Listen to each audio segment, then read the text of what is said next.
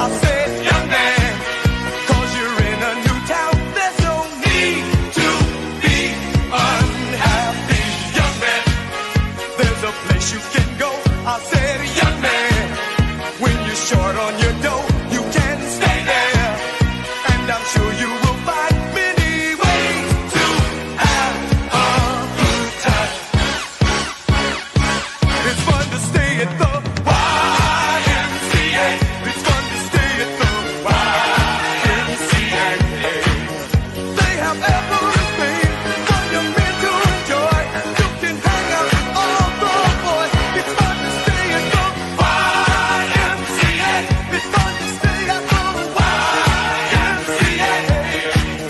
You can get yourself clean. You can have a good meal.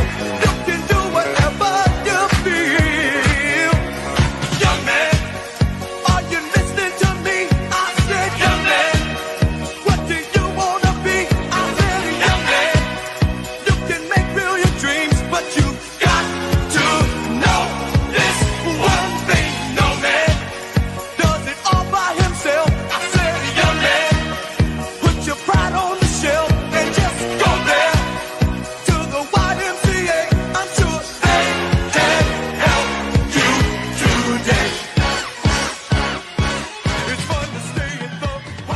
死んだ初めて俺に伝えている。絶望の匂いだ。面白いこと見せようか。ほら、こんなにガチンが多すぎて。お父さん、あかん。ドナルド君はまだ死ぬ時じゃないでしょ。アメリカ、万歳。ファイト。絶対負けないよ。ランド、トライドまで。出ろ。だってまだサンキュー言ってないでしょ。一回も言ってください。おい、仲良くしてね。この世界、傷ついていけるかな。昔グレートだった大きにまたグレートになるかな。あのさ、有名人なら誰かのマンコ掴んでいいさ。そうそうそうそう、言い話せるで。What's going on, everyone? Welcome into a very special CobraCast 199. I am your host, Jeremy Prime, Mage IDOT of Unit 199. Happy to see all of you here on a very special Tuesday night, State of the Union 2026.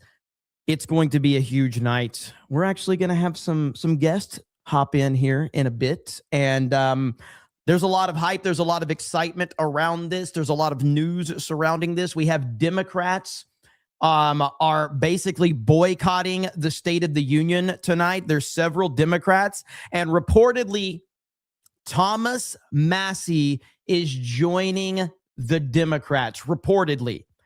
So Thomas Massie is going to boycott the State of the Union with the Democrats because of course he is. Because of course he is. All those Thomas Massie fans, where you at now? John freaking Murdoch says the best ever State of the Union tax. Let's freaking go. Hail to John freaking Murdoch. Stormbreaker, Trump YMCA. He said if you play it, he'll drop a 20. He's a man of his word. Hail to you, brother. We got Packy Proton says, me no talk, read good. Poor spell welt. Yeah. Okay. Great profile picture, by the way. Stormbreaker says, all hail Cobra Commander Jeremy and King Trump. Trump is my king. I mean president 2028. Alex Arrowcave says, bought the MegaCon shirt, Meta PC code 199. Hey, if you are not aware, big news. Boom. We just announced it on Tuesday night's main event. For a limited time only, the MegaCon t-shirt and hoodie bundle is out. Now, the hoodie is what I'm wearing now, what I wear all the time. You guys have asked for me to relaunch that. The shirt is the official MegaCon t-shirt right there we are doing a quick turnaround on this. So if you're interested, you got to check it out now, because we are trying to do a quick turnaround so we can get these ordered and shipped out to everyone before MegaCon. So you've got about 2 weeks, but it's better if you order them as soon as possible. So that's the official MegaCon shirt right there. Turnaround. I'm if we sell enough shirts tonight, I could introduce everyone to Turnaround. Okay, I could. Or if we get record super chat tonight, which people are saying like, oh, this is gonna be a record super chat night. I didn't say that, but people did. Okay, a lot of people are saying it could be a record super chat night. A lot of very, very highly educated people are saying that. So then we can show you what turnarounds are. Marco with 10 gifted memberships. Thank you. Linko Kenobi says, I ordered mine during Tuesday night's main event. Hell yes. So if you want the shirt or if you want both, again, the Cobra Cast hoodie, and this one's actually even a little different than mine, which I'll be getting this one, but this one's got the Geeks and Gamers logo on the sleeve, whereas mine does not. So if you're interested, go check that out. Best super chats, perfect people. These are perfect people that are saying this could be a record super chat night. Perfect people. All right. These are perfect looking people. Tom Cruise, but taller. Okay. Perfect people. But anyway, it's going to be a big night regardless of all of that. And we're going to get into it. Anthony says, for the Don 199, scan in, hail Fig Jeremy. Thank you. Pecky Proton says, anyone who hates disco is a commie. Beastie Man says, being part of history tax, hail. Thank you, Jeremy. Vault 199 says, good to see Tuesday night's main event, especially the Xbox segment. Chunk the Poke says, MAGA, tonight is going to be wild. It is going to be a party. Kevin Cron says, double intro. America is good and strong. I like how Trump invented the gold championship hockey team. Derek Impossible says, Trump is America's greatest president. Derek Red Knight says, alien disclosure tonight. There's room. People are thinking he may go start the Iran deal tonight. I don't think that's going to happen, but we'll see. Peter says, Jeremy going live 2 hours before the State of the Union, so he can entertain us with his retardness. LFG, also Trump should be king. 199. I agree. Dylan Mulvaney says 6'7". Okay, so let's go ahead and just start this out right here. Okay, so the number of Democrats boycotting President Trump's State of the Union address has now surged to 72. 72 Democrats are now claiming to boycott the State of the Union tonight. No, 100%, and that's exactly what President Trump can do, because this is the message that Republicans are going to take out to the midterms. The notes in which he echoes tonight will be exactly what you hear Republicans say on the stump. And you keep in mind, this is a president that's going to be out there as almost as if he was running for election. They're going to have him on the campaign trail. I'm expecting the president to deliver in a way in which the American people expect him to, presidentially, and tell them what's in it for them. What has he done over the course of a year? And I can tell you, he's accomplished a great deal cleaning up the mess of Joe Biden. Laughing man, will Gary be a guest tonight? Yes, he will. Yes, he will. It will be Gary. I'll tell you who has the invites anyway, whether they can all make it or not. I've extended invitations to Gary, Ryan, and Jay. Now I know I told Jay, like, if he wanted to do his own stream tonight too, that's totally fine. He could, absolutely. But I don't think I told him they don't have to be here for the whole union or anything. If they just want to pop in for a bit, we can have a little bit of back and forth. So, so we'll see. Biden's presidency. But now, so you have this. So you have the number of Democrats boycotting is up to 72. And just in, Thomas Massie will reportedly sit with the Democrats tonight for President Trump's State of the Union. Imagine that. Because, of course, that's what he's going to do. So many people sit there and try to say that this dude has principles and this dude, like, he is a complete clown. It's so obvious. This dude is a complete and total clown. It's not even like up for debate. It's insane. Now, the rumor is that this is going to be the longest State of the Union ever. That's what they're saying. Many people are saying it. Many people are saying it. Here we go, right here. President Trump's State of the Union address is just hours away. He's promising it will be a long one. With me now is CNN chief data analyst Harry Enton. A long speech to Congress by President Trump isn't that unusual, is it? I mean, but now he's telling us it's going to be long, so it could be really long. It could be the greatest, longest speech in American history. You know, I'm going to paraphrase my cousin Vinny when I heard that Trump was going to give a long speech. What a freaking surprise that was, because I mean, just take a look. I mean, hello, President addresses to Congress. The term average, the average for presidents since 1964, 54 minutes. Donald Trump, over the course of his two presidencies, hell yeah. Look at this, 80 minutes. He goes on average more than 26 minutes, more than 25 minutes longer than the average president. So when he says, oh, it's going to be a long one, well, that fits with history, Sarah Seidner. I thought you were going to do the Marissa Tomei thing. My biological clock is ticking. Anyway, is there any sign that Trump's speeches are actually, though, getting shorter? Obviously, he says this one's going to be long, but shorter over time or no? No, there's no sign that it's getting shorter. He's telegraphing exactly what's been happening in the past, because why don't we just take a look here? Hello, President addresses to Congress. Ooh. The average speech, 55 minutes. Look at this one. The last one was more than an hour and a half, blew past the previous record belonging to William Jefferson Clinton. Look at this, 99 minutes. He went 99 minutes last year, which wasn't technically a State of the Union address, by the way, but it was still an address to a joint session of Congress. So we'll see if he's able to break the record for any address to a joint session of Congress that he himself set a year ago. Donald Trump likes to break records, and when it comes to making us listen to him for a longer period of time, he does a very good job of breaking those records. He's going longer while people have shorter. And we will continue with this, but I got to show you this. The presidential motorcade is on its way to the White House to pick up President Trump to bring him to the Capitol for the State of the Union. It's almost game time.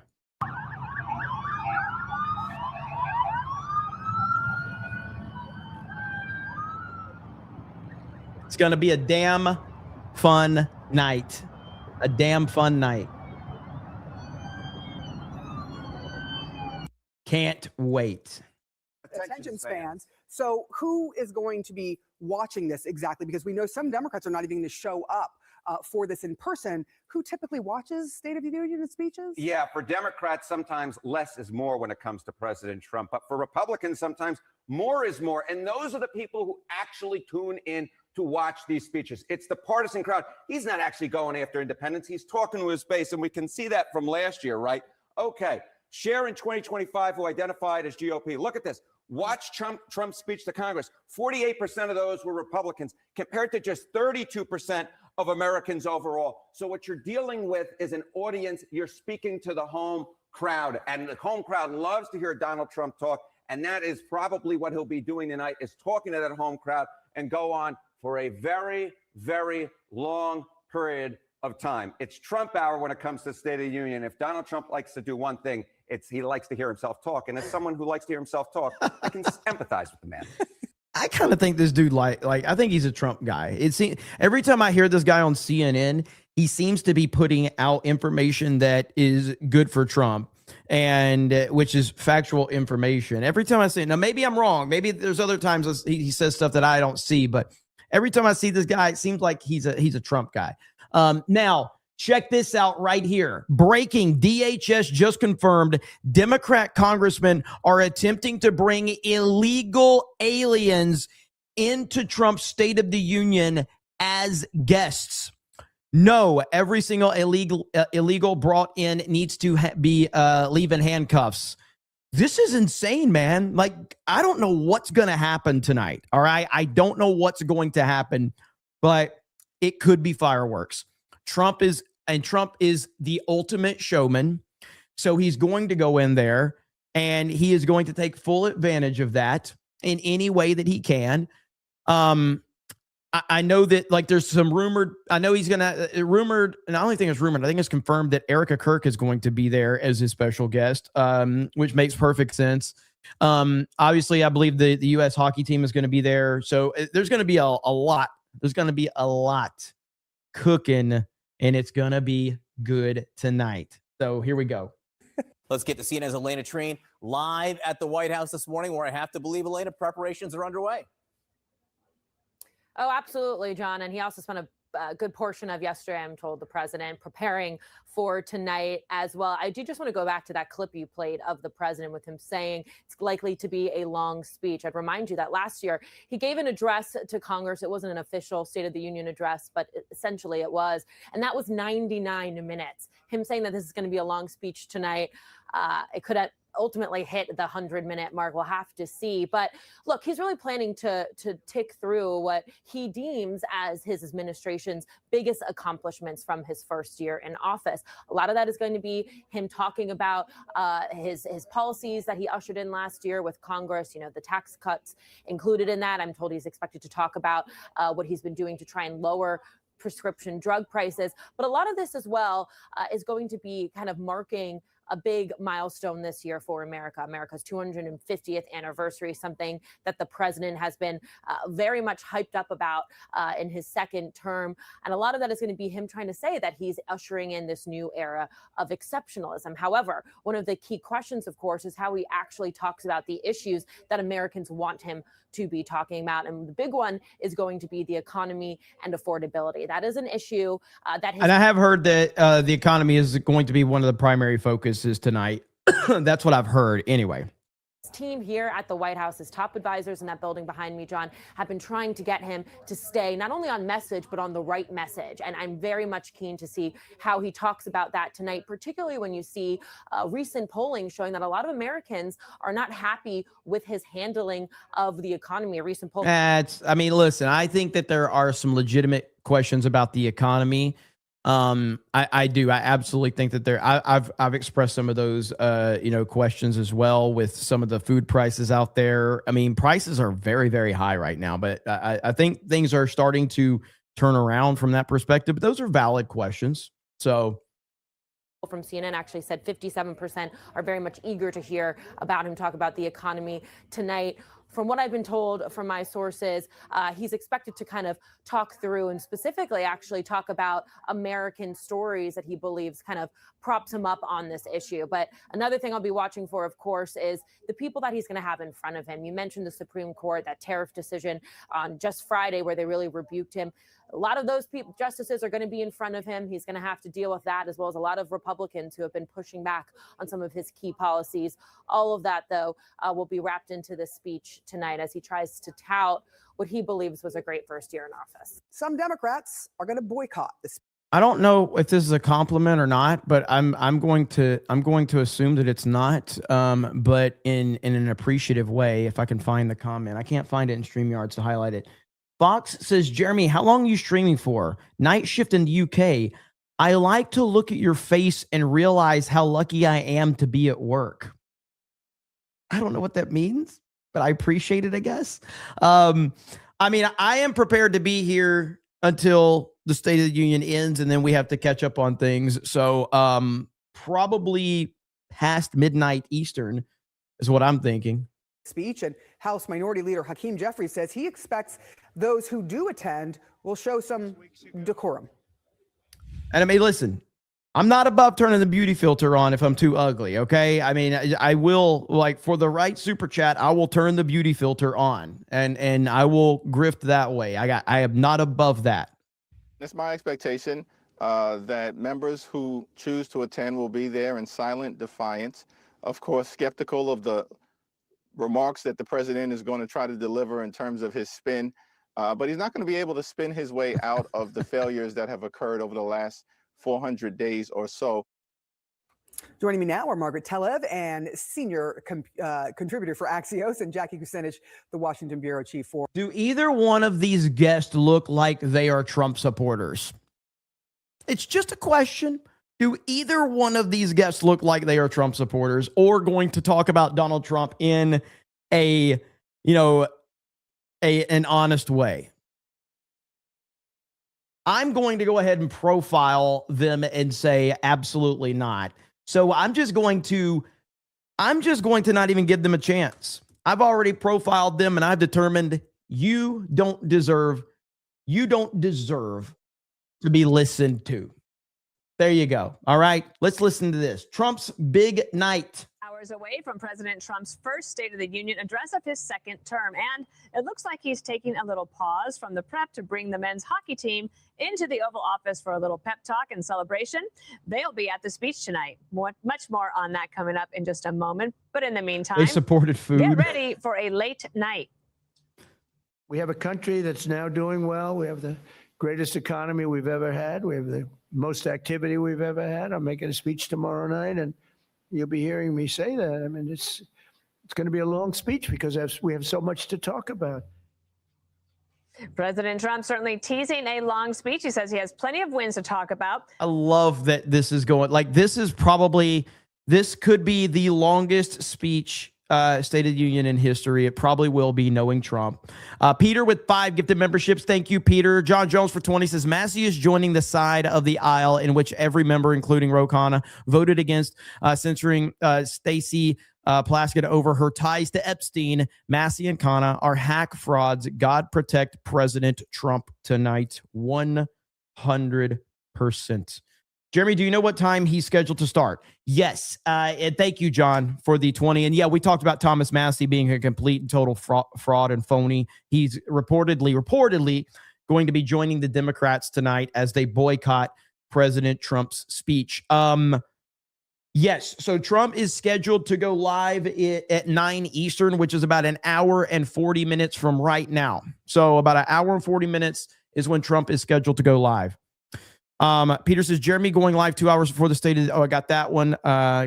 Whiskey Tango Foxtrot says, Jer, when I talked about Mexico compared to Minnesota coverage and people thinking it's our whole country, I'm just meant Mexico is very big like the U.S. I got you, man. All good, bro. I totally understand. Alan has got some bets on what Trump's going to say. He's going to say so much, man. So there's the endless amount of opportunity there. Little Jim Saylor says Brandon Herrera has a new video out. I hear he's crushing it. Jared Armstrong says 199 minutes. That's what's up. Gerald Armstrong says I heard Massey is sitting out with Dems tonight. That is reportedly what is going on. Let's see. Oh, we got Delona says, oh, I thought the beauty filter was already on. Don't blink us with the radiance with that filter. Okay.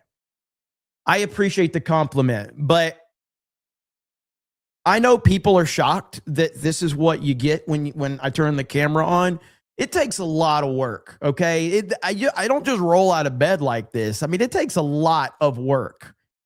It takes a lot. Now, I can go by my step-by-step process with all of you if you would like. I'll give you the kind of the quick version of it. But so essentially, here's what I do. I buy the cheapest possible 3-in-1 shampoo, conditioner, body wash I can find because I have high standards. So 3-in-1, cheapest I can find at the dollar store. Okay. I just go all out. 3-in-1 conditioner. All right. And then take a shower, put my hat on, put the hoodie on, and I turn the camera on. It's a lot of work. It's a lot of work. Okay. Just saying. It's a lot. But I appreciate the compliment. I really do. Securing the border, foreign policy, and lower inflation. The president telling Brett Baer this: the country will see the best 3 years on the economy in the nation's history, and it's already started. Press Secretary Caroline handsome Leavitt for a laying trailer out park boy. more of what to expect. Watch. You're going to hear President Trump tackle that message head on tonight, and I know he's greatly looking forward to addressing the nation. His speech is going to be a celebration of the 250th year of America's independence. John freaking Mark says, hey, Jeremy, your Rip Us In order bundle has 2 T-shirts instead of a shirt and hoodie. Is that on purpose? I'll have to send that in and get that to be double checked really quick. So I'm going to have people look at that right now. I didn't set any of this up. So let's see here.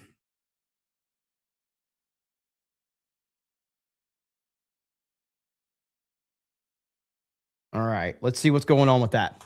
So thank you, John. I'll find out. I've already sent that in. Cam Man noticed that too. Okay, yeah, I see you guys are messaging me right now. So let me find that out and I'll get right back to you. Let's see. McCox says, tell Jeremy we want ABF on who? Who the fuck is Alec Baldwin's finger? It's in the cart when it does that, says Mrs. ABF. Okay, I'm having them look at it right now. Penelope Page for 10 says Jeremy is a MAGA cutie pie. Look at that. Look at that. Thank you. I appreciate it. Zinni Biscuit says, I know I took off politics for Lent, but I'm making an exception for tonight. Only been a week. Everything went crazy. What the flip happened? Everything happened because this is the world we're in.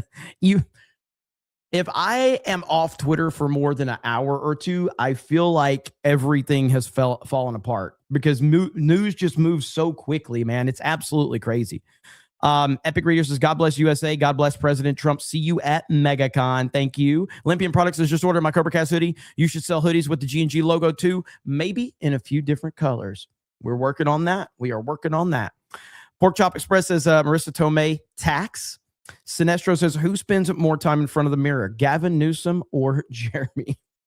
He is going to share the stories of great American heroes who exemplify bravery and the spirit of 1776.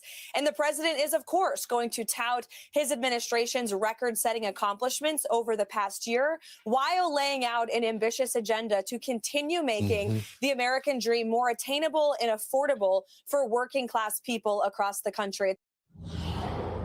And Kellyanne, it is a chance for a president to say, okay, here's what So a lot of people are just tuning in. So I do want to catch everyone up on where we are right now. Let me kind of set the table for people tuning in. The State of the Union is set for about an hour and a half from right now, 90 minutes from right now. All right, we're working on that issue right now on that bundle. So as soon as it is corrected, I will let you know, chat. But right now, so here we are. State of the Union is set for 90 minutes from now. Reportedly, we now have up to 72 Democrats that are boycotting Trump's State of the Union address. Boycotting completely. That's right. Here we go. No, 100%. And that's exactly what President Trump can do, because this is the message that Republicans are going to take out to the midterms. The notes in which he echoes tonight will be exactly what you hear Republicans say on the stump. And you keep in mind, this is a president that's going to be out there. It's almost as if he was running for election. They're going to have him on the campaign trail. I'm expecting the president to deliver in a way in which the American people expect him to, presidentially, and tell them what's in it for them. What has he done over the course of a year? And I can tell you, he's accomplished a great deal cleaning up the mess of Joe Biden's presidency, but there's much more to be done. Now, we have that. Then we have Thomas Massie reportedly will sit with the Democrats tonight for President Trump's State of the Union. Imagine that.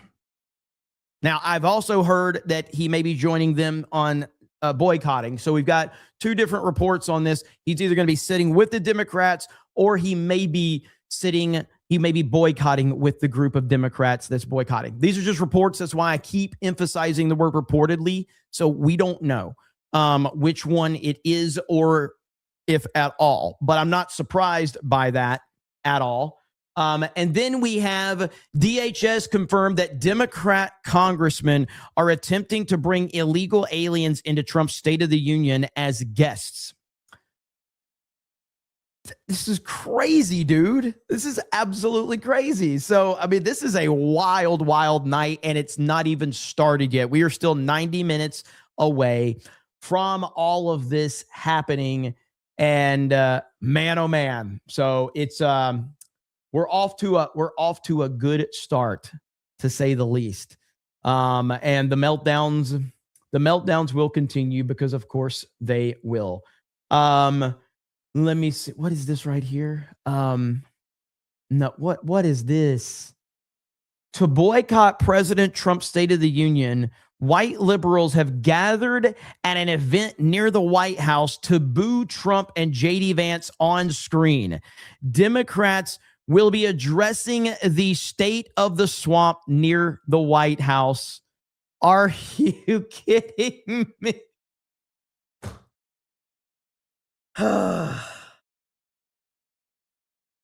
My God.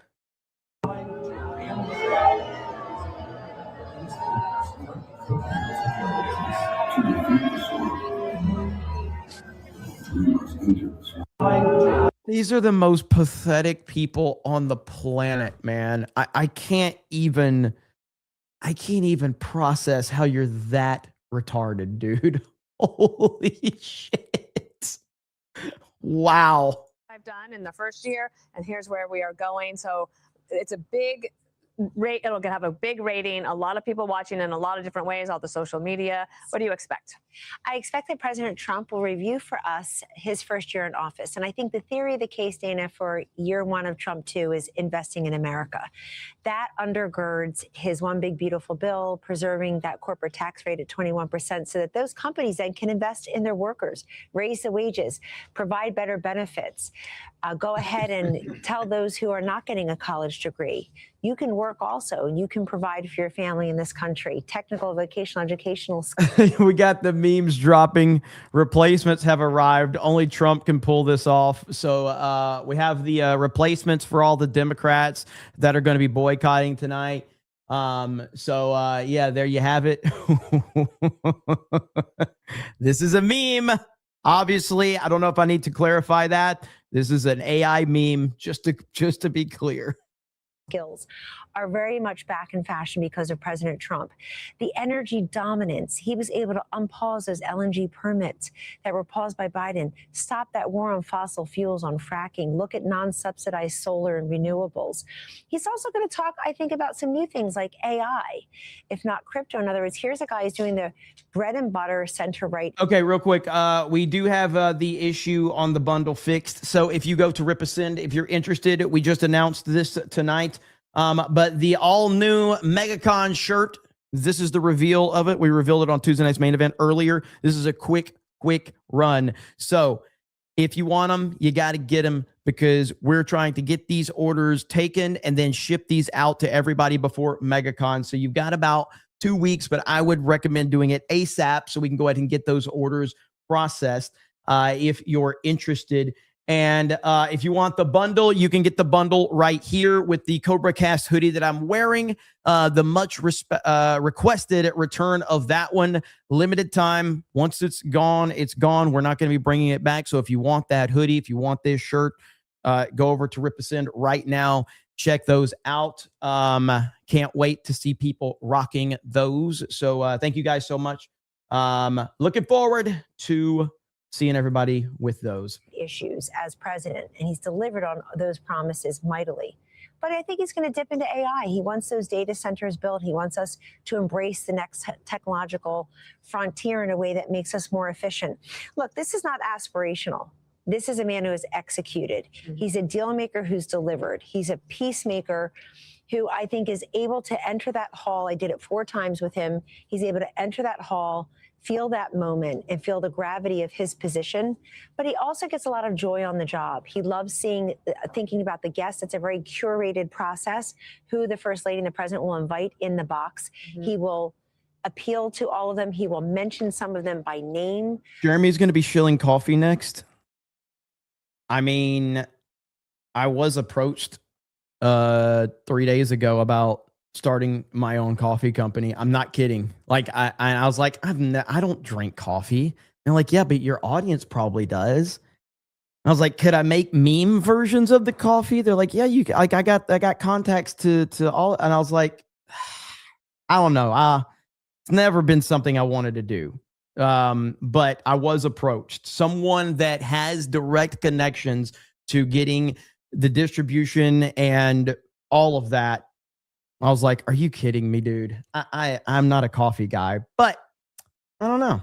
And they're different, I think, travails. And I think President Trump is better than most, Dana, at conveying to us the real people impact, what I call the RPI. Who is really being impacted by the policies of this first year. And look, we even forget that they shut down the border almost a year ago. It was done so. It was not the quartering. No, this is someone that you don't know from YouTube per se. You've seen him on my channel once or twice over the years. But he's not like a prominent YouTuber in our sphere or nothing like that. Quickly and so efficiently that it's almost in the rear view. But that's still a big part of his polling. Put the ICE stuff aside for the moment. Big part of his polling is that he kept that big promise for national security, national sovereignty. One last thing, it is America's 250th. He's just going to appeal to the pride and patriotism of every America. We want America's 250th to be for all 350 million Americans, including a lot of the Democrats who aren't even showing up tonight. Yeah, and we'll talk about that in the next block, indeed. And Jesse, last year, one of the things I remember thinking is that, 2 years ago, the question was, Okay, yeah, it was Zack Snyder. Yeah, Zack Snyder approached me and he's like, "Hey, you want to sell some coffee?" MAGA Mike says, after tonight, anybody that supports Massey is a woke liberal. If supporting Trump makes us all pedo protectors, then supporting Massey makes you a woke liberal. I don't make the rules. I don't make the rules. Thank you, MAGA Mike. Sleazy says, when is the demanded apology video? Not going to happen anytime soon. Let's see. I see Tanner in the chat says, why do you lie so much? Tanner, it's just a little white lie. Like, your mother asked me why I was not interested in her. And I said, because it's not that you look like a man. I mean, she does, but I lied to her and I told her she doesn't. I just told her that I wasn't interested, and it was me, not her. I didn't want to tell her she looked like a man. So, like, I know you're mad that I didn't tell your mom she looked like a man, and she got really mad at GameStop too. And I just thought that was very, like, who wants to like, is this really ladylike right here? You need to settle down and mind your business, okay? Ma'am, once again, ma'am. I said both of you. No, you said sir. Once again, it's ma'am. I actually said both of you guys. It was a general. Right beforehand, you fucking said sir. Sir? Okay. Motherfucker, take it outside. If you want to call me sir again, I will show you a fucking sir. I apologize. Motherfucker. I apologize now. So, yeah, I mean, I didn't feel the need to tell your mom the truth because your mom seems a little mentally unstable. And that's a nice way of putting it. But anyway, I really don't care to address this, drama and all that. But yeah, man, like, you caught me. I lied. Sorry. Okay. Sinestro, I got that one. Kyle Quint says, heard that Trump will say the gamer word, support for John Davidson. We can only hope. I mean, I've heard tonight. Now, let's see here. As a matter of fact, right here, it might happen. That those are major nuclear powers. Those are not like a little bit. And they were angry. And the next phase was probably, did you see where it was tit for tat. And it was getting deeper and more missiles. Everyone was stronger, to a point where the next one's going to be, the N-word. You know what the N-word is, right? Nuclear. Yeah. Thank you for the clarification. I figured you'd want to clean that up. No, it's the N-word. That's a very nasty word, right? In a lot of ways. The N-word used in a nuclear sense, that's the worst thing that can happen. I love how Brett Bear couldn't hold it in.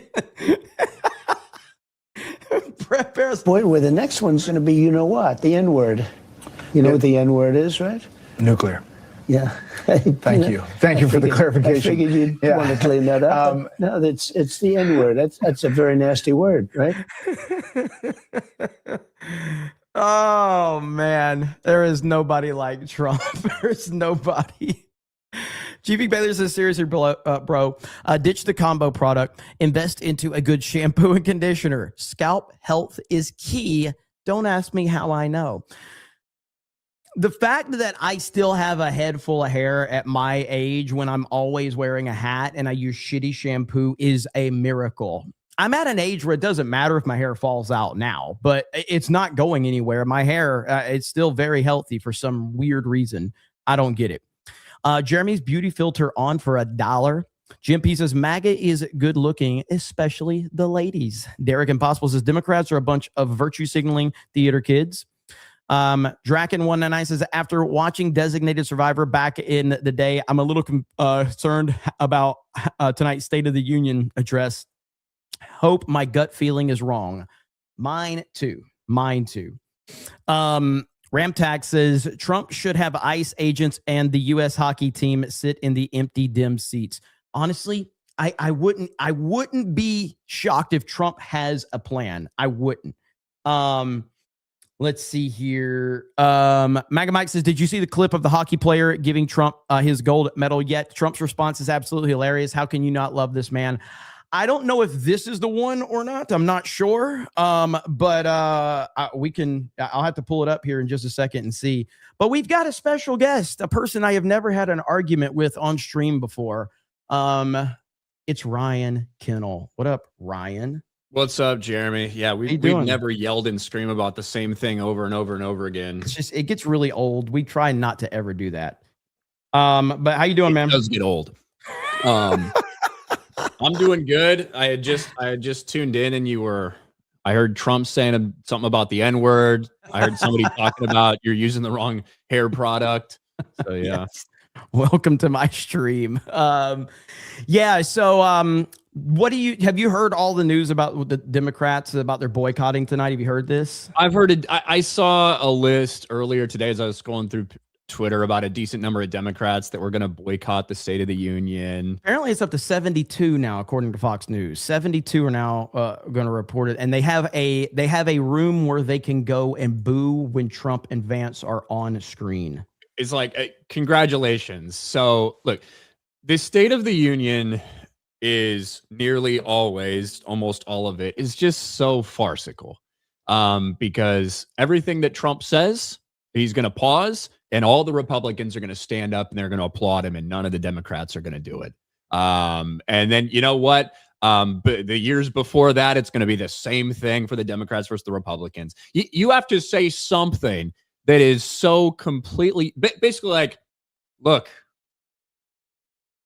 I like puppies. I would never kick a puppy. Like something like that. And even Democrats probably still aren't going to like. I know. I don't think they'd stand for Trump on that one though. It's just so farcical anyway. So if you're just going to stand there and mean mug and not stand up for anything that he says, no matter how positive, yeah, just stay away. Go to your bar. Like that's fine. So you can boo Trump and JD Vance. Oh my God. In a lot of ways, them not being there is actually good for Trump, which is what's funny, because it just shows. And the funny thing is, I don't know what the rules are, but like, can Trump actually, like, if he brought the hockey team in to fill those seats and some other, like, could he actually do that? Could he actually have them fill those seats that are empty? I mean, why not? Like. He would probably do do stuff Trump does that he's not supposed to do, and then what are they going to do? I don't like the hockey team has already been politicized enough. My gosh, yeah, it has. And the people that got so offended over his joke about the women's hockey team, I guess you missed the first 5 minutes of that call where he was just joking around. Like when I heard him say it. Yeah, I heard him joking around saying, I guess I'll have to, like invite something to that effect. Like the women. He's like, I'll have to invite the women too, or I'll get impeached, basically. Yeah.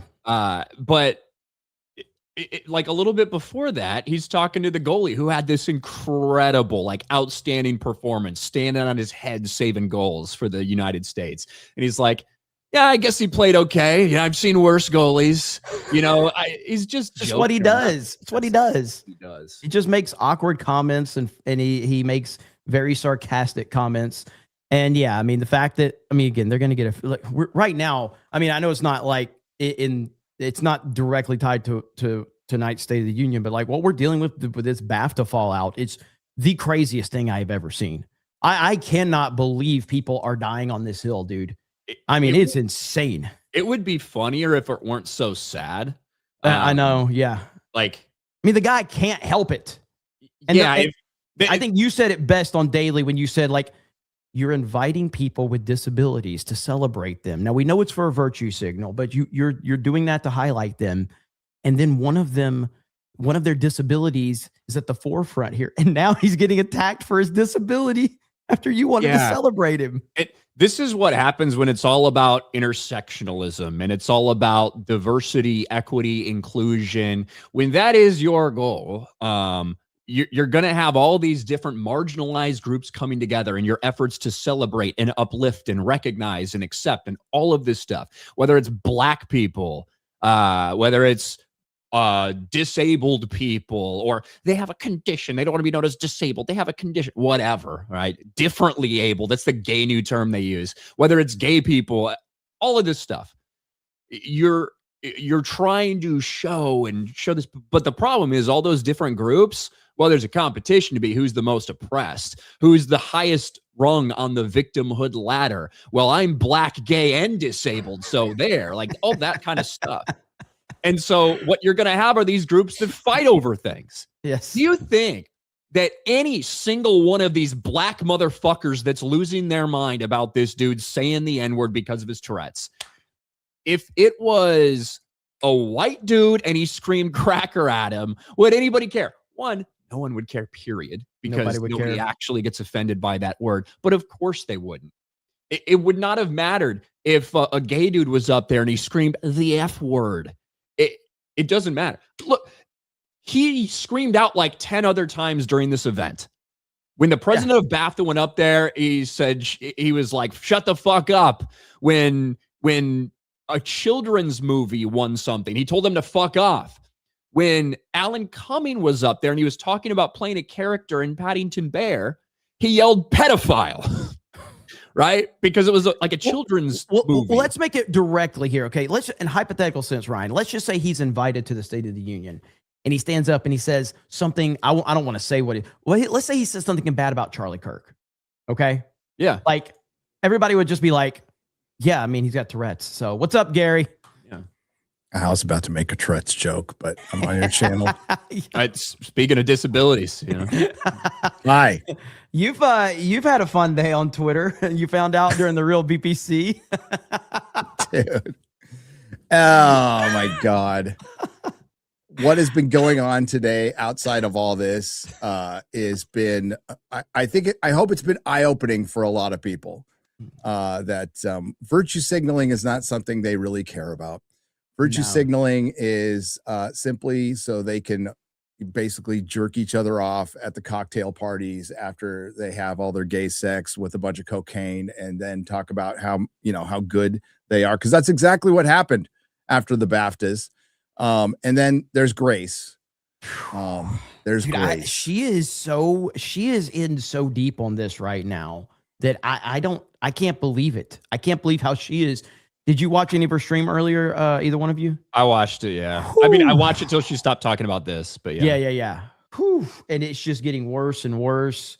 Did you see where I pointed out that account that she claims was a Nerdrotic fan he was actually following her, and nobody even remotely connected to the fellowship or the 199. This guy's not following anybody, but he's following Grace. She's the argument that she's shifted to now, after she tried to basically get this guy canceled and say that this guy's a racist and his Tourette's just allowed him to say it. After that, the thing that she shifted to is that people are using that event as a way for racists to say that the N-word is acceptable to yell at Black people. That's her entire argument. Yeah. Which I think kind of falls apart. So just a quick recap for people that may not have any clue. Grace Randolph is a movie commentator. She's left leaning for sure. And today she has been virtue signaling off of this BAFTA N-word controversy that's going on. And I think that Gary had a clip that was put up on Nerdrotic Daily, and the thumbnail. Did you see my thumbnail about you? Yes, I did. So Krista put you in the Burger King hat on daily on G&G2 and G&G1. But did you see my thumbnail? No, I didn't see yours about it. Pull it up. Let's see it. So mine was a little more simple, to be honest, and direct to the point. That's good. I personally thought this one was a little bit better.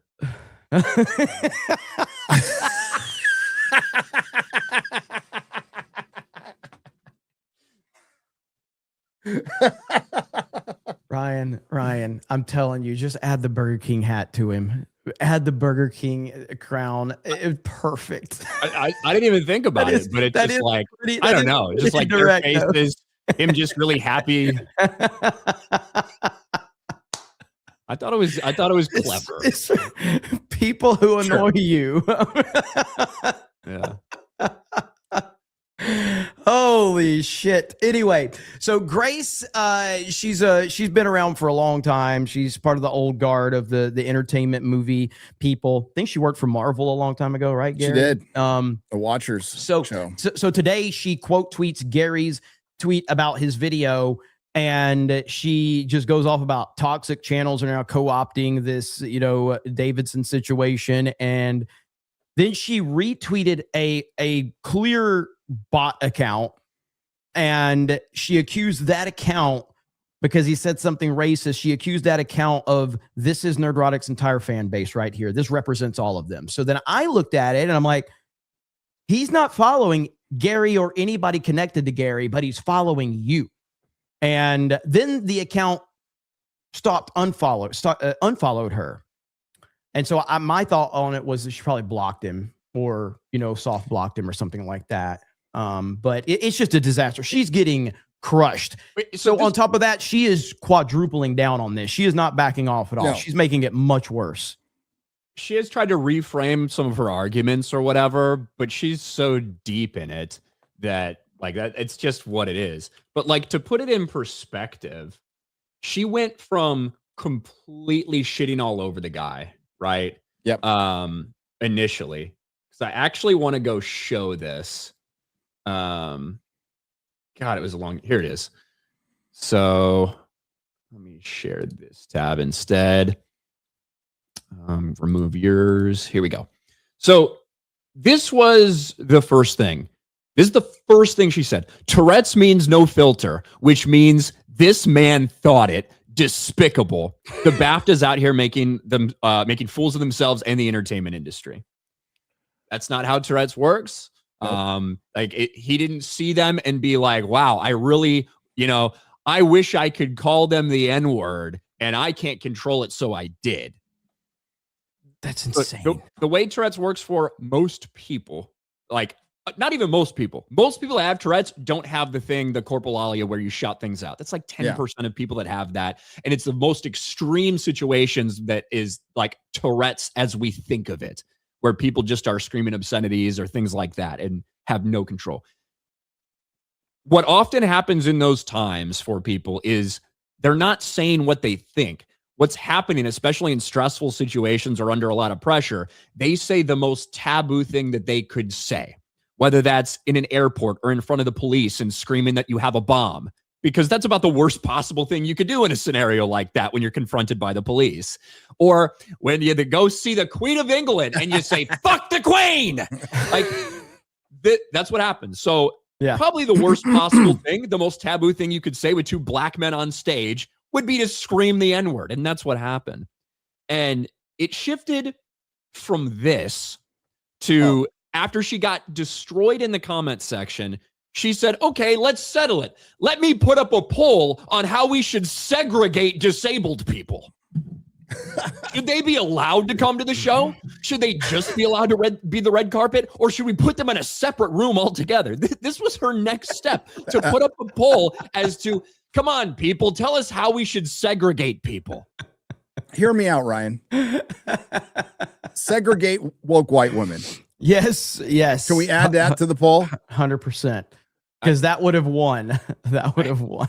I mean, look, I retweeted that black doctor who got all upset about this, who also said we should segregate people. And I mean, my response was, look, if you're suggesting that a lot of us in society, if enough of us think this way, then maybe we should segregate people with poor impulse control for our own comfort and safety, I'm willing to listen to your arguments. I think it might have been done before, but I'm always ready for version 2.0. You have my attention.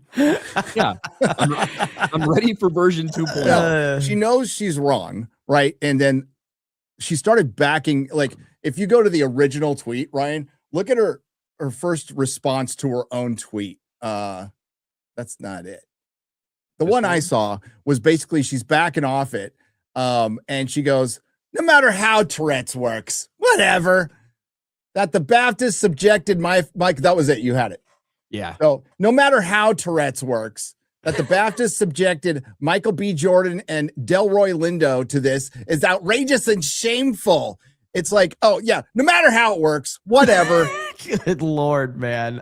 This is unbelievable. But the entire thing started because of Hollywood's obsession with acceptance and with uplifting marginalized voices. And the reason he was there was not just because they decided to have a guy with Tourette's in the crowd just in case he said something funny.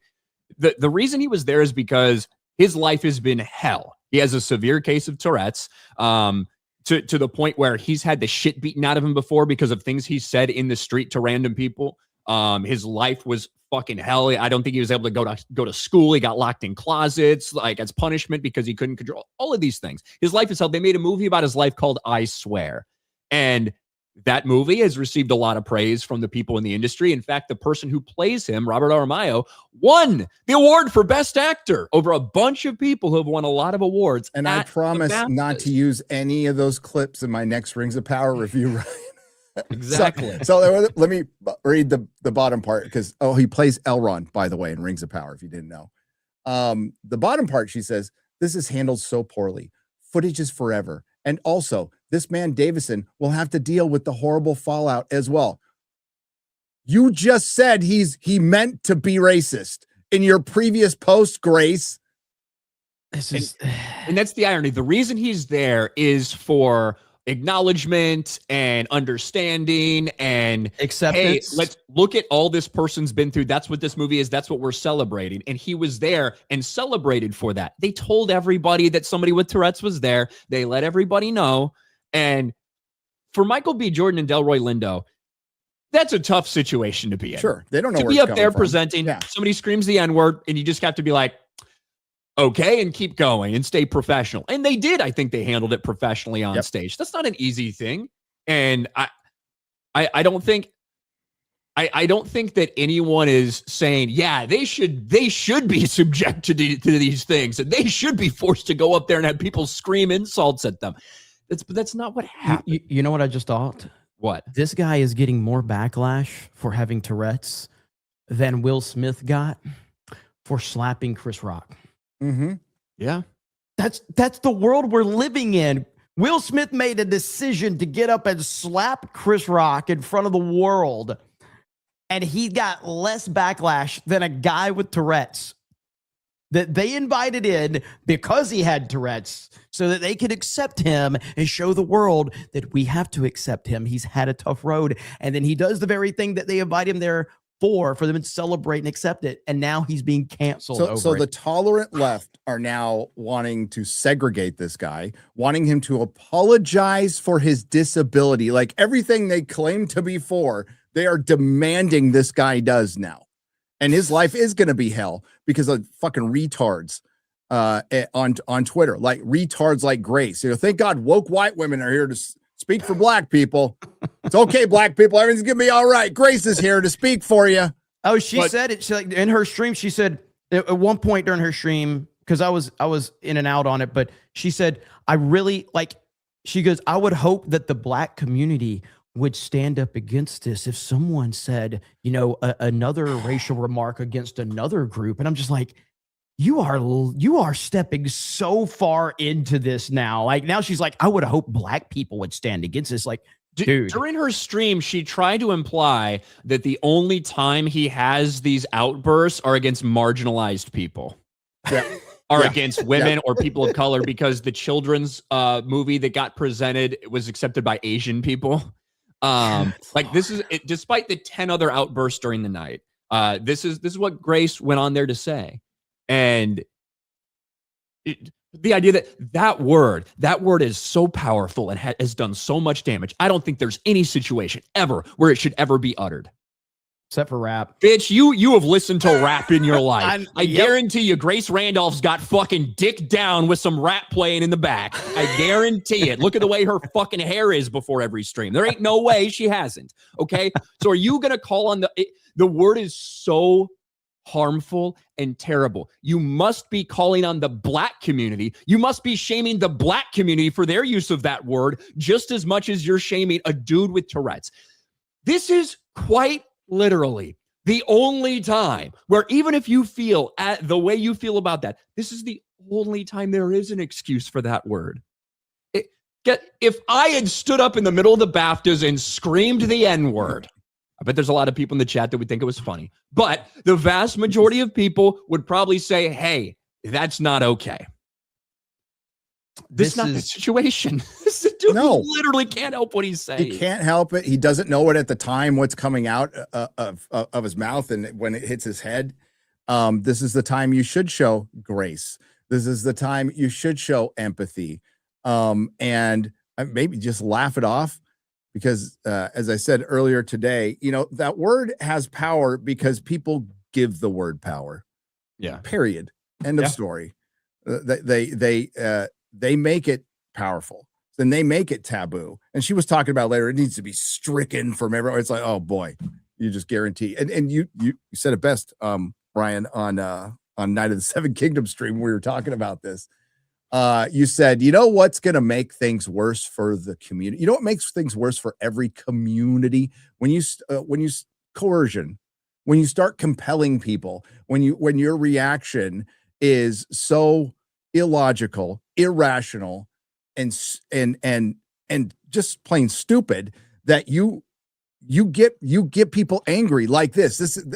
People should be angry that this poor guy now, he's fucked for a long time. He's going to have to go into hiding. I think they forced an apology out of him. He shouldn't apologize to anybody. He has no reason to apologize to anybody. He, in the recent interview that dropped from him, he tried to go and explain everything that happened throughout the whole thing. He did say that he reached out to the studio just to, apologize to the people that were on stage when that happened. But my exact words, Gary, in that stream, I think were, a dude with Tourette's screaming the N-word is not going to make anyone racist. It's not going to increase the amount of racism in the world. You know what will make people racist?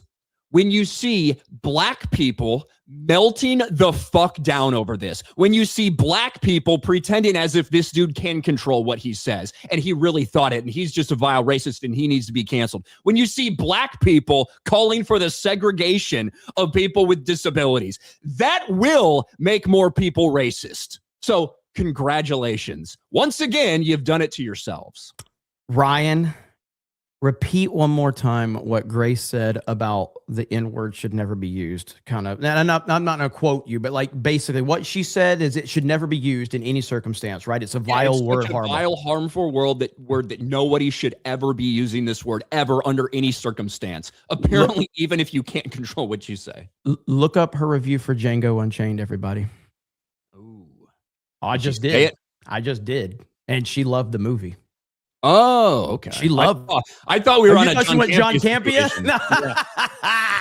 No, but she loved the movie. Now this movie has the N-word in it hundreds of times. 116, I believe. 16. Okay. I may have kept track. So here's what I would like our friends on the internet to do. You pull the clip from her saying how it should never be used under any circumstance in any capacity whatsoever. It's a vile word, yada, yada, yada. And then pull up her Django Unchained review, which was 13 years ago. And you can find it where she says, this is a great movie. It's a wonderful movie. And I am so she didn't say I can't believe this word was used in context. She didn't, I didn't hear her say that. And I haven't heard the whole review, but I do have it where she says she loved the movie. So it's amazing how she can love a movie with the N-word being said so many times, whereas she's so offended when someone with Tourette's says it. It's very interesting indeed. Nandy for 50. Nandy, I don't know if you're trolling or not, because I have been so I have PTSD from this community because 7-8 years ago, I couldn't find anybody that hated Filoni. Now I can't find anybody that likes him. But Nandy says, stay off my boy Filoni, Ryan. Jeremy is right. I don't know if he's trolling or not, but I appreciate it, Nandy. Hail to you. Well, if you're trolling, well played, Nandy. If you're not, I'm sorry you're gay, but you can still watch. And Ryan's seen that too, because years ago when Ryan would talk bad about him, he'll get a lot of backlash. Now 99.5%. One of the first conversations that Jeremy and I ever had Was about the Clone Wars. Was about Clone Wars. And I was just bitching Like about how in much person, like when we met for the first time at a meetup. That was it. And we argued over that. And I'm like, you need to be on the channel, man. Yeah. So it persists to this day. It's whatever. If you're just tuning in, we are 55 minutes from the State of the Union starting. So just so everybody is aware, that is so it's set for 9 Eastern. So we're about 55 minutes away from that starting. Just hanging out, kind of giving everybody something to watch until it starts. And then we will obviously, I'll be covering that. But I wanted, like I said, I had Gary on last week, and that's the first time I've had somebody on besides Jay in a long time, because I just don't typically do anything with guests. I like how not only am I streaming over Main Event, but I'm streaming over Main Event with Ryan and Gary. What a dick move by me. But hey, what are you going to do, right? But yeah, so a recap for everybody that is tuning in. Well, first, before we do the recap, I got to show you this one because I just saw this meme in reference to what we're talking about. When you call Michael B. Jordan the N-word and then your movie wins the award.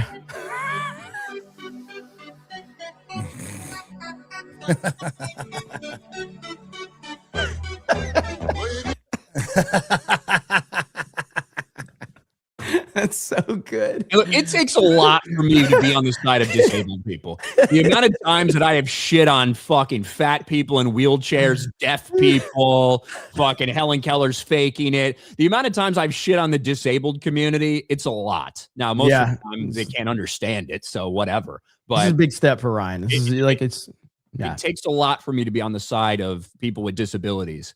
Yeah, but it's because this is what they set for themselves. When you play this intersectional game, this is the inevitable conclusion. Everyone, like crabs in a freaking barrel trying to climb over each other to see who the most victimized person is.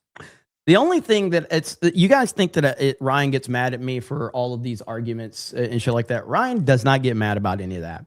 The only thing Ryan has ever gotten mad at me about is when I sarcastically implied that he might not be an asshole off cam. And then a few people were like, Ryan, you're really not. He's an asshole off cam. He's a terrible human being. He's actually a worse person off camera than he is on camera. That's the only time he's like, don't fucking make people like, you can't believe you're sarcastically telling people like when I die, you're going to tell, because this all came up because I said, when you die, because I don't think anybody's going to send you money because you're such an asshole. So it's like, I'm going to tell people how great of a guy you secretly were so I can get money out of your death.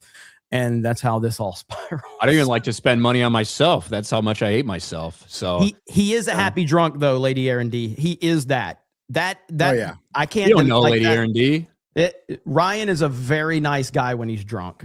He's super gay and super nice. But that's the only time. I am nice because I don't have as much to worry about. You know what I mean? Like I forget my troubles for a little while. But yeah. Well, a lot of people when they get drunk, they get mad. Yeah. I mean, it's the complete and total opposite, which is probably good. But so right now at the time, so we're about 55 minutes away. So reportedly we have the number of Democrats boycotting President Trump's State of the Union address has surged to 72. And so we'll see what happens, but the Democrats are boycotting. Thomas Massie is reportedly going to sit with the Democrats tonight during Trump's State of the Union. And then we have the DHS has confirmed that Democrat congressmen are attempting to bring illegal aliens into Trump's State of the Union as guests. I'm an advocate of that. Take it easy. This is shaping up to be a wild night. So we'll see how it all ends up. And then to boycott President Trump's State of the Union, white liberals have gathered at an event near the White House to boo Trump and JD Vance on screen. This is their plan right here. This is how they're going to show Trump. This will show him. They're such idiots, man. They really are. But what a disaster. So, do you think there's going to be any, Ryan? Do you think there's going to be any, do you think he's going to declare war with Iran tonight? Just no. I don't think he's going to do that. I know people that were kind of teasing. I think he's going to make this as positive as he possibly can. He's going to praise himself as much as he can and the job he's done.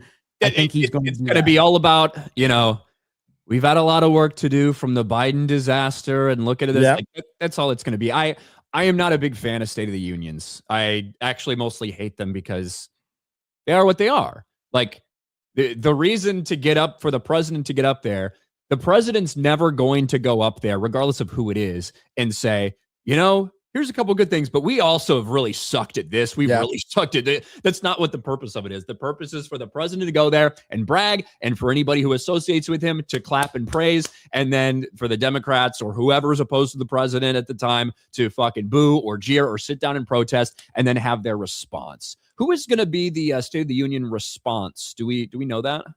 I haven't heard if they've announced it yet. Gavin Newsom certainly isn't going to read a speech for it. No.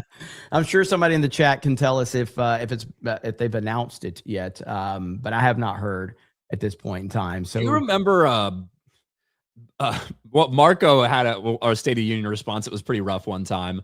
You remember Bobby Jindal's State of the Union response? I don't remember it specifically. I remember it happening, but I don't remember the specifics on it. I think that Bobby Jindal, who is the Republican governor of Louisiana at the time, I think it was in response to an Obama State of the Union, the way they set it up, look, you're always going to be at a disadvantage because you don't have a crowd full of people clapping. You don't have the pomp and circumstance. It's just a random person in a room. But Bobby Jindal took this very long walk, and he just looked like a weird robot. It was very strange. Virginia governor is doing it. The chat says so.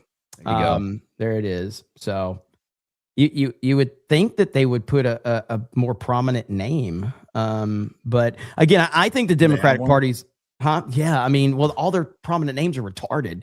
And telling you, Ryan, this is perfect for you. Okay, I haven't talked to you about this at all. I don't know if you know that I've speculated on this, but and I'm going to clarify and qualify everything I'm going to say, with the current landscape of the Democratic Party, Gavin, AOC, Crockett, Kamala, I guess Josh Shapiro, if Stephen A. Smith gets in this race, he's got a chance to become a nominee because they are so fucking bad, and he is a good politician and a manipulator and bullshit artist. And it's because of how bad the Democrats are that Stephen A. can elevate, I think. So I think a big problem with Stephen A. Smith is going to be white women. White women is a huge part of the Democrat vote. White women despise Stephen A. Smith. They fucking hate him. So I think it's much more likely that Gavin Newsom, I mean, look, white women are stupid. We know this, but like, I just think it's much more likely that Gavin, at this point in time, that somebody like Gavin Newsom, I think, has a better chance. I think Stephen A. Smith is going to test the waters. I 100% believe he will, but I don't think there's a chance in hell he wins a nomination. Especially, look, you also have to come at it from the perspective of, do you really think the DNC is going to just let Stephen A. Smith win this? Probably we just not. had them nominate somebody that no one cast a single fucking vote for in Kamala Harris. The DNC orchestrated this shit. We've seen them push out Bernie Sanders. We've seen them push, like, Stephen A. Smith has levied way too much criticism at Democrats for the DNC to allow him to be the nominee. And it's just not going to happen. And anytime he, like, okay, say he gets in, but when he starts debating policy, he'll get his ass kicked. You can bullshit your way on a lot of stuff, but I mean, Trump got here with this. I mean, somebody at the chat said, Ryan seems angry. Jeremy likes to laugh a lot, and Gary seems cool and likes to laugh too. Welcome to Friday Night Tights. Yeah, that's pretty much. What do you mean I'm not laughing? I just took a 5-mile walk. A dog. Beautiful Gary, day. I know you're an expert on Africa. Yes. I know you're an expert on gaming. Yeah. You're also an expert on the failure of Gavin Newsom. Does he play nationally? No, I don't think. Okay, he'll play the people who just fucking who irrationally hate Trump. He'll get their vote because they will vote for a dog over Trump because they just hate him. Yeah. But he's he doesn't debate very much. So if you go back through his history, he doesn't have a lot of debate. When he had that DeSantis debate, it was bad. Yeah. He's not very good at debates. He's very Californian. So even to, it's always about the people in the middle. You got to win over. And I think he'll have a hard time doing that. Plus, whoever's running against him, just go over his history in California and just repeat that. Put that on rinse and repeat all the time. Go look at San Francisco before Gavin Newsom got there, after Gavin Newsom got there. And then you can do the same thing for California, where he's been was the lieutenant governor for 2 terms and the governor for 2 terms. And then he got recalled. And you got to bring that up all the time. Like, he got recalled. He did have to survive a recall vote. Yeah. Yeah, I just froze completely. So I don't know if it was me or if it was you guys, but I'm back now. So I know I heard you say you got to bring that up, and then I just completely froze. But, you guys froze for me, but I'm sure you guys kept have going. to bring up the recall, and you have to bring up the fact, like, I did not meet too many people in California at the time that liked him.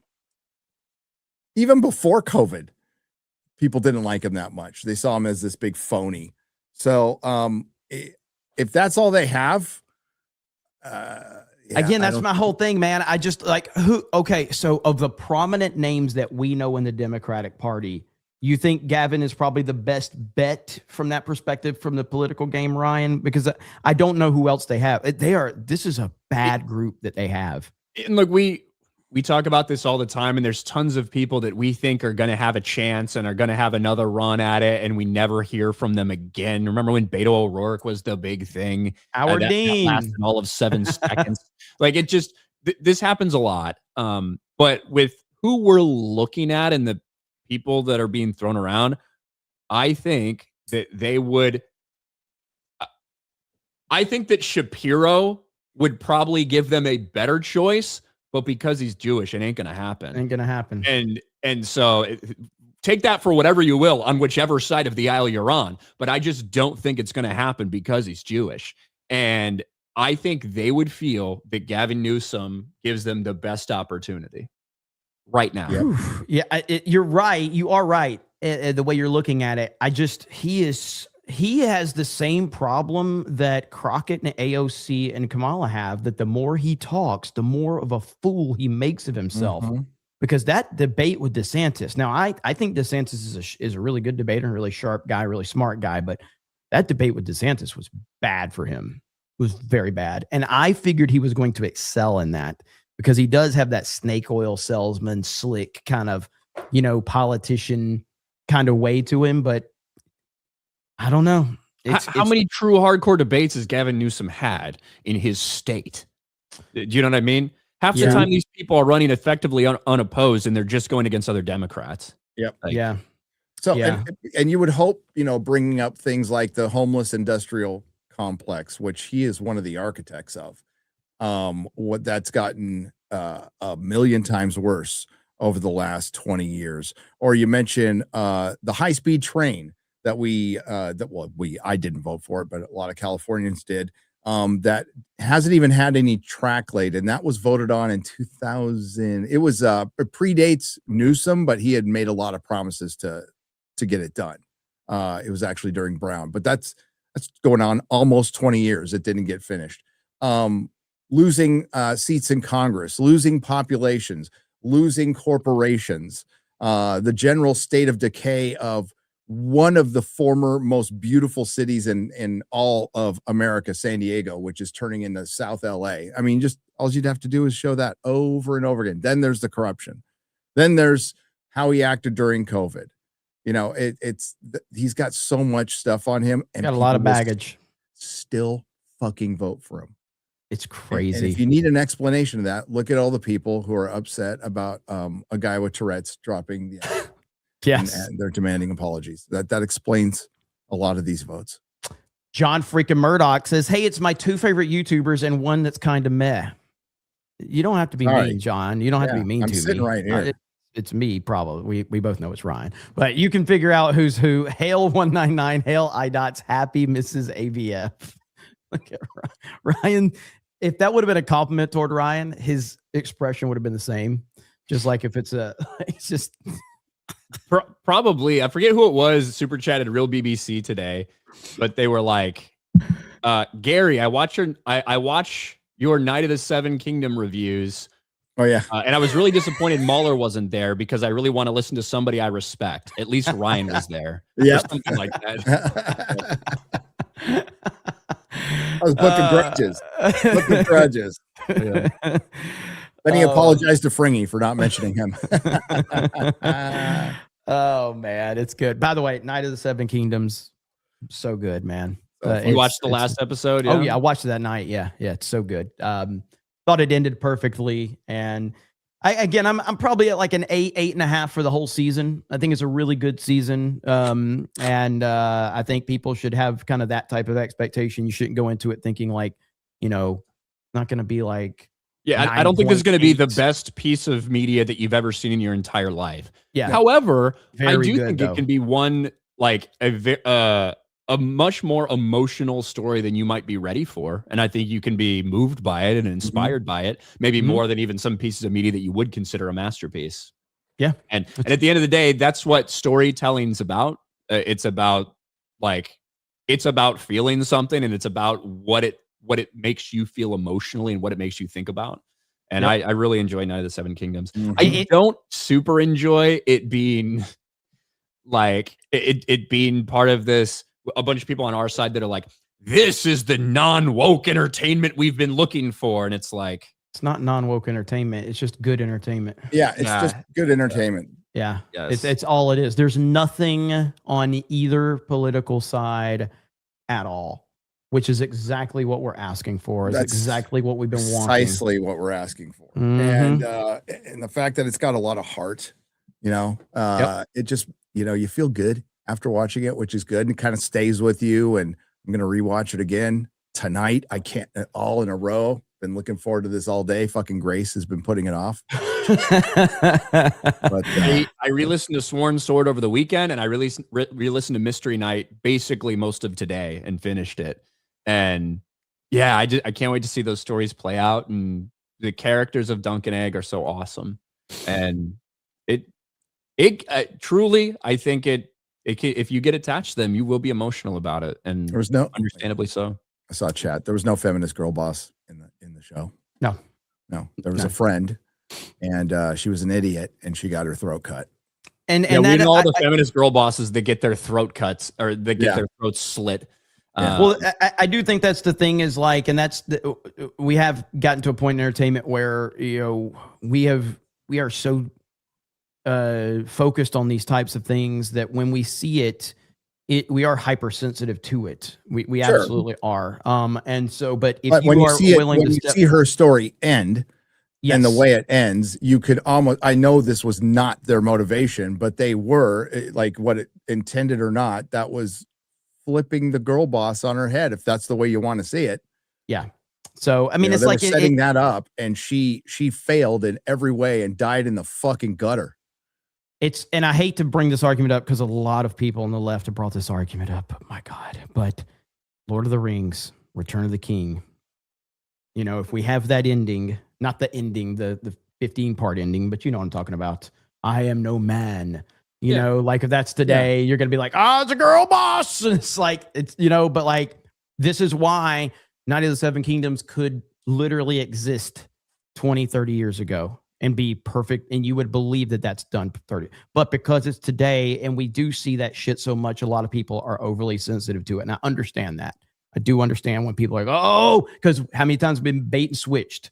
You know what I'm saying? So like, for instance, Gary, before, and we're going to, here in a minute, I'm going to catch up with super chats and I'm going to cut these guys loose anyway in a minute, but the new Taylor Sheridan show. Which one? The one with Kurt Russell. Oh, the Madison. I got a lot of concerns, brother. Oh, I've got, dude. I already know. I mean, do you fucking want my theory? 1923 had some woke shit. No. But do you know what my theory on this is? What? Have you seen that new trailer? No, I haven't seen the brand new one. I saw the first one. You want me to tell you what I think? Sure. I think Kurt Russell's in it for one episode. And then he dies. And it's going to be female centric. Well, she is the star. Yeah, I know. They've already said like she is the star. She is. I'm pretty sure Kurt Russell is just a one and done, and it's going to be all And I'm not saying that that's going to be feminist necessarily, because even people have told me that show with fucking Lioness. So yeah, Zoe Saldana. I've had people say like, you should watch it, Jeremy. It's good. And I'm No. like, she's 110 pound black chick telling all these alpha males what to do in a military operation is just weird to me. All right. It's so weird. But people have told me it's good. A lot of people in our chat have told me it's good. I view Taylor Sheridan like, if I see Taylor Sheridan involved as a writer producer on a TV show, I'm taking the same approach to that as I do a Nolan movie. But I can't, like, with this, like, the premise of that one is 1923 had me in season 1, and I liked most of season 2, and I fucking hated that squaw storyline, dude. I thought it was terrible. It was utterly terrible. Wait, you can't say that word. You don't have Tourette's, Gary. Yeah, geeksandgamers.com has been through that one before. But 1923, the ending of season 2 was very rushed, even though it was fantastic. I was thinking season 3 was going to give us everything the final episode of season 2 gave us. So, but either way. But hey, look, I do appreciate you guys hopping on. I'm going to get through some of these super chats, and everybody likes it when I have people on for these big events. So, Gary, are you going to survive against Grace Randolph, or is she going to? No, are you going to? This is it. It's all over for you. Yeah. Sorry, man. You had a good run. You had a good run. It was fun while it lasted. Grace, I personally think Grace is kind of done with it in terms of bringing Gary into it. She didn't mention his name at all on the stream. She stepped in it bad, and I think she realizes it. I think she realizes it too, and her chat looked fine, but it's members only. It's I members just only. Point out her chat is, just to be fair to Grace, she did not turn it on members only because she was scared of backlash. She is always normally members only on her chat. Just to give some fairness to her. Yep. I actually respect disabled people like Grace Randolph. So I'm giving her credit. But yeah, so I'm sure we'll see. We'll see what happens. But I think she realizes that she has stepped into the wrong community of people right now, because she's getting crushed with facts. And she's trying to spin it. She's trying to cherry pick comments to try to build narratives of the whole community, which is, don't give anybody that ammunition. Just don't do it. Just drop. Are you saying I shouldn't have tweeted about her? Oh no. Well, I've given up a long time ago controlling you on anything. So I thought this was pretty nice. Like, Grace, I truly assumed you had more empathy for people with disabilities, considering that you're fucking retarded yourself. Yep. I got some people in the comments that are the audacity to use an ableist slur while saying you respect people with disabilities. Yep. It's great. Always happy to stream with Ryan. We just have really great interactions. I'm not always happy about it. No arguing or nothing like that. Ryan, what do you got going on? Anything? Not much. Just my channel, Ryan Kittle RK Outpost, where I talk about the dumb stuff in the entertainment industry, sports wars. You can go check us out. I got to make a video about the hockey players going to see Trump. I'm on Geeks and Gamers Daily. I don't know if you guys are familiar with this channel because Jeremy likes to stream over it and crush it. But Geeks and Gamers Daily, Monday, Tuesday, Thursday, Friday. On Wednesdays, you can tune in and see about 6 people attempt to replace me on there. But yeah, that's what I do. I was Ryan, grateful for Jay being back, right? I had to sub you on Thursday, Epic Mike on Friday, Vera on Monday. I took Jay for granted how fucking easy it is to stream with Jay. I'm glad he's back. And Ryan, I made a video today, okay? I knew when you called me that you were making a video. Yeah. So, but thanks guys for hopping on. Really appreciate it. Sure. And, enjoy rewatching 9 of the 7 Kingdoms tonight, right, Gary? Tonight. So I'm in the middle of watching Mortal Kombat from 1995. Yeah. I am after this tonight, maybe not tonight because it's gonna be late. I'm gonna get back on Peaky Blinders. I'm still in season 1, so I want to. The Peaky fucking Blinders. It's so I'm looking forward to getting further into that. So, but I appreciate it, guys. Thank you so much. Y'all have a good one. Take it easy, man. All right, later, guys. Bye. If you are just tuning in, we just announced I wish I would have showed this to Gary. He's probably still watching now, but we just dropped the Geeks and Gamers Fellowship Orlando 2026 t-shirt.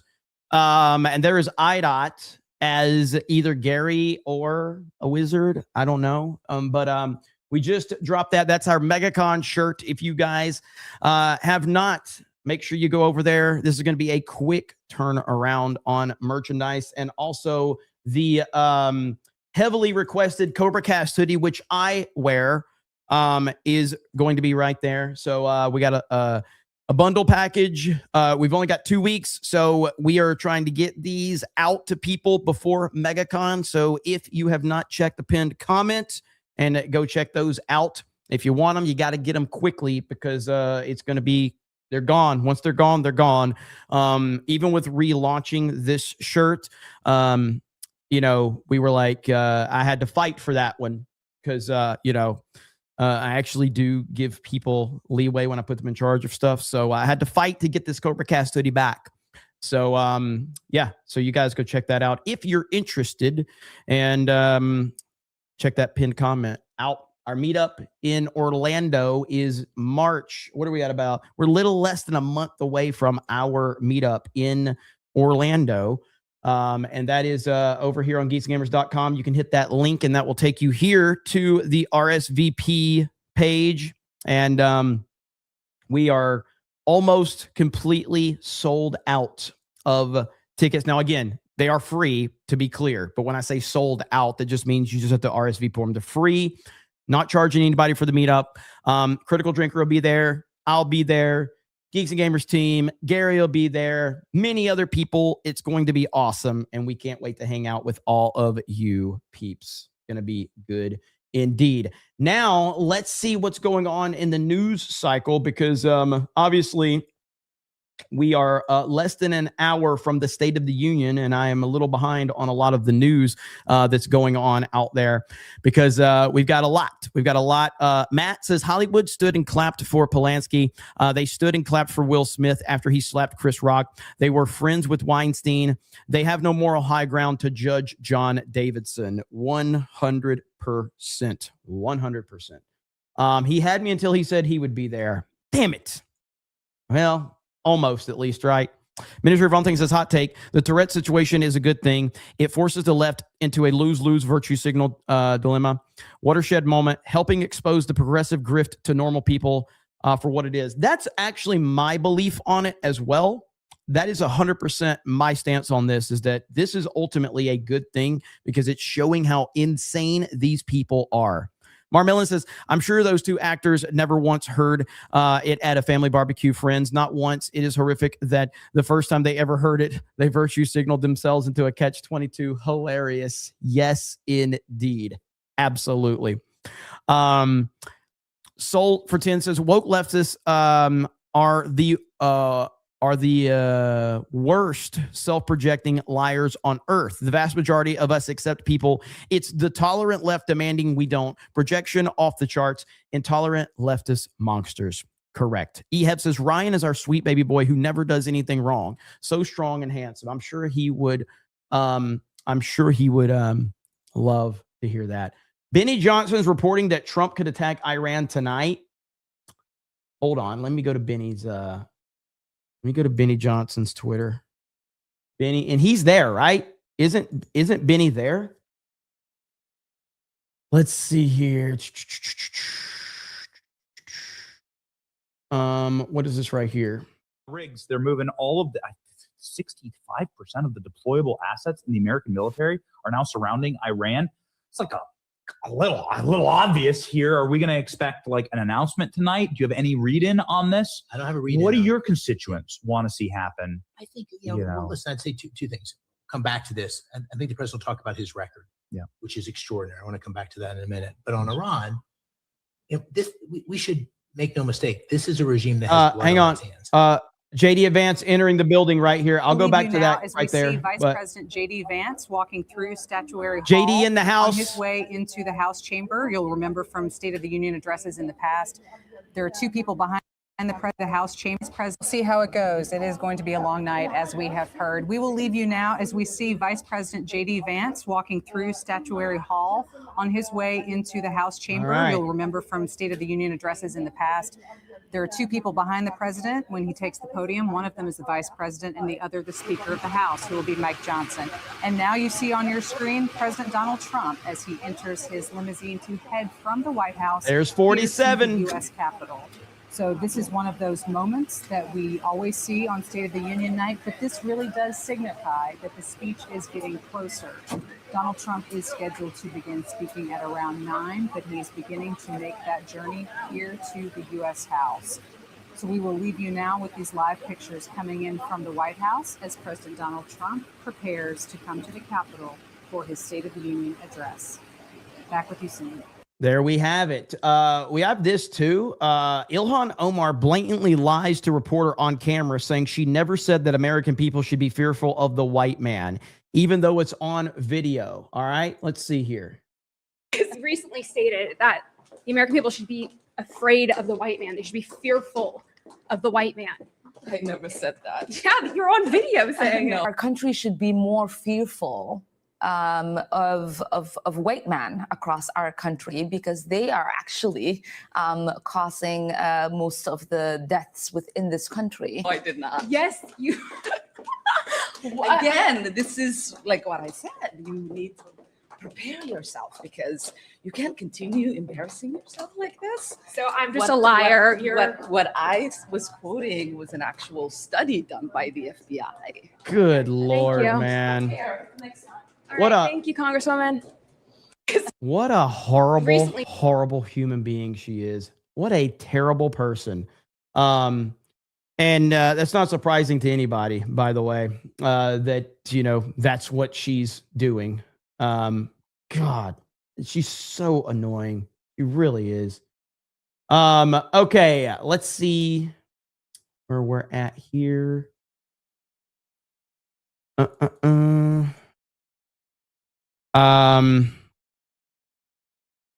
Let's see. Verando says Woody Harrelson working for Fox in a blonde wig. Nas says, I'll take a bag of 1992 Space Fig Dark Roast. The Hazel Sword says, I would buy some Cobra coffee. I mean, we'll see. We'll see how many people are interested. Kevin Cron says, I will buy a Beardo Can't Read medium roast coffee. Steve Flomo says, Trump, Kalshi mentions giving him money tax. Bless the USA. What is this? Who's entering? Here we go. Hang on. I know there's JD. JD advanced in the house, ladies and gentlemen. I wish he would drop the JD Advance song right now. That'd be perfect. Be perfect.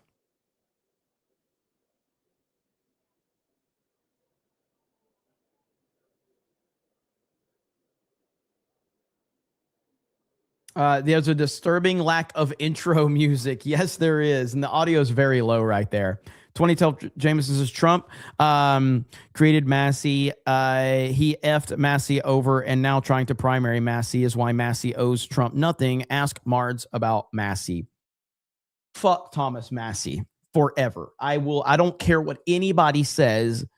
Thomas Massey's a piece of garbage and I have zero respect for him. Indy I says, I have Tourette's. Can I be segregated from Beardo? Gerard Armstrong says, this went from Cobra Cast to Friday Night Tights. Greg Kirby says, Grace is the woman version of Mike Zero. Clutch City fan says, Tourette's Gold Dust will always be hilarious. If you know, you know. Philip Beller says, Grace's SAT score 960. She's just as dumb as Newsom. John Jones says, plot twist, the Tourette guy is Jeffrey Epstein in a Mission Impossible mask. Well, look who's joining now. The biggest star of all. It's Drunk 3PO. What up, bro? What's up, man? Not going to How you stay doing, too man? long. I mean, you can. I mean, I just knew those guys didn't want to sit here and listen to the State of the Union. You can if you want. You can stay for 5 minutes. You can stay for Yeah, I just wanted as to long pop as in you and want. say, So, hey, I let the big dogs leave. I waited. You know? I didn't want to be associated with someone that Grace Randolph is attacking, you know? So, like, just wait. How you doing, Wait for brother? my time. Oh, man, things are good, man. It's good to be back home in Florida. Sorry I brought the cold weather with me from New Yeah, York. man. It's like super cold here. I think it's starting to warm up tomorrow, though. I think. Yeah, 70. So, I'll take it. Yeah, back to the norm. So I'll take it. Today's supposed to be a very long speech. yes. So he could go for a minute. I don't know if we're gonna see a Democrat rebuttal. You usually do. Like, I guess we'll see a rebuttal afterwards, It's maybe. supposed to be the Virginia governor, is what the chat. Oh, was that saying, lady? so, yeah. So that's what we're hearing. So That's terrible. yeah, that's not a very good pick, in my opinion. But I Awful. guess we'll see what happens. They should have picked someone. I mean, if I were to play politics, they should have picked someone that was a little more middle ground, maybe not these progressive people, because the midterms are coming. But hey, let them sink their own ship. I agree. Oh. Let it happen. Let it happen. So, but yeah. So reportedly, Trump. I mean, his longest speech, I think they said, is 99 minutes. I think so. This could go hour and 45. This could be a 2-hour speech. So, guess we'll see. Your StreamYard acting up? I froze once. Why? No, because the chat is not moving for me. Oh, is the chat messing up again?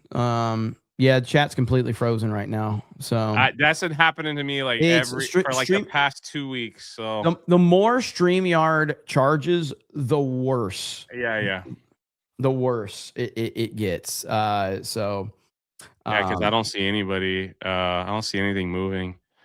But yeah, that's been a thing though. So StreamYard, when it first came around after Google, what was that called? Google Hangouts.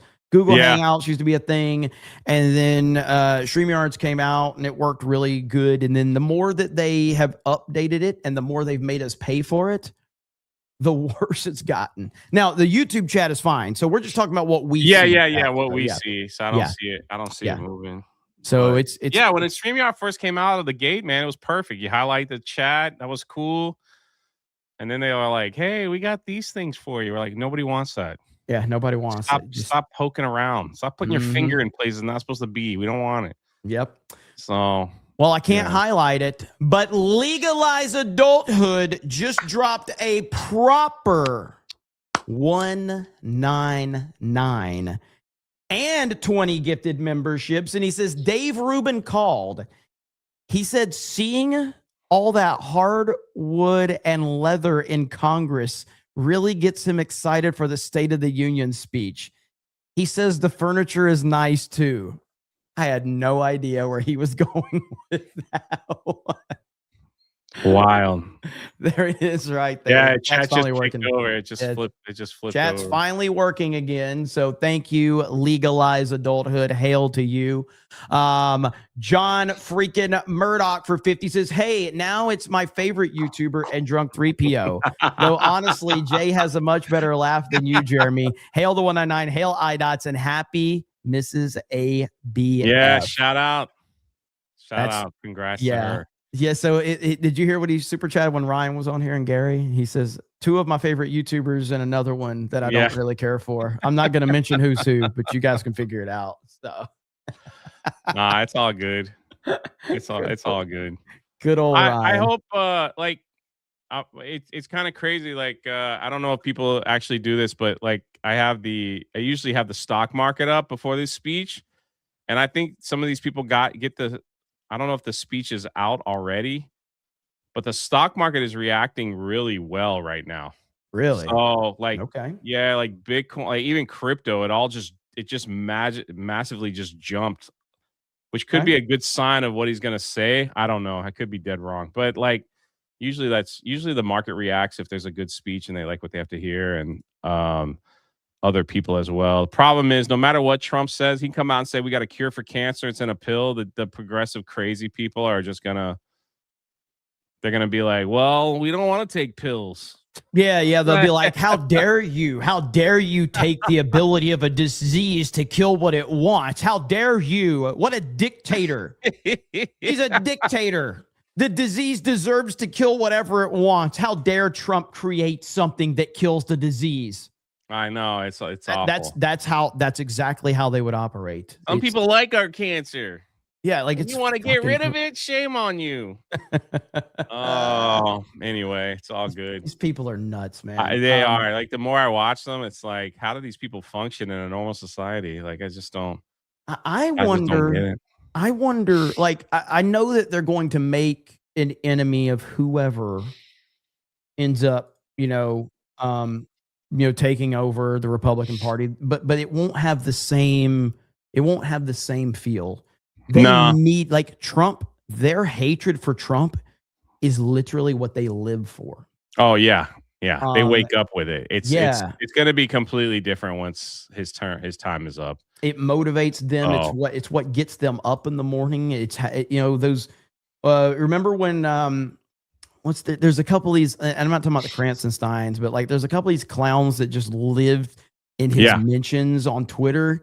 And when Trump got banned from Twitter, it's almost like they went through convulsions. They were just like, "What do I do? I can't reply to Trump anymore. I don't know how to operate."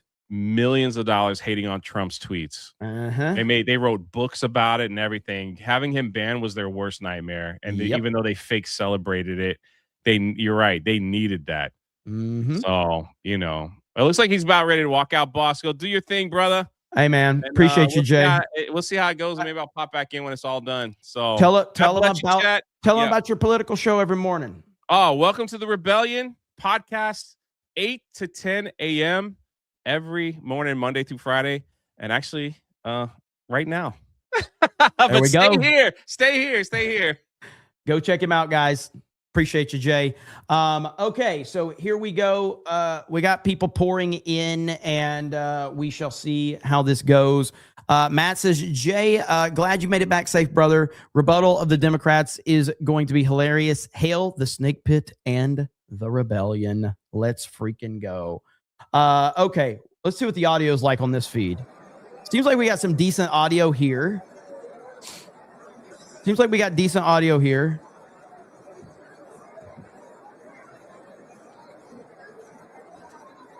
This is going to be good. Business is about to pick up, ladies and gentlemen.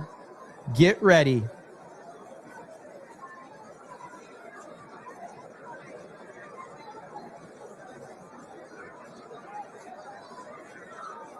I have several feeds that I'm keeping my eye on. We'll see which one has the best audio for everybody.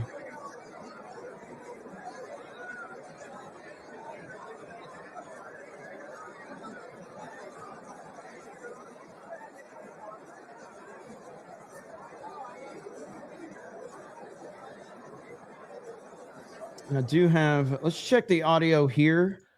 Be a record for a State of the Union as far as it goes. Speaker Johnson, Vice President Vance. Still think the audio might be better here. And we don't have all the graphics on there.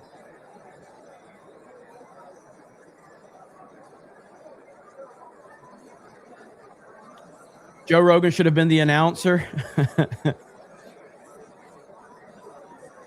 I do feel like, so last second stuff to catch everybody up, because this is essentially some of the stuff that were reported on earlier. Okay, just so we can kind of set the table. The number of Democrats boycotting President Trump is up to 72. Okay. Thomas Massie reportedly to sit with the Democrats. I don't know if we've had that confirmed or not. Department of Homeland Security has confirmed that Democrat congressmen are attempting to bring illegal aliens into Trump's State of the Union as guests. And to boycott President Trump's State of the Union, white liberals have gathered at an event near the White House to boo Trump and J.D. Vance on screen. This is where we are. Now, I did say 100 times when I brought the Thomas Massie thing up, while I don't like Massie, it's reported. So it's not been confirmed that that's going to happen. It's just being reported by multiple sources, but I don't know if that's been confirmed or not.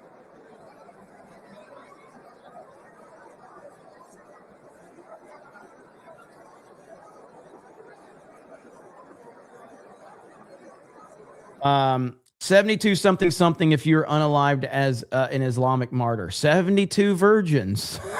72 virgins.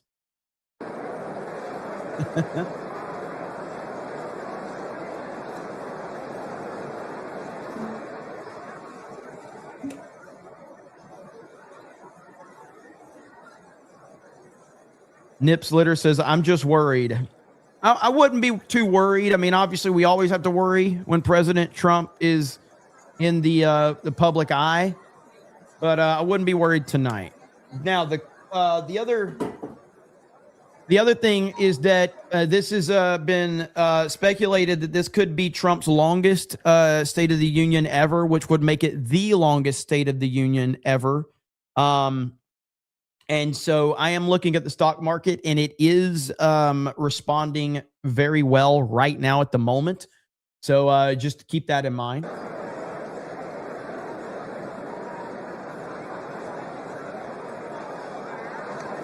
There's Timu Obama. The joint session will come to order. Thank you for the raid, Geeks and The Gamers. chair appoints as members of the committee on the part of the House to escort the President of the United States into the chamber. The gentleman from Louisiana, Mr. Scalise. The gentleman from Minnesota, Mr. Emmer. The gentlewoman from Michigan, Mrs. McClain. The gentleman from North Carolina, Mr. Hudson. The gentleman from Pennsylvania, Mr. Reschenthaler. The gentleman from Utah, Mr. Moore. The gentlewoman from Indiana, Mrs. Houchin. The gentleman from Oklahoma, Mr. Hearn. The gentleman from New York, Mr. Jeffries. The gentleman from California, Mr. Aguilar. The gentleman from California, Mr. Liu. The gentlewoman from Washington, Mrs. Delbene. The gentlewoman from Michigan, Mrs. Dingle. The President of the Senate, at the direction of that body, appoints the following senators as members of the committee on the part of the Senate to escort the President of the United States into the House chamber. The senator from South Dakota, Mr. Thune. The senator from Wyoming, Mr. Barrasso. The senator from Arkansas, Mr. Cotton. The senator from West Virginia, Mrs. Capito. The senator from Oklahoma, Mr. Langford. The senator from South Carolina, Mr. Scott. The senator from New York, Mr. Schumer.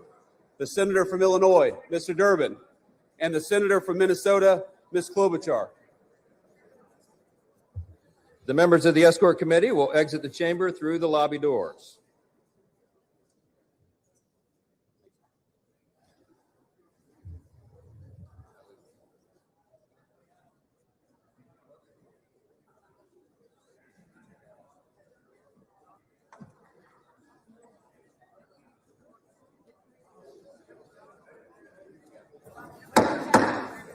Mr. Speaker, the Acting Dean of the Diplomatic Corps.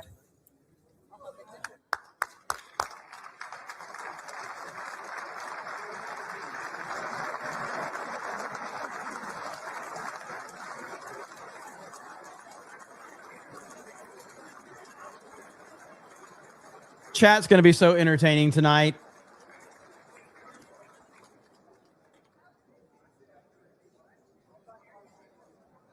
Chat's going to be so entertaining tonight. Guys, don't make me laugh. It's not allowed. You're not allowed.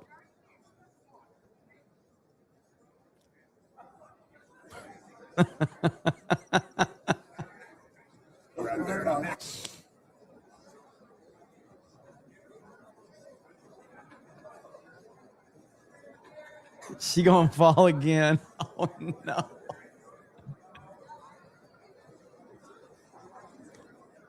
All right, this could be an awesome moment.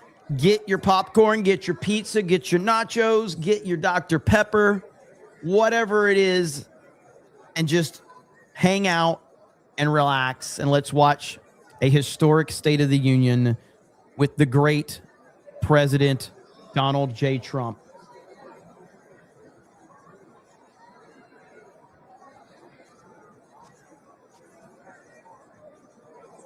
Dr. Pepper, I'm 6 beers in already, says Narco.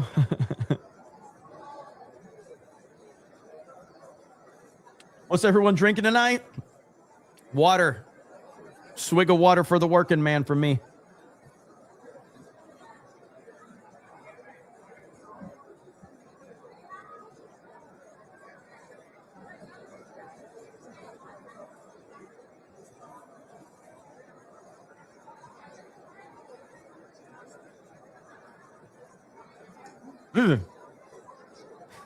Palestinian Senator Schumer, right there. There's Klobuchar. There's Timu Obama. We'll see how they act tonight. Mr. Speaker, the Chief Justice and Associate Justices of the Supreme Court. Well, I want to boo 6 of them for sure.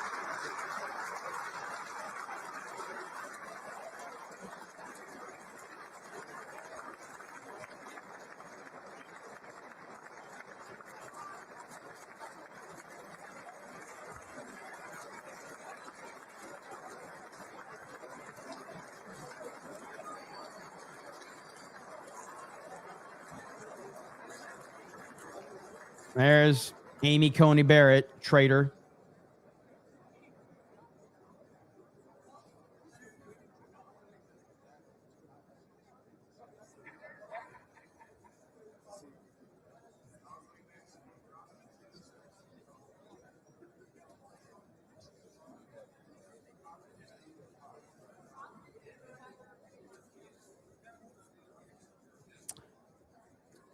Yeah, no, where's Thomas?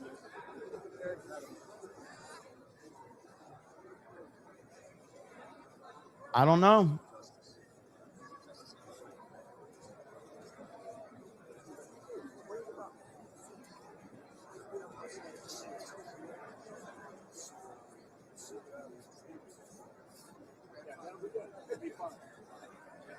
That is weird. Yeah, only 4, so that's strange. I don't know what's going on with that.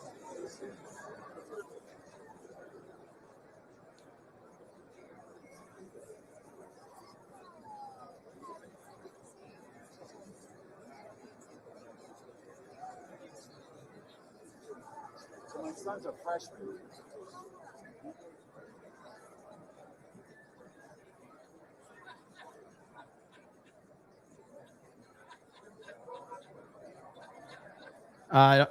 Extremist says, I don't think Thomas was there last year. I can't remember, honestly.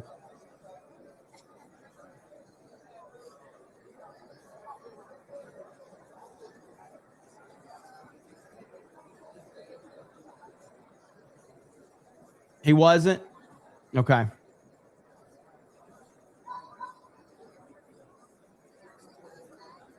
What's up, Keenan? What's up, Lord Botha? Beastie Man. Welcome to everybody that's tuning in. Appreciate you hanging out. I know there's a lot of streams going on. You chose to be here.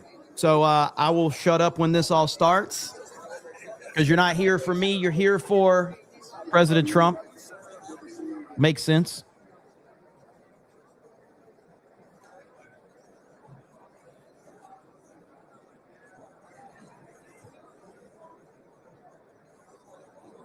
Thomas is doing cooler shit.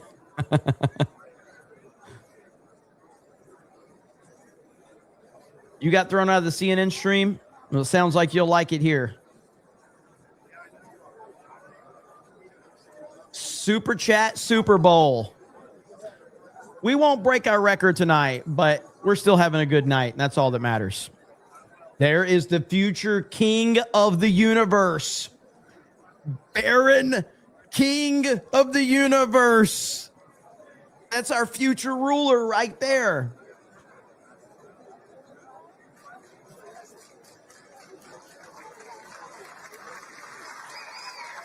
Thank you for those 10 gifted memberships. Appreciate it.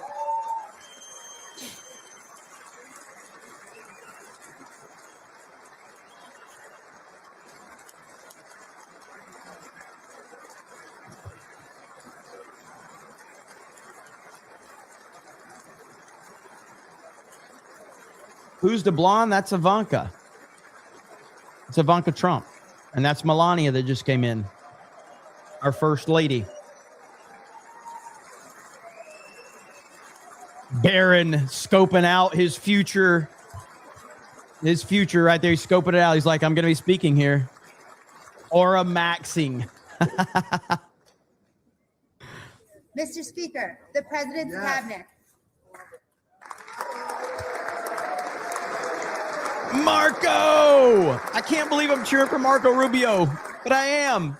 Marco has completely shifted my opinion of him. Marco is the man. Completely changed my entire stance on him.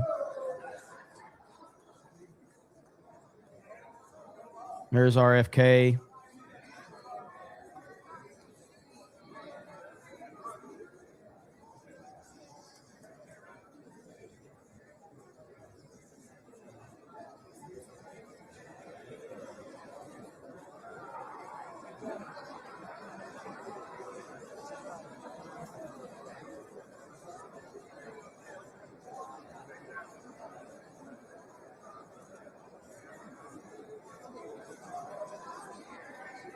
Vance Rubio 2028 wouldn't be a bad ticket. Wouldn't be a bad ticket.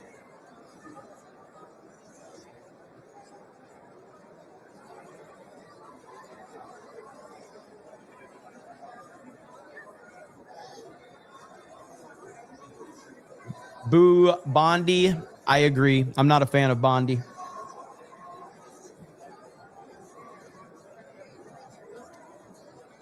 Hale, this will be the greatest and longest ever.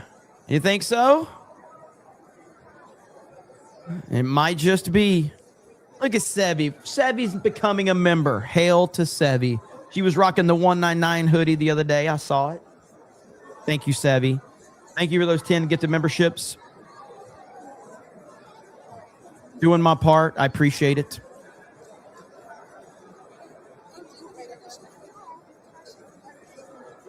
No spoiler paddle tax.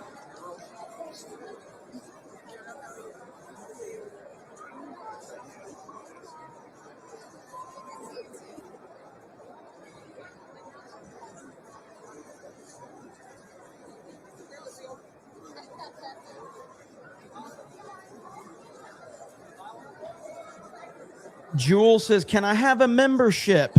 Well, all I can tell you is we have a very, very, very generous chat. So if you keep asking, it may just happen. Trump has to hit 199 minutes or 316. Catgirl says, Jeremy, been a while. Thank you for hosting. Hey, thank you for being here. I appreciate it.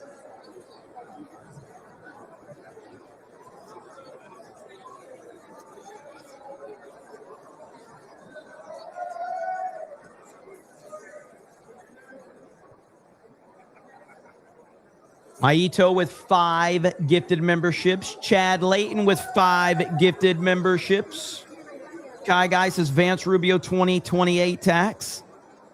Lying Dog Face Pony Soldier with a gifted membership. John freaking Murdoch with 10 gifted memberships. Rhino Helix with 10 gifted memberships. Told you.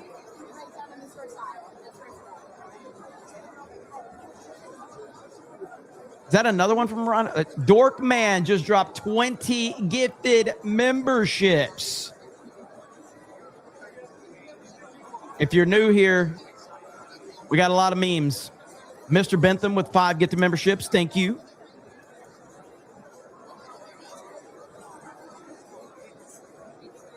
New member. Thank you.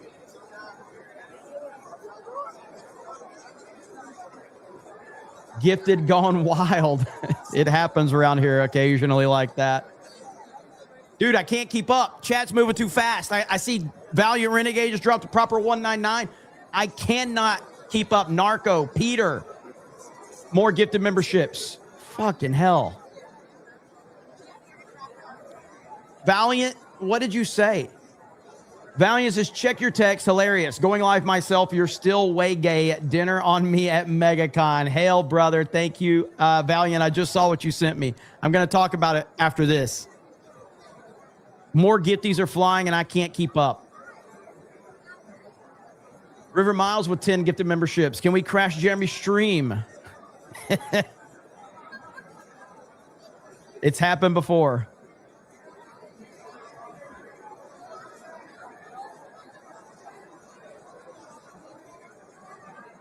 So what Valiant sent me is Paramount Skydance's David Ellison is expected to attend President Trump's. Hang on, let me mute this so you guys can hear what I'm saying. Valiant just sent me a tweet that says Paramount Skydance's David Ellison is expected to attend President Trump's State of the Union address on Tuesday night. The news comes hours after his studio upped its bid for the entirety of Warner Brothers Discovery to $31 a share. So it's pretty clear that Trump does not want Netflix to purchase Warner Brothers.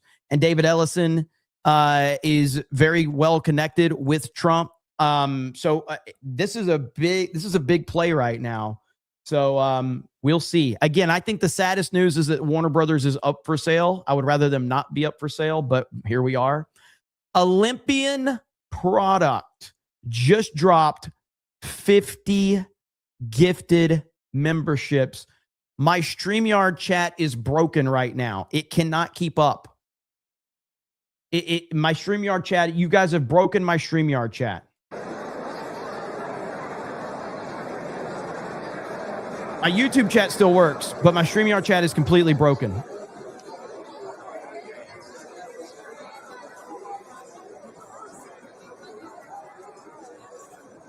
There's Tulsi.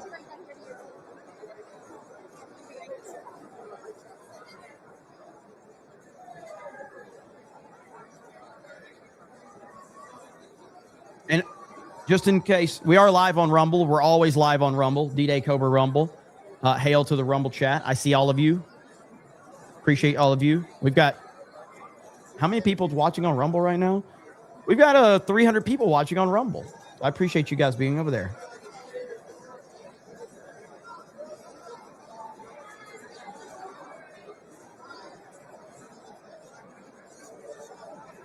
All right, here we go.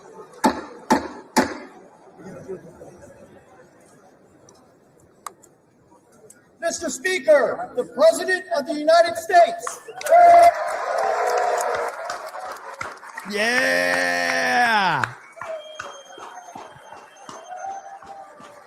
Why is Trump's hair messed up? His hair's never messed up.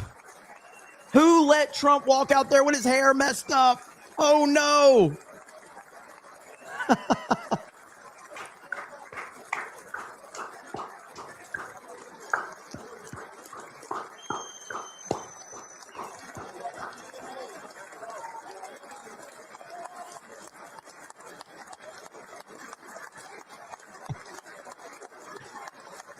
King Trump in the house. Lord Botha with the gifted membership. Thank you.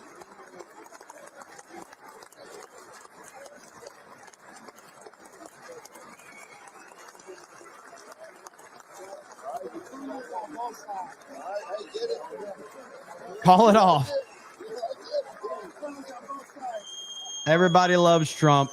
Everybody loves Trump. The most popular man in the world. Gator with a gifted membership. Thank you.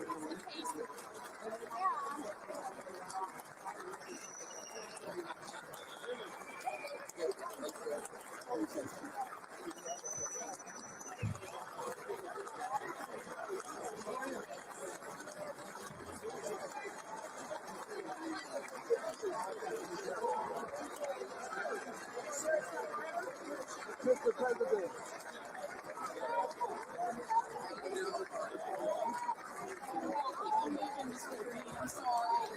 I'm trying to keep them on time.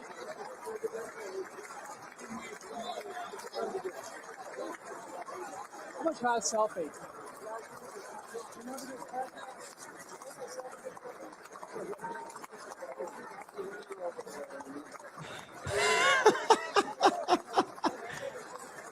Thank you, Apolly, with the 5 gifted memberships.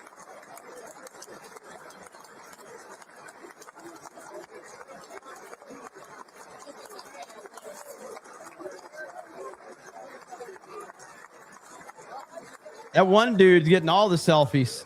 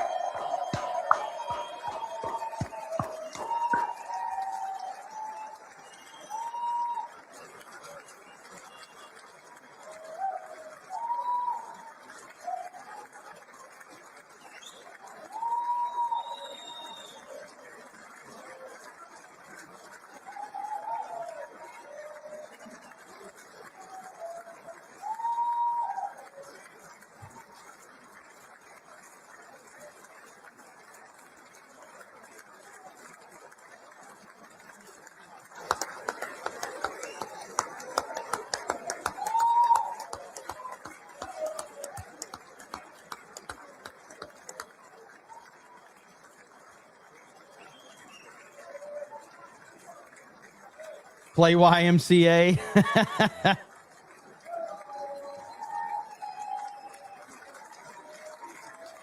He shook Fetterman's hand. Yes, he did. Yes, he did.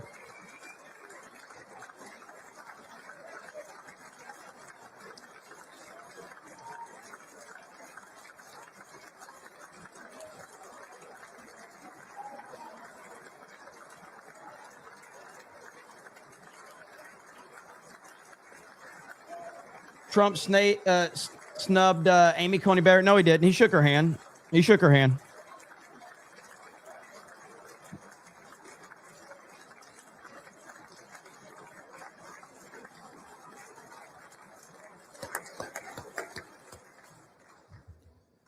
Members of Congress, I have the high privilege and distinct honor of presenting to you the President of the United States.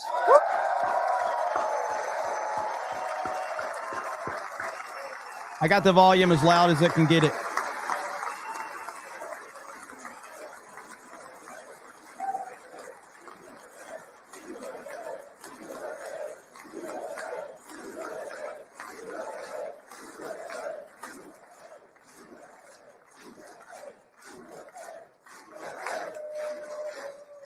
Well, thank you very much, everybody. It's really an honor. Speaker Johnson, Vice President Vance, First Lady of the United States.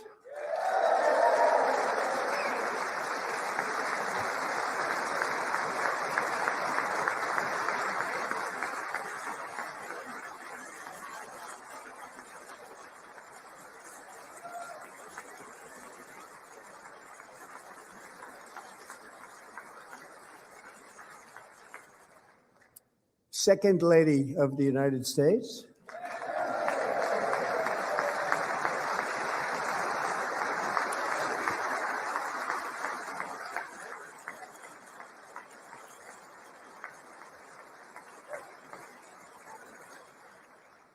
Members of Congress and my fellow Americans, our nation is back, bigger, better, richer, and stronger than ever before.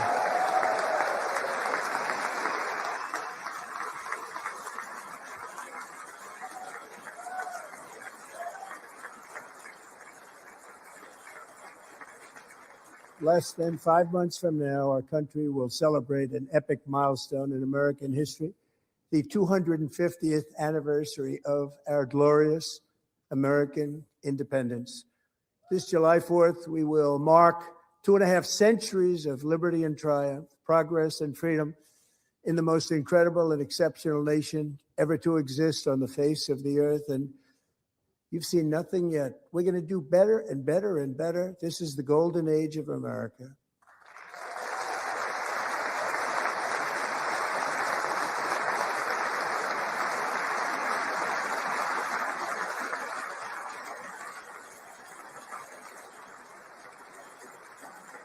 When I last spoke in this chamber 12 months ago, I had just inherited a nation in crisis with a stagnant economy, inflation at record levels, a wide open border, horrendous recruitment for military and police, rampant crime at home, and wars and chaos all over the world.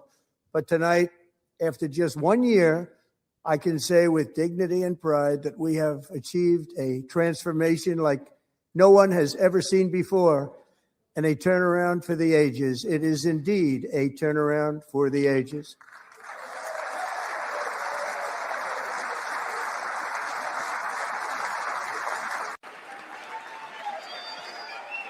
I got better audio here, so we're going to go with this feed right here. And we will never go back to where we were just a very short time ago. We're not going back. Today, our border is secure.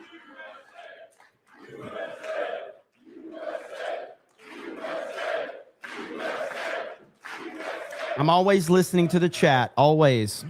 Thank you. Today, our border is secure. Our spirit is restored.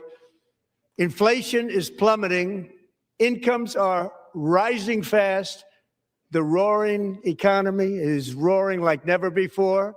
And our enemies are scared. Our military and police are stacked. and America is respected again, perhaps like never before.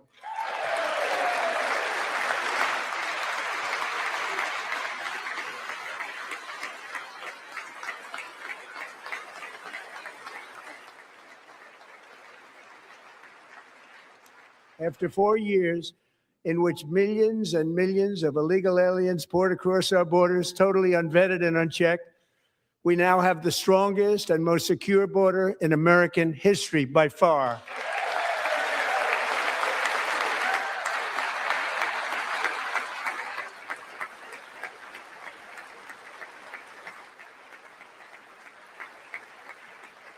In the past 9 months, 0 illegal aliens have been admitted to the United States.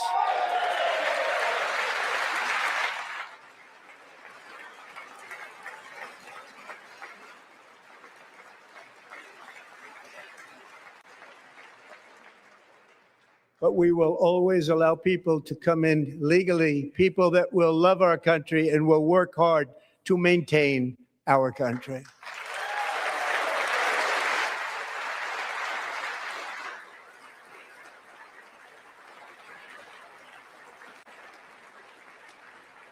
The flow of deadly fentanyl across our border is down by a record 56% in 1 year.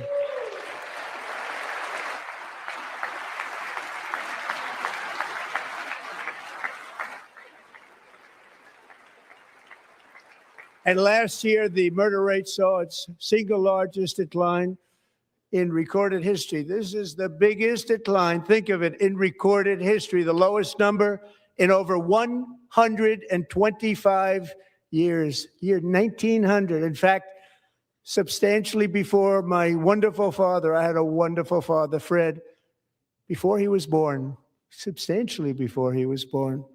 That's a long time ago. He wouldn't like me to say that, but that's a long time ago. The Biden administration and its allies in Congress gave us the worst inflation in the history of our country.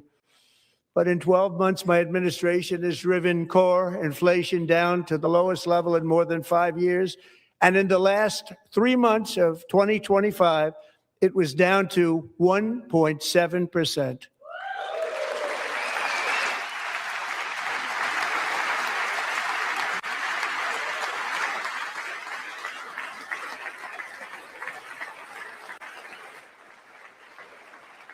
Gasoline, which reached a peak of over $6 a gallon in some states under my predecessor, it was quite honestly a disaster, is now below $2.30 a gallon in most states, and in some places, $1.99 a gallon. And when I visited the great state of Iowa just a few weeks ago, I even saw $1.85 a gallon for gasoline.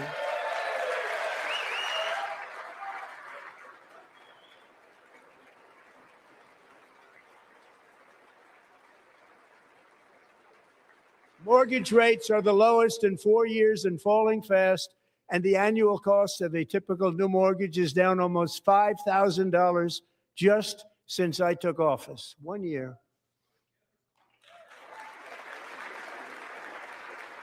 And low interest rates will solve the Biden-created housing problem while at the same time protecting the values of those people who already own a house that really feel rich for the first time in their lives. We want to protect those values. We want to keep those values up. We're going to do both.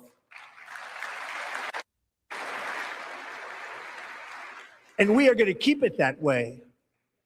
The stock market has set 53 all-time record highs since the election. Think of that, 1 year.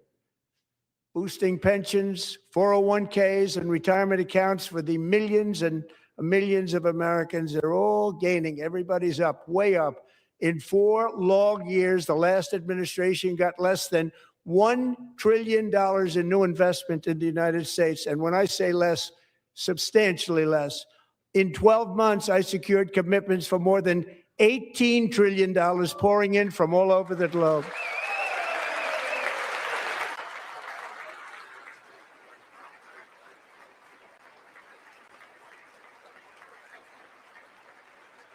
Think of it, much less than $1 trillion for 4 years versus much more than $18 trillion for 1 year. What a difference a president makes.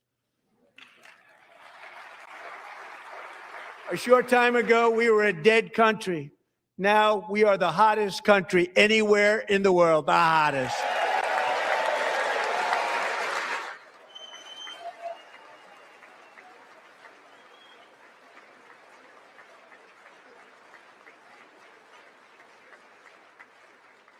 As thousands of new businesses are forming in factories, plants, and laboratories are being built, we have added 70,000 new construction jobs in just a very short period of time. It's getting bigger and bigger and stronger. Nobody can believe what they're watching. American oil production is up by more than 600,000 barrels a day, and we just received from our new friend and partner, Venezuela, more than 80 million barrels of oil.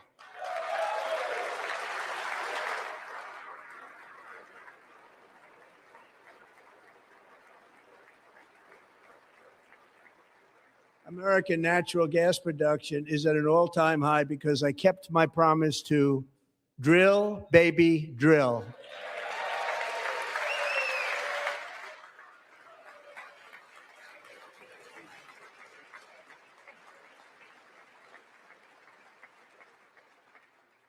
More Americans are working today than at any time in the history of our country. Think about that. Any time in the history of our country, more working today. And 100% of all jobs created under my administration have been in the private sector.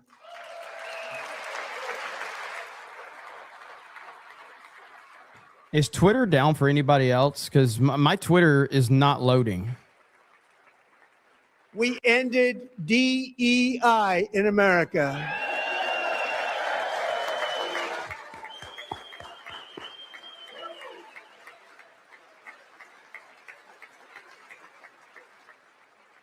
We cut a record number of job-killing regulations, and in 1 year, we have lifted 2.4 million Americans, a record, off of food stamps.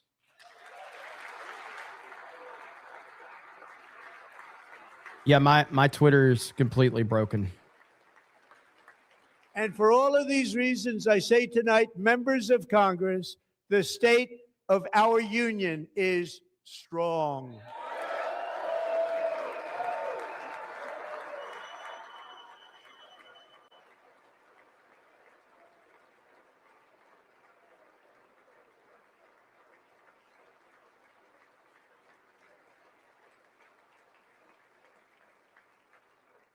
Our country is winning again. In fact, we're winning so much that we really don't know what to do about it.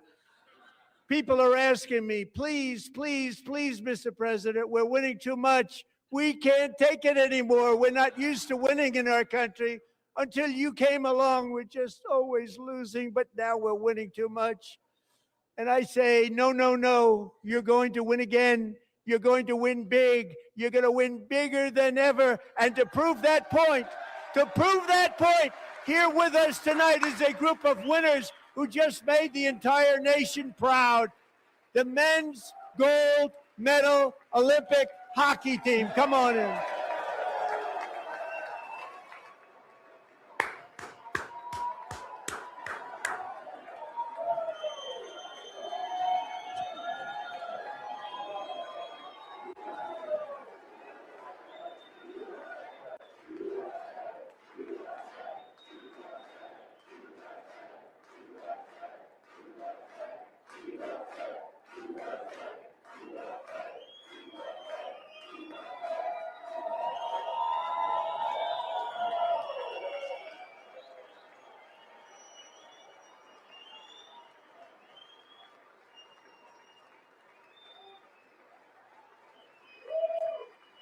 I got another feed I'm going to try for audio. You guys tell me what you think about this audio right here.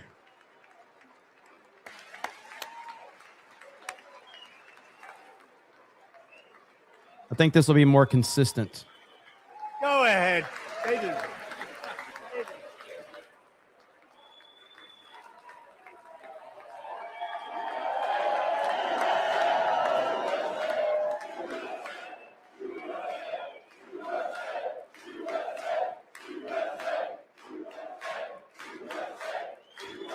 I don't think we can judge the audio until Trump starts talking. That's where you're going to have to, that's the judging moment right there.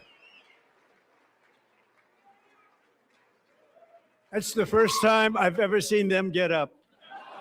It's better. And actually, not all of them did get up.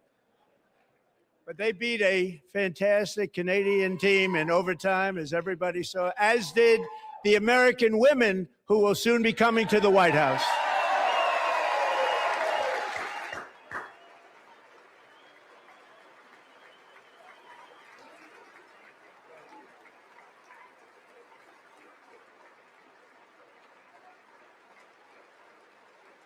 Yeah, you can't judge the audio when the clapping's going on. It's going to fluctuate, but it's all about when Trump talks.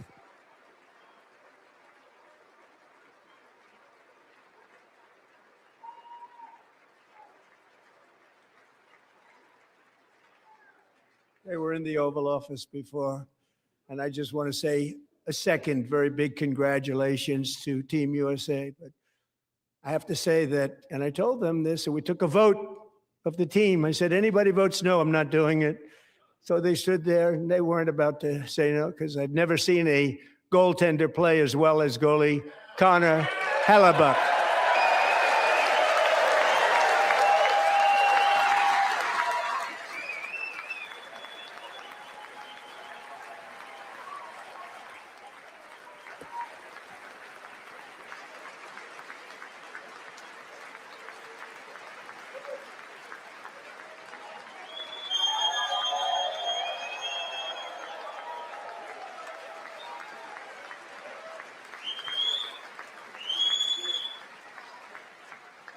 Think of it, 46 shots on goal, and I asked him, the one shot, the one where you put your stick in the back and it hit the neck of your stick and bounced off.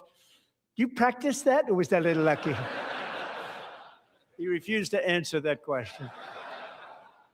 But I just want to tell you that the members of this great hockey squad will be very happy to hear, based on their vote and my vote, and in this case, my vote was more important, that I will soon be presenting Connor with our highest civilian honor, which we will be given and which has been given to many athletes over the years. But when I say many, not too many, like 12, it's called the highest civilian honor in our country, the Presidential Medal of Freedom.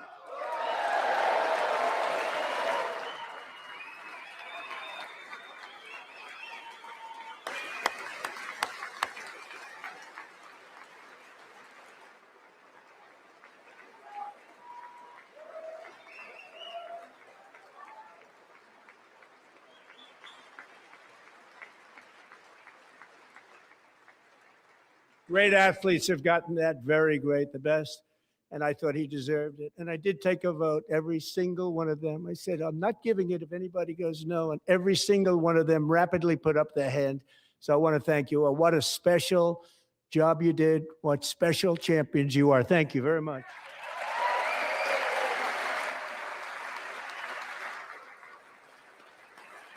Yeah, this loser with the mask is like, how pathetic is this guy?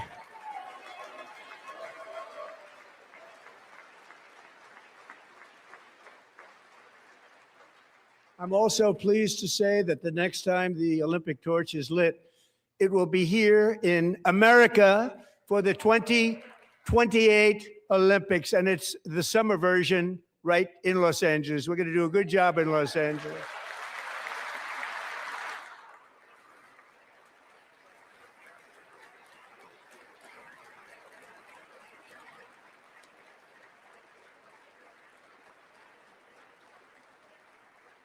And Los Angeles is going to be safe, just like Washington, D.C. is now one of the safest cities in the country.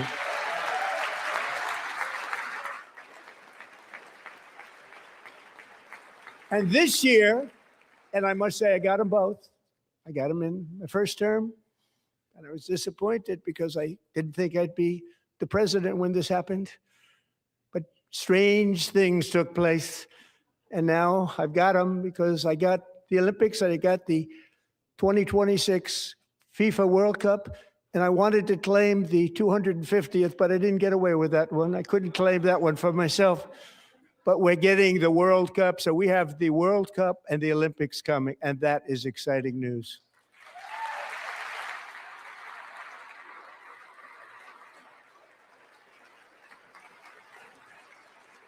So this will be a year to celebrate our country and the heroes who have kept it free.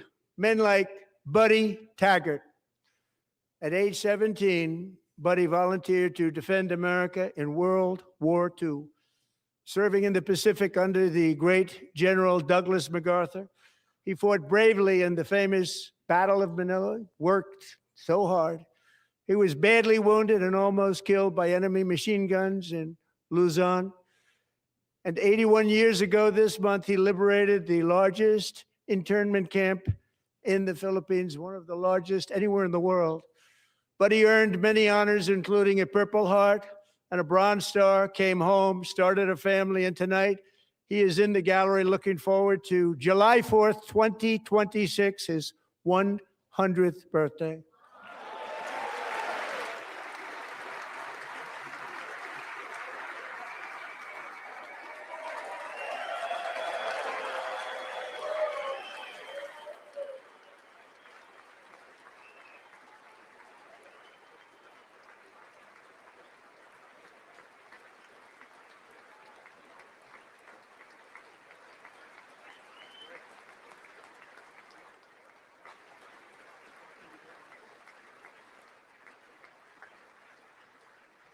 So, Buddy, you're a brave man, and we salute you. Even in times of challenge, setback, and immense heartache, the spirit of 1776 has always shone through very brightly. It was July 4th of last year when floodwaters tore through a girls' summer camp in Central Texas, one of the worst things I've ever seen. I was there, rising 26 feet in the matter of minutes, tragically claiming many, many lives. You all remember that one. As the waters threatened to sweep her away, 11-year-old Millie Kate McClelland closed her eyes and prayed to God. She thought she was going to die. Those prayers were answered when Coast Guard rescue swimmer Scott Ruskin descended from a helicopter above. Nobody knew where he came from. It was Scott's first ever rescue mission, a young guy, but very brave, very, very top, always top in his class. And he lifted not just Millie Kate, but 164 others to safety.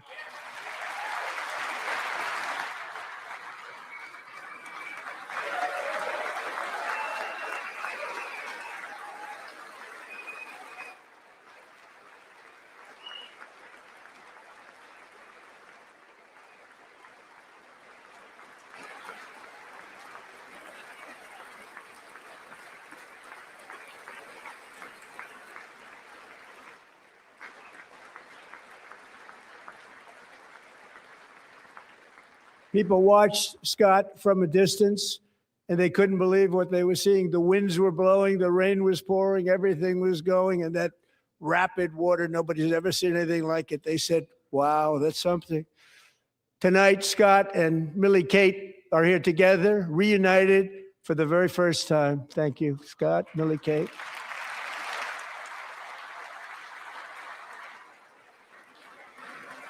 This Hunter in the chat says he may be going to jail. Wish me luck. How about don't do whatever you're going to do, Hunter? I think that would probably be the best move, buddy. Maybe somebody in your family can help you out.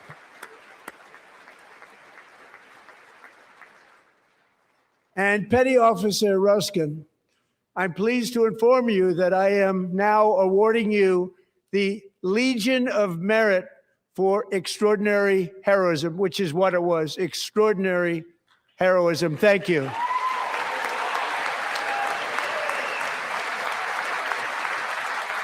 Thank you, Stephen.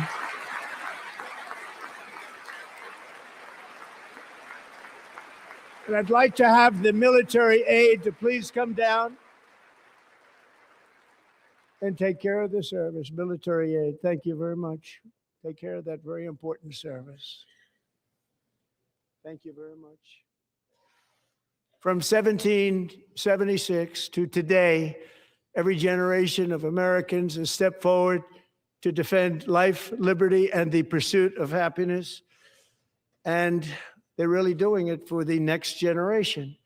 But now it's our turn. Together, we're building a nation where every child has the chance to reach higher and go further, where government answers to the people, not the powerful, and where the interests of hardworking American citizens are always our first and ultimate concern.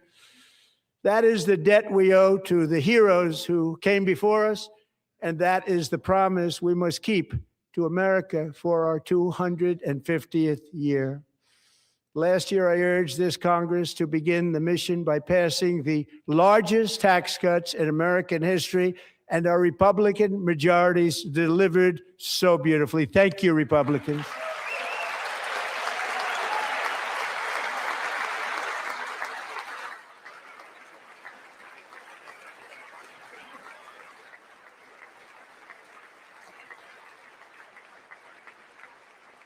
All Democrats, every single one of them, voted against these really important and very necessary massive tax cuts.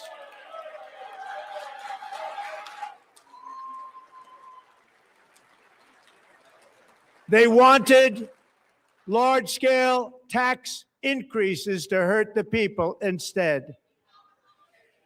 But we held strong, and with the great, big, beautiful bill, we gave you no tax on tips, no tax on overtime, and no tax on Social Security for our great seniors.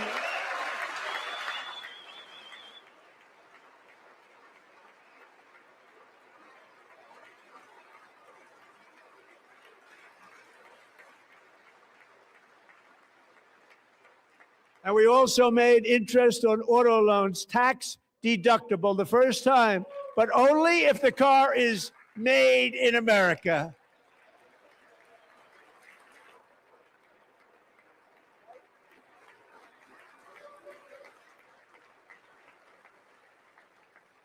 Recently in Pennsylvania, I met Megan Hemhauser, a devoted mom who's homeschools her children, beautiful, 2 children, during the day while waiting tables at night as her husband works overtime operating very heavy equipment. Megan is here this evening, and she's happy to tell you that she is so much richer because with no tax on tips, no tax on overtime, and our expanded child tax credit done again by Republicans, Megan and her husband will take home more than $5,000 extra just for the year, cutting her tax bill in more than half.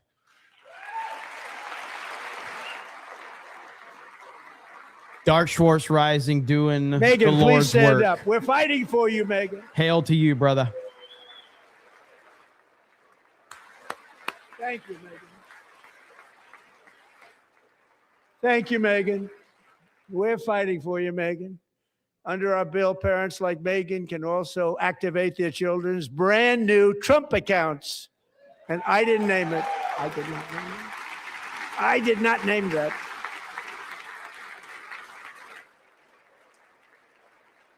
Nobody believes me, but I did not name it. It was named by a very tall man sitting right there in the third row. Nice man, a good man. Tax-free investment accounts for every American child. This is something that's so special and has taken off and gone through the roof. Millions will be pre-funded courtesy of the U.S. Treasury and private individuals like Michael and Susan Dell, who have donated $6.25 billion to fund the Trump accounts for 25 million American children. They're great people.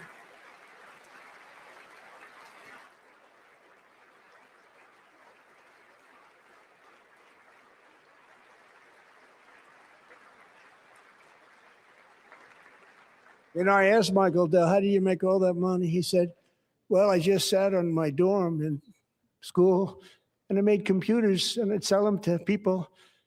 And I just kept selling and selling and selling. And pretty amazing story. That's called the American dream. He sold a lot of computers, a lot of those laptops. So I congratulate him on that. But I really thank him and Susan. as well as others like Brad Gerstner, a very tremendous guy. He was behind it right from the beginning. Brad Gerstner. Thank you, Brad.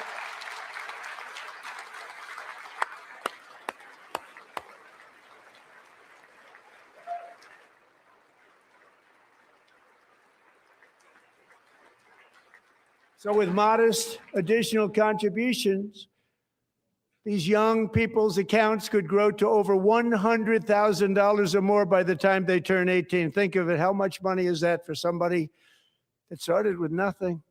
Over 100,000, could be much more than that. To make this investment in our children's future, go to trumpaccounts.gov, trumpaccounts.gov. And a lot of people are doing it. It's setting every record in the book. It's popular. They knew what it was going to take. I'm so proud of them. I'm so proud of the people that got it started. And now it's just taken off. One of the primary reasons for our country's stunning economic turnaround, the biggest in history, where the Dow Jones broke 50,000 4 years ahead of schedule, and the S&P hit 7,000, where it wasn't supposed to do it for many years, were tariffs. I used these tariffs, took in hundreds of billions of dollars to make great deals for our country, both economically and on a national security basis. Everything was working well. Countries that were ripping us off for decades are now paying us hundreds of billions of dollars. They were ripping us so badly, you all know that. Everybody knows it. Even the Democrats know it. They just don't want to say it. And yet these countries are now happy, and so are we. We made deals. The deals are all done. And they're happy. They're not making money like they used to, but we're making a lot of money. There was no inflation, tremendous growth. And the big story was how Donald Trump called the economy correctly, and 22 Nobel Prize winners in economics didn't. They got it totally wrong. They got it really wrong.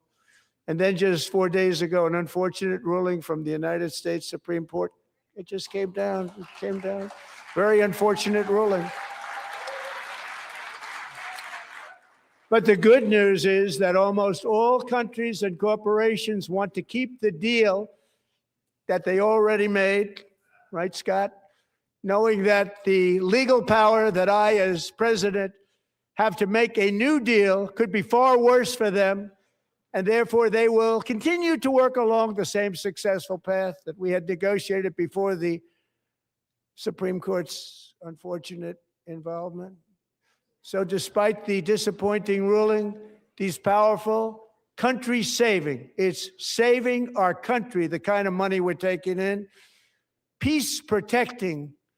Many of the wars I settled was because of the threat of tariffs. I wouldn't have been able to settle them without. Will remain in place under fully approved and tested alternative legal statutes. And they have been tested for a long time. They're a little more complex, but they're actually probably better, leading to a solution that will be even stronger than before. Congressional action will not be necessary. It's already time tested and approved. And as time goes by, I believe the tariffs paid for by foreign countries will, like in the past, substantially replace the modern day system of income tax, taking a great financial burden off the people that I love.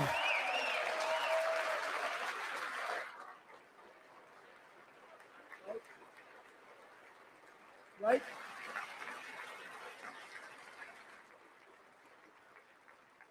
Moving forward, factories, jobs, investment, and trillions of dollars will continue pouring into the United States of America because we finally have a president who puts America first. I put America first. I love America.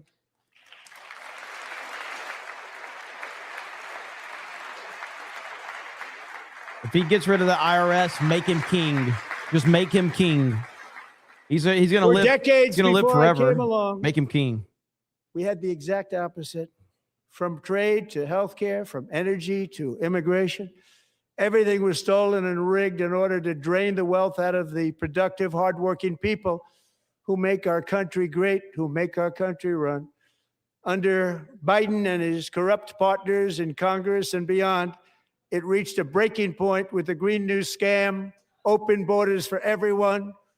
They poured in by the millions and millions from prisons, from mental institutions. They were murderers, 11,888 murders. They came into our country. You allowed that to happen. And record-setting inflation that cost the typical family $34,000 in just a speck of time. Now, the same people in this chamber who voted for those disasters suddenly use the word affordability, a word they just used it. Somebody gave it to them, knowing full well that they caused and created the increased prices that all of our citizens had to endure. You caused that problem. You caused that problem.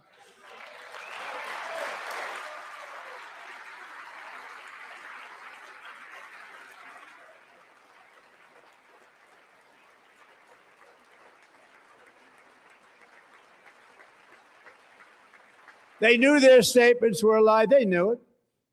They knew their statements were a dirty, rotten lie. Their policies created the high prices. Our policies are rapidly ending them. We are doing really well. Those prices are plummeting downward.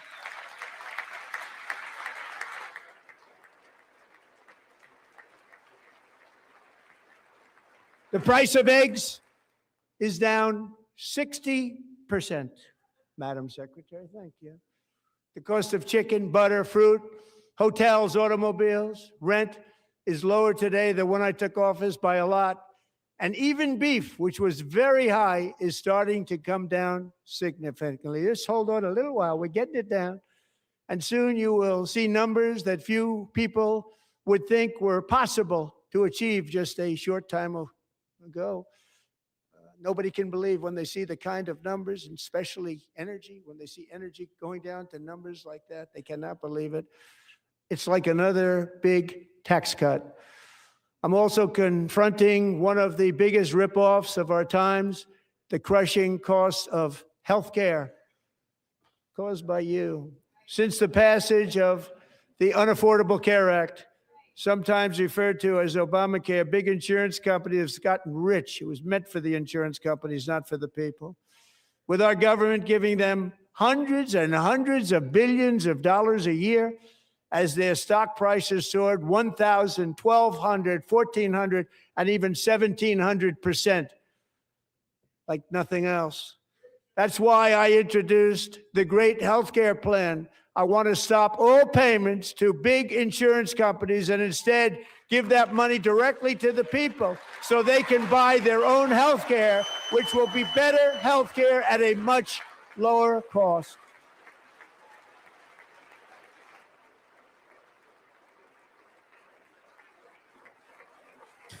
What state is he quoting gas prices from? Because today in Tampa, St. Pete, it went from $2.89 to $2.99. In addition, He's out my of touch on plan this issue. requires maximum price transparency. That's a big deal. Sounds so simple, so big. There are some places that it's And I did that in my cheaper, first term, and the but- Democrats immediately terminated it with full knowledge that they were doing a very bad thing for the people. Costs were going to go way up, and that's what happened. And now I'm bringing them way down on healthcare and everything else. I'm also ending the wildly inflated cost of prescription drugs like has never happened before. Anyway, the chat will answer that question. A lot of them are giving you their answer right now. Other presidents tried to do it, but they never could. They tried. Most didn't try, actually. But they tried. They said they tried. They couldn't do it. They didn't even come close. They were all talk and no action. But I got it done. Under my just enacted most favored nation agreements, Americans who have for decades paid by far the highest prices of any nation anywhere in the world for prescription drugs will now pay the lowest price anywhere in the world for drugs. Anywhere, the lowest price.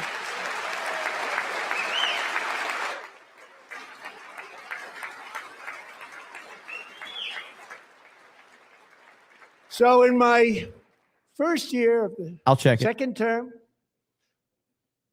should be my third term, but strange things happen. I took prescription drugs, a very big part of healthcare, from the highest price in the entire world to the lowest. That's a big achievement. The result is price differences of 300, 400, 500, 600% and more, all available right now at a new website called TrumpRx.gov. And I didn't name that one either, by the way. The CNN angle is better, but the audio is terrible on CNN. And here It's tonight awful. is the very first customer ever to get that big discount, and it is big. Catherine Rayner. For 5 years, she and her husband have struggled with infertility, and they turned to IVF. One drug has been costing Catherine $4,000 to purchase. But a few weeks ago, she logged onto the Trump RX website and got that same drug that cost $4,000, got it for under $500, a reduction of much more, actually, than $3,500. Catherine, we are all praying for you, and you're going to be a great mom. A great mom. Yes, I believe they are suppressing the applause, which is super, super gay. But every channel seems to be suppressing the applause when it's happening. Every single feed. It's bullshit. So now I'm calling on Congress to codify my most favored nation program into law. Now, the one thing I'm not sure it matters, because it's going to be very hard for somebody that comes along after me to say, let's raise drug prices by 700 or 800%. But John and Mike, if you don't mind, codify it anyway. They may do it. Codify it anyway. Thank you. Many Americans are also concerned that energy demand from AI data centers could unfairly drive up their electric utility bills. Tonight, I'm pleased to announce that I have negotiated the new Ratepayer Protection Pledge. You know what that is? We're telling the major tech companies that they have the obligation to provide for their own power needs. They can build their own power plants as part of their factory so that no one's prices will go up. And in many cases, prices of electricity will go down for the community, and very substantially down. This is a unique strategy never used in this country before. We have an old grid. It could never handle the kind of numbers, the amount of electricity that's needed. So I'm telling them they can build their own plant. They're going to produce their own electricity. It will ensure the company's ability to get electricity while at the same time lowering prices of electricity for you, and could be very substantial for all of you cities and towns. You're going to see some good things happen over the next number of years. Another pillar of the American dream that has been under attack is homeownership. With us tonight is Rachel Wiggins, a mom of two from Houston. She placed bids on 20 homes and lost all of those bids to gigantic investment firms that bypassed inspection, paid all cash, and turned those houses into rentals, stealing away her American dream. She was devastated. Stories like this are why last month I signed executive order to ban large Wall Street investment firms from buying up in the thousands single-family homes.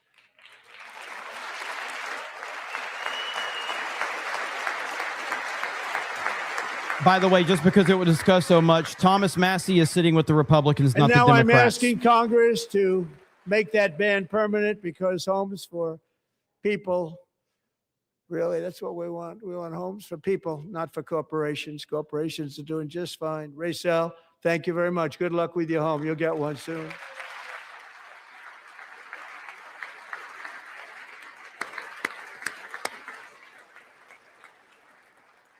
We're also working to make it easier for Americans to save for retirement.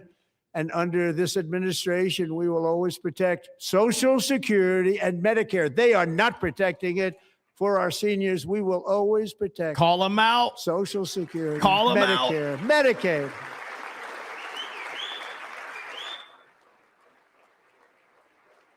Since I took office, the typical 401k balance is up by at least $30,000. That's a lot of money. We have millions and millions of people, because the stock market has done so well, setting all those records. Your 401ks are way up. Yet half of all of working Americans still do not have access to a retirement plan with matching contributions from an employer.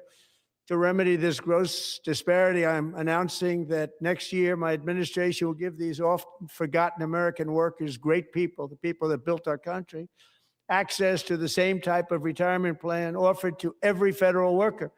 We will match your contribution with up to $1,000 each year as we ensure that all Americans can profit from a rising stock market. Let's also ensure that members of Congress cannot corruptly profit from using insider information.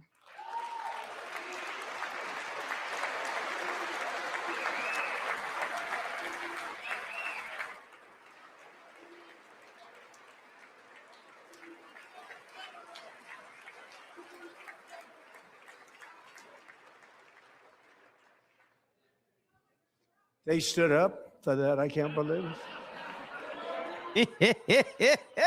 I can't believe it. Did Nancy Pelosi stand up if she's here? Oh, no! Doubt it. Pass the Stop Insider Trading Act without delay. This man is the GOAT. Holy crap.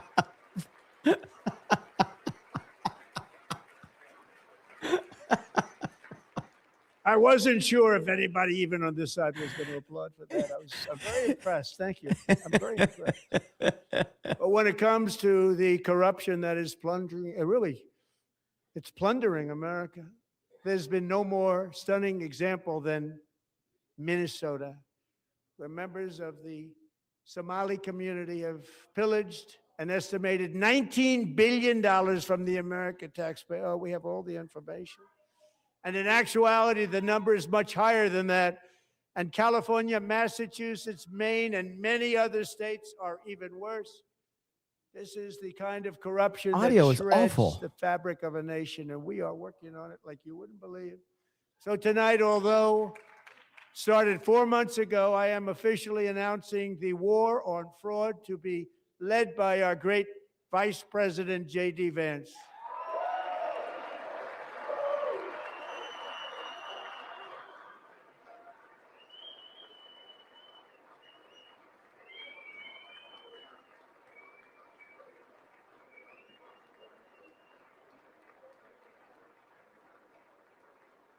He'll get it done. Find enough of that fraud, we will actually have a balanced budget overnight. It'll go very quickly. That's the kind of money you're talking about. We'll balance our budget. The Somali pirates who ransacked Minnesota remind us that there are large parts of the world where corruption and lawlessness are the norm, not the exception. Importing these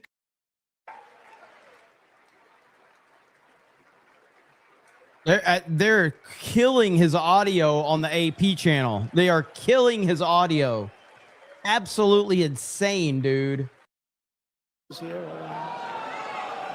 Doubt it. Pass the Stop Insider Trading Act. I'm trying to catch up. I'm sorry.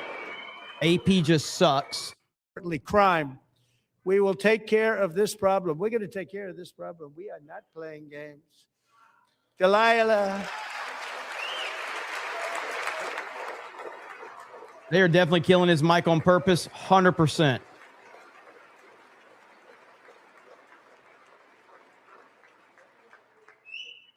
Delilah Colden was only 5 years old in June 2024 when a 18-wheel tractor trailer plowed into her stopped car traveling at 60 miles an hour or more. The driver was an illegal alien let in by Joe Biden and given a commercial driver's license by open borders politicians in California. Doctors said Delilah would never be able to walk or talk, have a good life. She wouldn't even be able to eat again. But against all odds, she is now in the first grade learning to walk. And she's here this evening with her dad, Marcus, a fantastic man. Delilah, please, you are a great inspiration. Please stand up.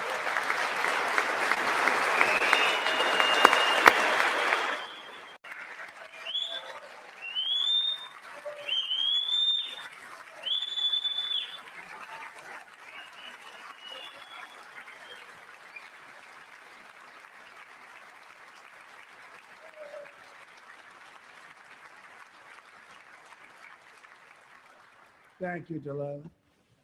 Many, if not most, illegal aliens do not speak English and cannot read even the most basic road signs as to direction, speed, danger, or location.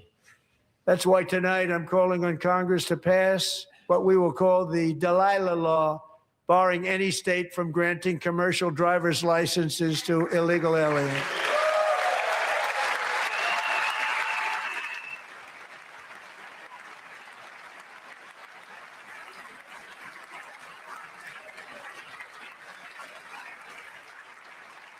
And yesterday, as you probably saw at the White House, I hosted a ceremony with Americans who lost their treasured loved ones to the scourge of illegal immigration. People came into our country, how we allowed this to happen with our open borders. These are the angel moms and families that for decades our government betrayed and our media totally ignored. It was terrible. Hard to believe, actually. In 2023, a 16-year-old high school cheerleader named Elizabeth Medina was supposed to perform in her town's Christmas parade, but she never arrived. Her mother, Jacqueline, went home to look for her, and she found her lying dead in a bathtub, bleeding profusely after being stabbed 25 times. Elizabeth's killer was a previously arrested illegal alien who had broken in and brutally extinguished the brightest light in her family's life, violently and viciously. Her heartbroken mother is in the gallery to remind everyone in this chamber exactly why we are deporting illegal alien criminals to our country at record numbers, and we're getting them the hell out of here fast. We don't want them.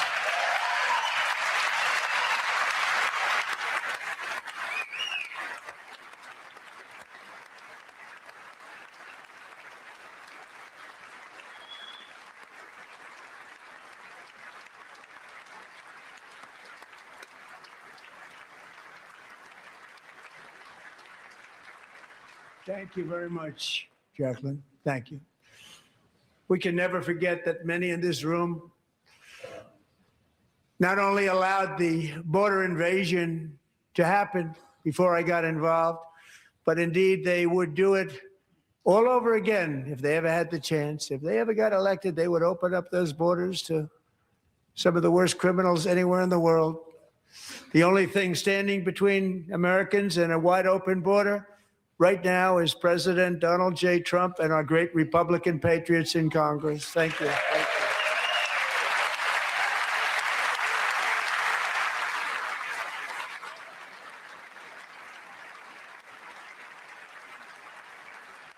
you. As we speak, Democrats in this chamber have cut off all funding for the Department of Homeland Security. It's all cut off. It's all cut off. They have instituted another Democrat shutdown, the first one costing us 2 points on GDP. 2 points we lost on GDP, which probably made them quite happy, actually. Now they have closed the agency responsible for protecting Americans from terrorists and murderers. Tonight I'm demanding the full and immediate restoration of all funding for the border security, Homeland Security of the United States, and also for helping people clean up their snow. We have no money because of the Democrats, and it would be nice. We'd love to give you a hand at cleaning it up, but you gave no money. Nobody's getting paid. It's a shame. So you have to think about it. We have, in case you didn't know, a pretty large snowstorm out there. One of the great things about the State of the Union is how it gives Americans the chance to see clearly what their representatives He's really got his believe. Ukraine flag on. So tonight I'm inviting every legislature to join with my administration in reaffirming a fundamental with his principle. Ukraine flag. If you agree with this statement, then stand up and show your support. The first duty of the American government is to protect American citizens, not illegal aliens.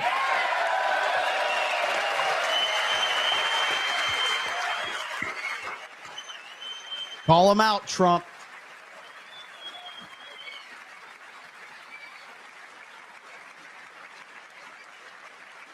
He knows what he's doing.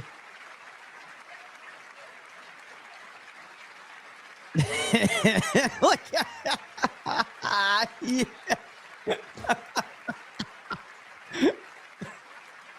I love this dude, man.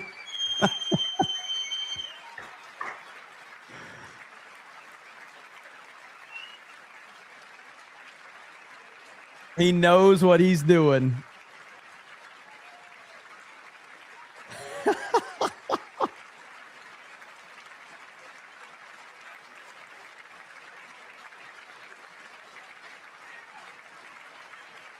Class A showman, 100%. The greatest showman of all time.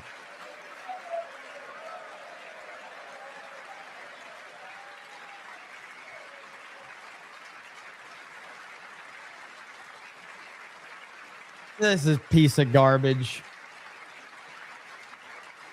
Oh, they are seething right now.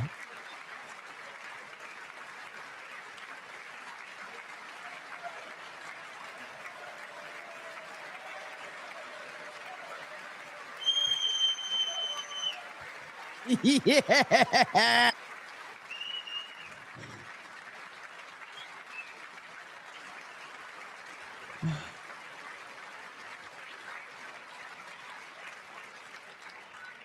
Isn't that a shame? You should be ashamed of yourself not standing up. You should be ashamed of yourself.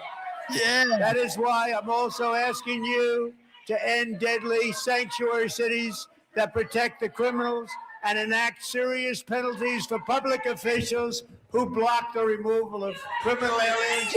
In many cases, drug lords, murderers all over our country. Get 'em, They're Trump! blocking the removal of these people out of our country, and you should be ashamed of yourself. Get him out! Get him out! Let's go!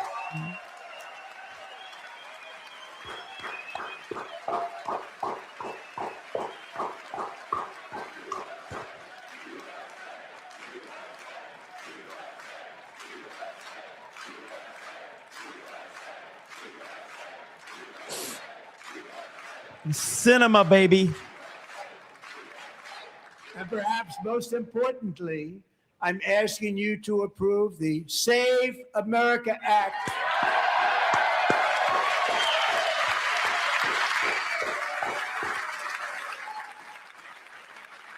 To stop illegal aliens and others who are unpermitted persons from voting in our sacred American elections. That cheating is rampant in our elections. It's rampant. Let's go. It's very simple. All voters must show voter ID.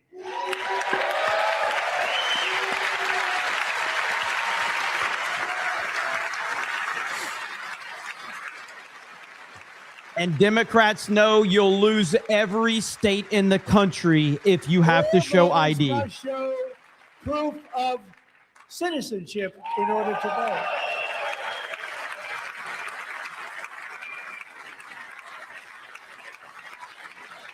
And no more crooked mail-in ballots except for illness, disability, military, or travel.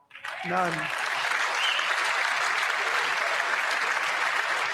And this should be an easy one. And by the way, it's polling at 89%, including Democrats. 89%. Yeah.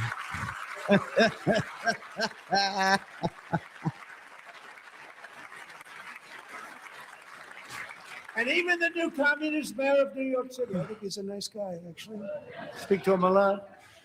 Bad policy, but nice guy. Just said they want people to shovel snow. They got hit hard. Wants them to shovel snow, but if you apply for that job, you need to show 2 original forms of ID and a social security card. Yet they don't want identification for the greatest privilege of them all, voting in America. No, it's no good. No good. Both Republicans and Democrats overwhelmingly agree on the policy that we just enunciated. And Congress should unite and enact this common sense, country-saving legislation right now, and it should be before anything else happens. Try C-SPAN. I think this feed is really good. I think the audio is and the camera work has been really good on this feed. Chat, do you agree?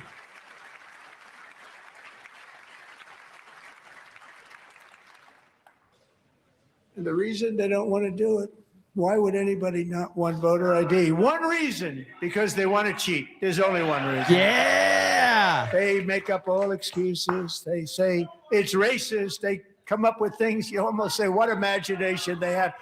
They want to cheat. They have cheated. And their policy is so bad that the only way they can get elected is to cheat. Yes. And we're going to stop it. Yes. We have to stop it, John.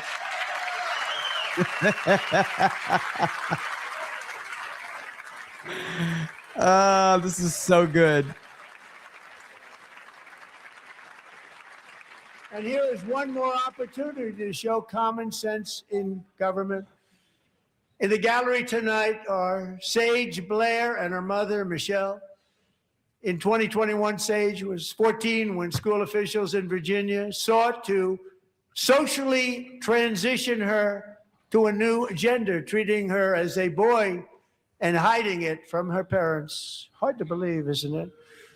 Before long, a confused Sage ran away from home after she was found in a horrific situation in Maryland.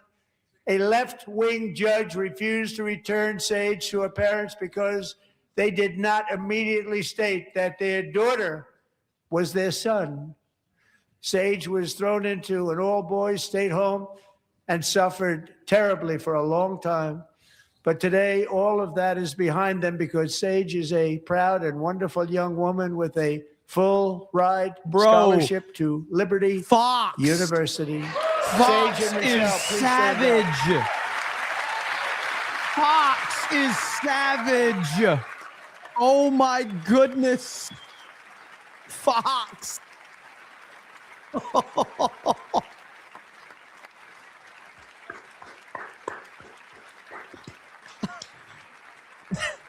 That is MVP. Fox cameraman Thank you for your great MVP. bravery. And who can believe that we're even speaking about things like this?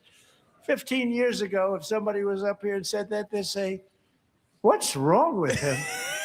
But now we have to say it because it's going on all over numerous states without even telling the parents.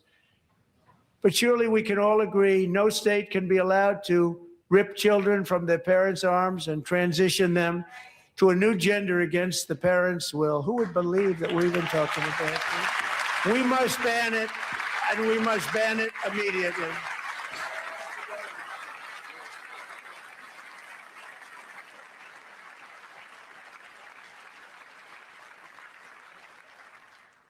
Look, nobody stands up. These people are crazy. Yes! I'm telling you, they're crazy. Yes. Yes. Amazing.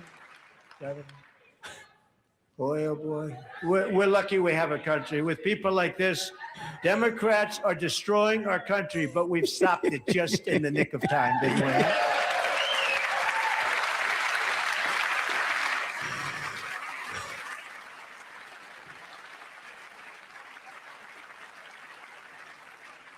No one cares more about protecting America's youth than our wonderful First Lady. Now a movie star. She's a movie star. Can you believe it?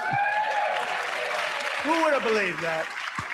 Over the past year, she has had an incredible impact championing AI legislation, advancing a landmark executive order on foster care, and helping secure $30 million to launch the Melania Trump Foster Youth to Independence Initiative. It's a tremendous, really a tremendous thing that happened and had a lot of bipartisan support.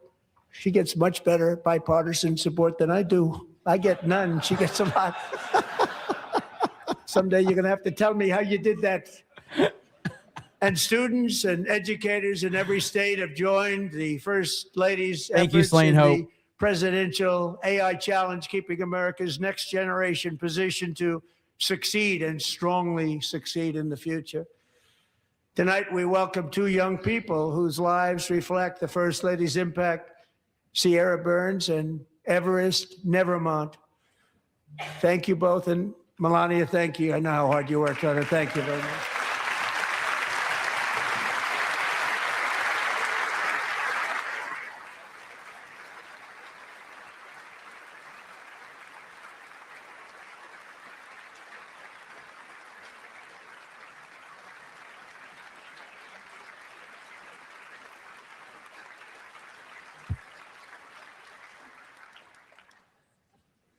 I'm very proud to say that during my time in office, both the first 4 years and in particular this last year, there has been a tremendous renewal in religion, faith, Christianity, and belief in God. Tremendous renewal.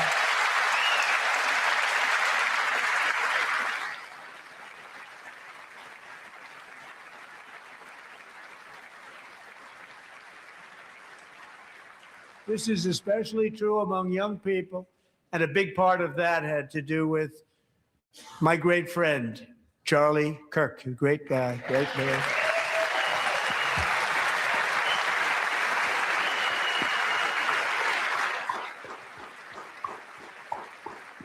So last year, Charlie was violently murdered by an assassin and martyred, really martyred for his beliefs.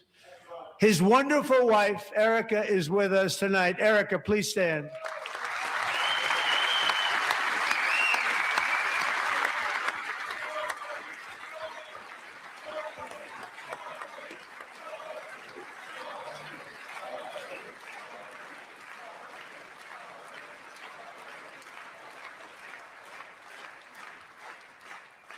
Thank you, Erica. Been through a lot. In Charlie's memory, we must all come together to reaffirm that America is one nation under God, and we must totally reject political violence of any kind.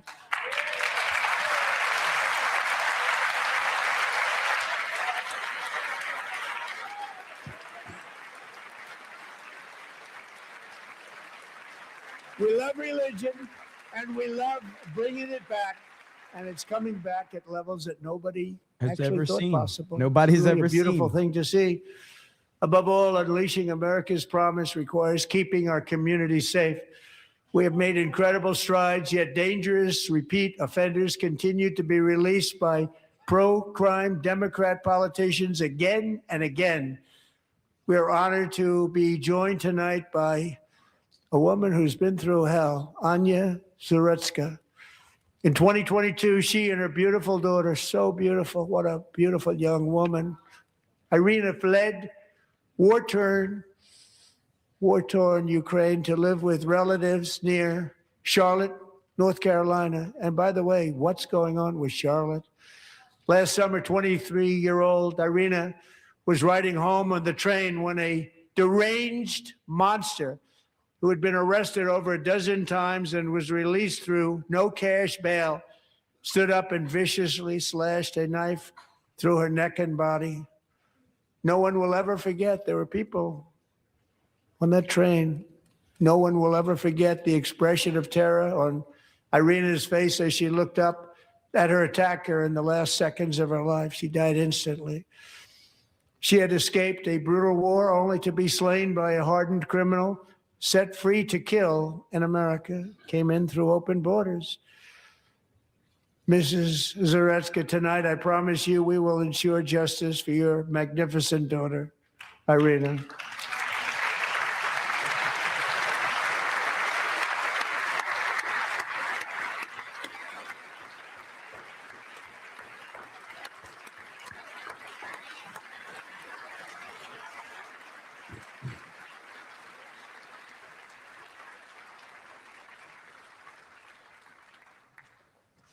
How do you not stand? How do you not stand? I'm asking this Congress to pass tough legislation to ensure that violent and dangerous repeat offenders are put behind bars, and importantly, that they stay there.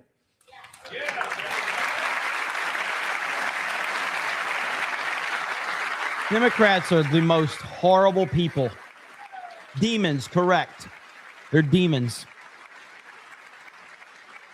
Starting last summer, I deployed our National Guard and federal law enforcement to restore law and order to our most dangerous cities, including Memphis, Tennessee, big success, New Orleans, Louisiana, big success, and our nation's capital itself, Washington, D.C., where we have almost no crime anymore in Washington, D.C. How did that happen?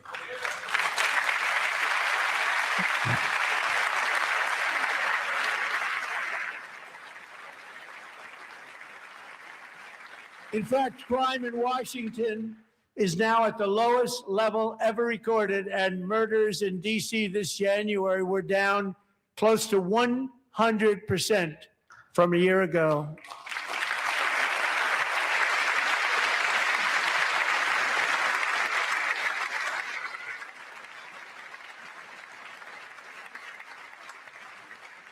They don't like to hear that. One of the sick people, one of the brave service members who helped achieve this stunning turnaround was 20-year-old West Virginia Army National Guard Specialist Sarah Beckstrom. After a 4-month deployment, she voluntarily extended her service, and her rank was going to be lifted. She was doing so well. They were so proud of her. But the very next day, she was on patrol near the White House when she was ambushed and shot in the head by a terrorist monster from Afghanistan. Shouldn't have been in our country. And all because she wore the uniform of our nation, she was shot. He traveled here because he didn't like people wearing our uniform. He was sick and deranged, shouldn't have been in our country. Sarah Beckstrom died in order to defend our capital, and we are honored to be joined by her wonderful parents, Gary and Evalie. Your daughter was a true American patriot, and she will be greatly missed. She was a great person. I saw reports on her. They've never seen anything like her.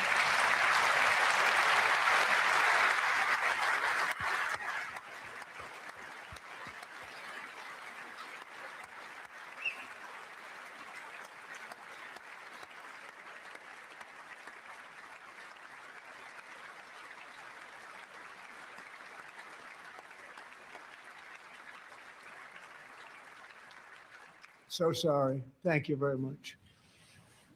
A great young lady. I saw reports that were like, perfect. She was perfect. Serving alongside Sarah that day was Staff Sergeant Andrew Wolf. The terrorist shot Andrew in the head, and no one thought he could possibly make it. The two of them, Sarah and Andrew, both shot violently in the head. Neither was expected to make it. They weren't even given a chance, except his wonderful mother, named Melody, who I spoke to the same night. And she was so positive. The doctors thought that Andrew was gone. But his mother said, no, Mr. President, Andrew will be fine. He's going to make it. I've never seen anything like it. I mean, he was given almost no chance.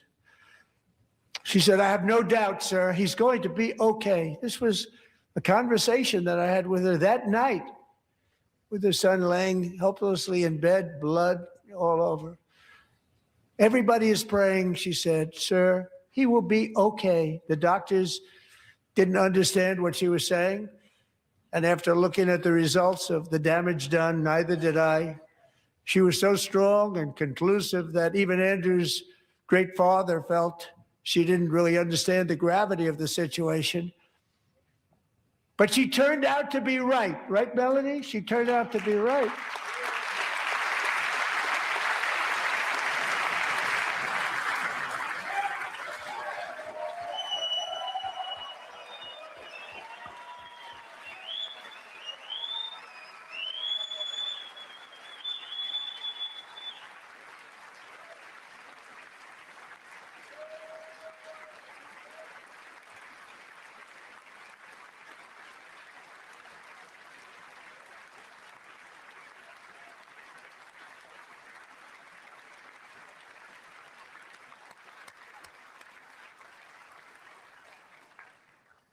Amazing, actually. I said, where does this woman come from? She's the most positive person I've ever met. With God's help, Andrew has battled back from the edge of death, and we're talking about the edge of death, on his way to a miraculous recovery. He's got a little work to do, but he's doing great. Nice to see you. He's a good-looking guy. Nice to see you. Thanks, Andrew. Thank you very much.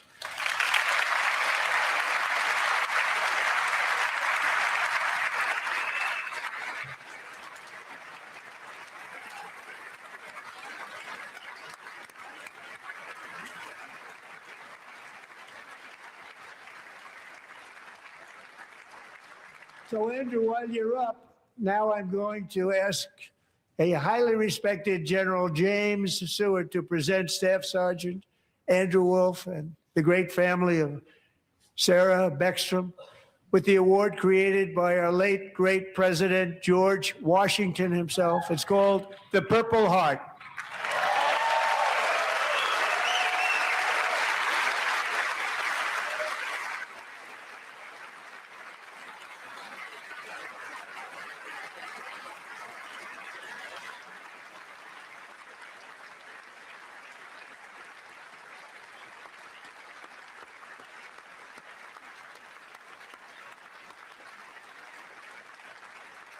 Absolutely awesome. Love it.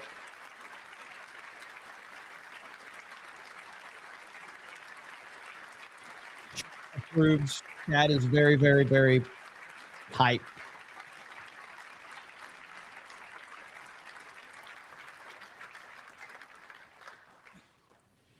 We love you all.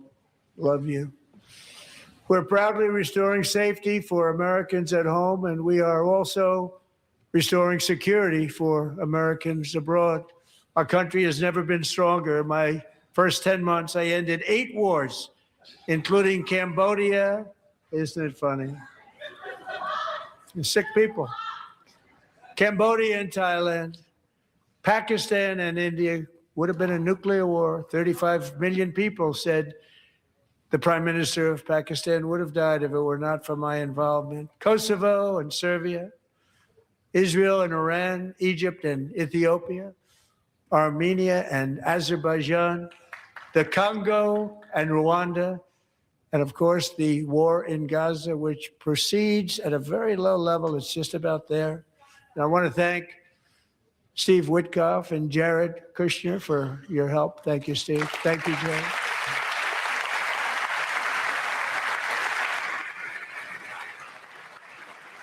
Thank you, Sarah Miller.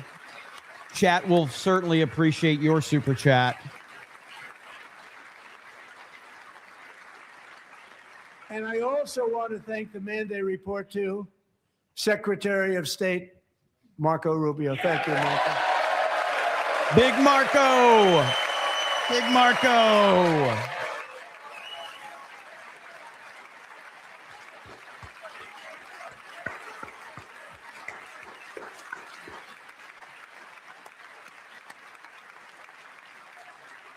People don't like you. You know, Marco got 100% of the votes when he was in confirmation. I think our next one was about 54%. And some of the Democrats are now saying, I can't believe we approved that guy. And he said it's an honor that they feel that way, right, Marco? You have done a great job, great Secretary of State. I think he'll go down as the best ever.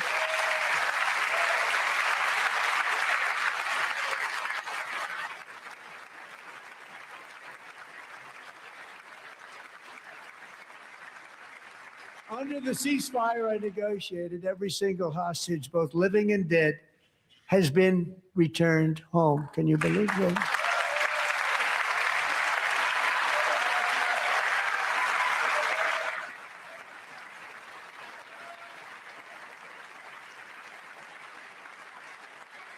Nobody thought it was possible. Nobody thought that was possible. Both living and dead. And those parents who had a dead son, their boy, they'd always tell me their boy, they wanted him as much as though he were living. That was an amazing period of time. And they came back, and when we got all of the living hostages back, and many, many before them, but I always said those last 20 are going to be very tough, but we got many, many more, hundreds. But I said those last 20 are going to be tough. We got them back, but we only got back 14 or 15 of the dead of the 28. And believe it or not, Hamas worked along with Israel, and they dug and they dug and they dug. It's a tough thing to do, going through bodies all over, passing up 100 bodies sometimes for each one that they found. Tough job. And they finally got it back to 27. And then Steve and Jared, they got it back to 28. They found all 28. Nobody thought that was possible, but we did it. And I remember the family of the 28th. They were so grieved, but they were so happy as it's possible to be. They had their boy back. The mother said, "Sir, we have our boy back." What a period of time that was, but we got them all back. So thank you both very much. Great job.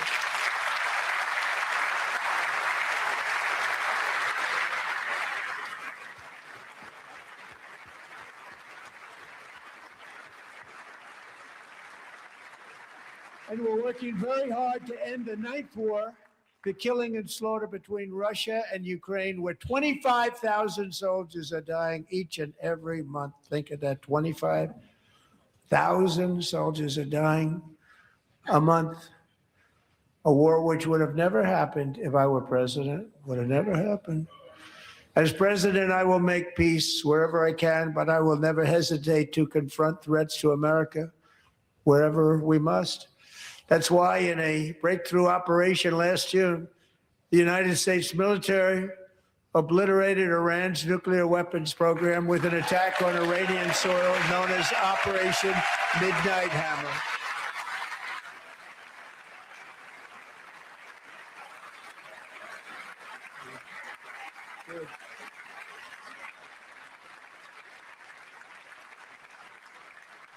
For decades, it had been the policy of the United States never to allow Iran to obtain a nuclear weapon. Many decades. Since they seized control of that proud nation 47 years ago, the regime and its murderous proxies have spread nothing but terrorism and death and hate. They've killed and maimed thousands of American service members and hundreds of thousands and even millions of people with what's called roadside bombs. They were the kings of the roadside bomb. And we took out Soleimani. I did that during my first term. Had a huge impact. He was the father of the roadside bomb.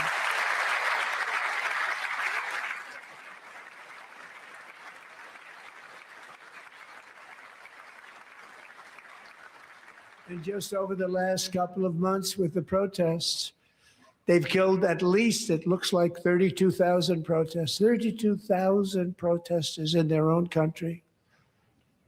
They shot them and hung them. We stopped them from hanging a lot of them with the threat of serious violence. But this is some terrible people. They've already developed missiles that can threaten Europe and our bases overseas, and they're working to build missiles that will soon reach the United States of America. After Midnight Hammer, they were warned to make no future attempts to rebuild their weapons program, and in particular, nuclear weapons. Yet they continue, starting it all over. We wiped it out, and they want to start all over again, and are at this moment again pursuing their sinister ambitions. We are in negotiations with them. They want to make a deal, but we haven't heard those secret words. We will never have a nuclear weapon. My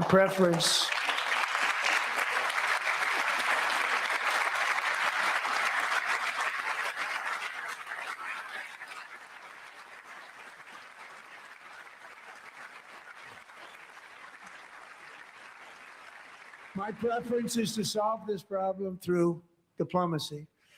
But one thing is certain, I will never allow the world's #1 sponsor of terror, which they are by far, to have a nuclear weapon. Can't let that happen.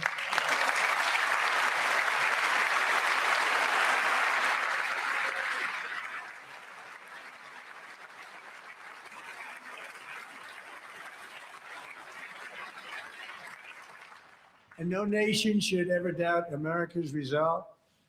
We have the most powerful military on earth. I rebuilt the military in my first term.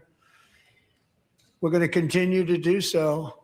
Also, we just approved a $1 trillion budget. We have no choice. We have to be strong because hopefully we will seldom have to use this great power that we built together. It's really called Peace Through Strength, and it's been very, very effective.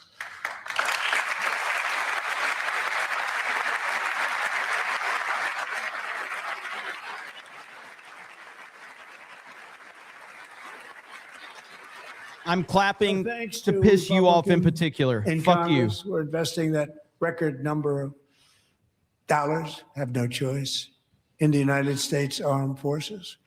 Also creating a lot of jobs, but we're not even doing it for that reason. Because as I said, we have more jobs, more people working today than ever before in the history of our country. And NATO countries are friends and allies. They are. They're our friends and they're our allies. Have just agreed at my very strong request Okay, we can take the camera off of to Graham pay right now. 5% of All right, cut the GDP cam, for cut the military cam. defense Thank rather you. than the 2%, which they weren't paying. We were paying for almost all of NATO. Now they're paying 5 as opposed to not paying 2.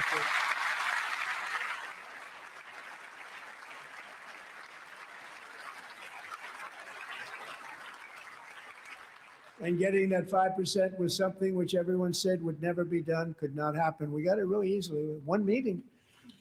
And big difference between 2% that's not paid. We were paying the freight of many of them. Very few were paid up. Now 5%, then they're paid. And everything we send over to Ukraine is sent through NATO, and they pay us in full. They pay us totally in full. Every branch of our armed forces is setting records for recruitment. This is so exciting. And every service member recently.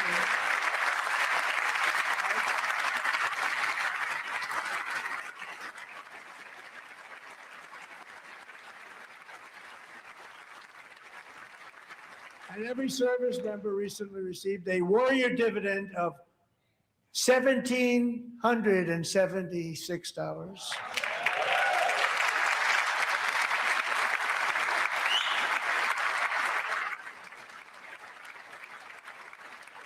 You know, they put it in my desk. We got the money from tariffs and other things, a lot of money we have. We have much more money than people understand. Have to rebuild that program a little bit, but it won't take long. But we got the money, and it was $1,775, and they wanted my approval. And I said, what's the number? $1,775. I said, wait a minute, for $1 more, we can have $1,776. I said, we're going to figure that. I never asked anybody if we could afford it. $1 more, I said $1,776. And I said, that's good. And I'll tell you what, our military, that was 4 months ago, our military, I never see a person in the military that doesn't thank me for it. So we're honored to do it. They deserve it. And we call it 1776. It was great. And we love our military. We love our law enforcement. We love our firemen. You know, the firemen don't get mentioned enough. We love our firemen. We're also...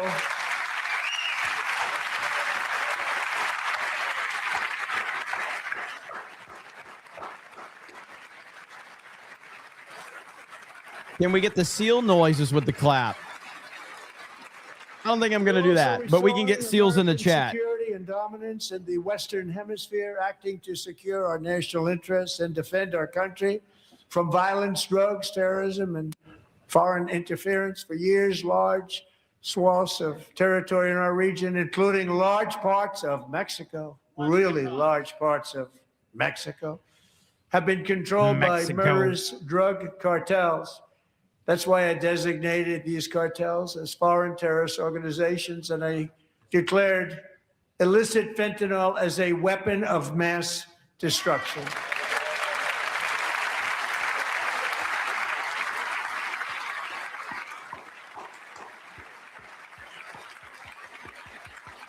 And with our new military campaign, we have stopped record amounts of drugs coming into our country and virtually stopped it completely coming in by water or sea. You probably noticed that. We very seriously damaged their fishing industry also. Nobody wants to go fishing anymore. We've also taken down one of the most sinister Harley knows cartel what's up. kingpins of Harley all. knows. We saw that yesterday. In January,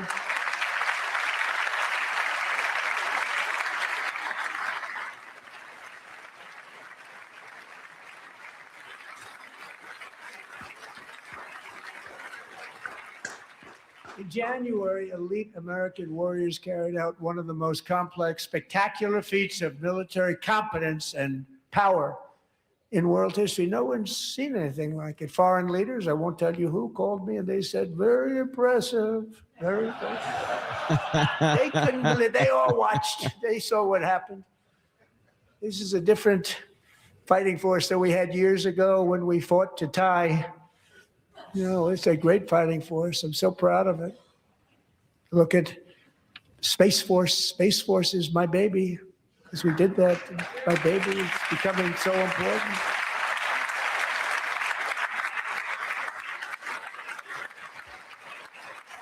Thank you guys over on Rumble. We're getting seal tax on Rumble now. Thank you, D. Biddy.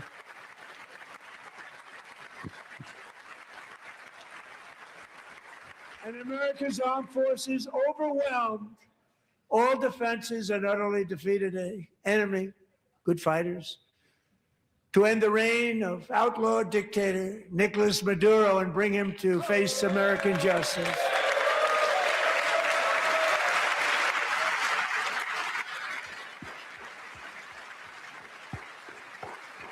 And this was an absolutely colossal victory for the security of the United States, and it also opens up a bright new beginning for the people of Venezuela. We're working closely with the new president of Venezuela, Delcy Rodriguez, to unleash extraordinary economic gains for both of our countries and to bring new hope to those who have suffered so terribly. They really did suffer. With us tonight is Alejandro Gonzalez. She grew up in a tight-knit Venezuelan family and was especially close to her beloved uncle Enrique. But after Enrique ran for office and opposed Maduro, he was kidnapped by Maduro's security forces and thrown into the regime's really infamous prison in Caracas. Alejandro feared she would never see her uncle again. She feared for her own life also. But since the raid, we have worked with the new leadership, and they have ordered the closure of that vile prison and released hundreds of political prisoners already, with more to come. Alejandro, I'm pleased to inform you that not only has your uncle been released, but he is here tonight. We brought him over to celebrate his freedom with you in person. Enrique, please come down.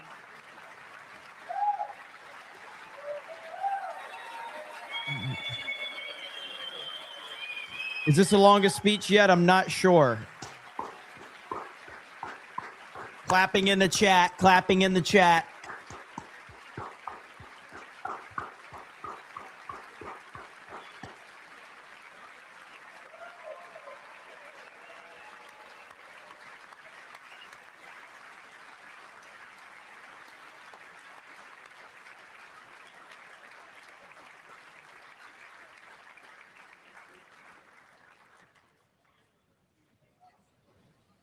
Thank you, Enrique. Have a good time.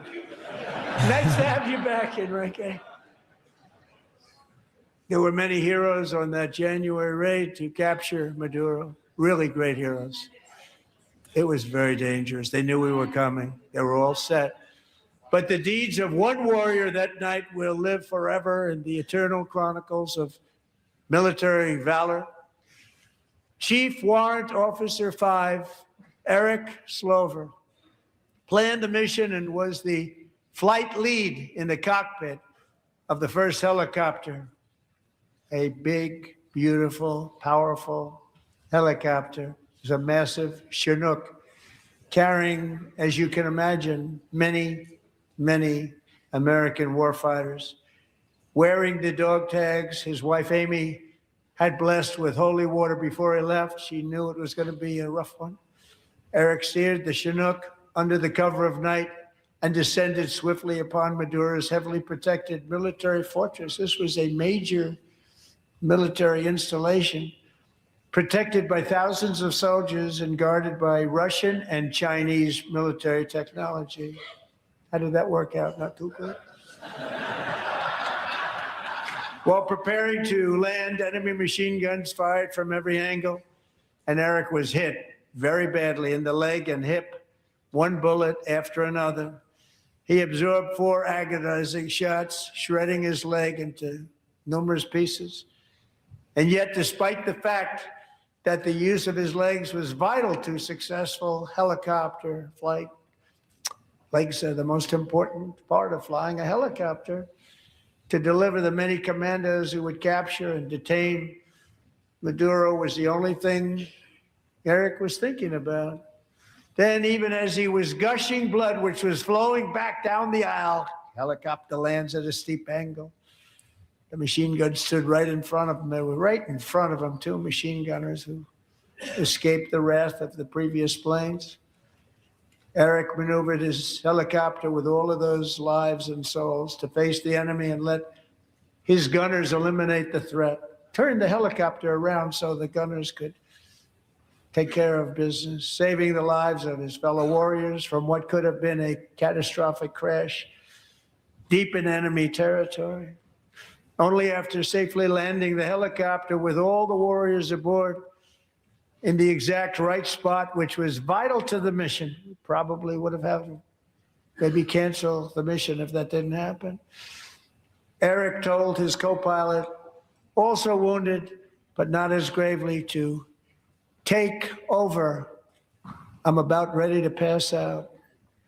The success of the entire mission and the lives of his fellow warriors hinge on Eric's ability to take the searing pain. It was unbelievable what's happened to his legs of the bullets and keep on flying and landing, and people knew what was happening. Everybody in the back of the helicopter knew because they saw the blood pouring down the aisle.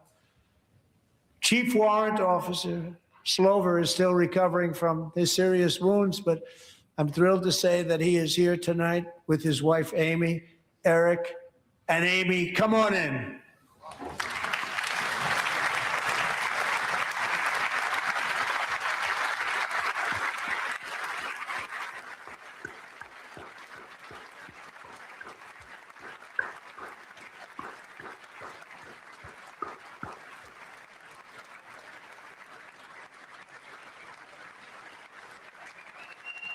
Hell yeah.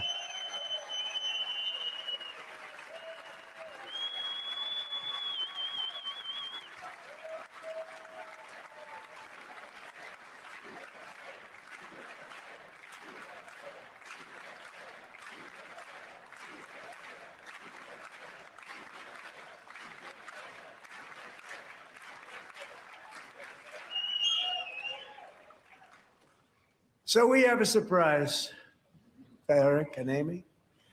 In recognition of Eric's actions above and beyond the call of duty, I would now like to ask General Jonathan Braga to present Chief Warrant Officer Slover with our nation's highest military award, the Congressional Medal of Honor.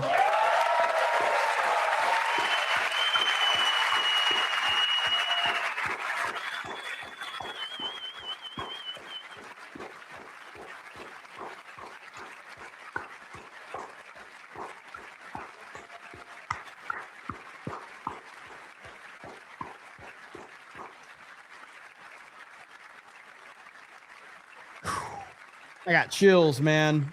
Got chills.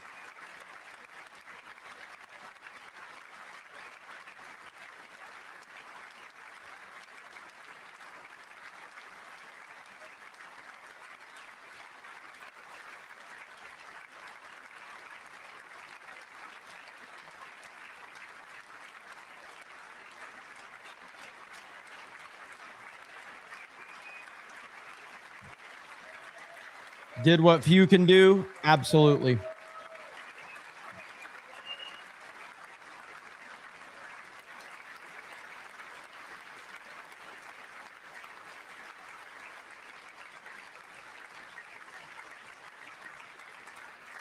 Well, thank you very much, Eric and Amy.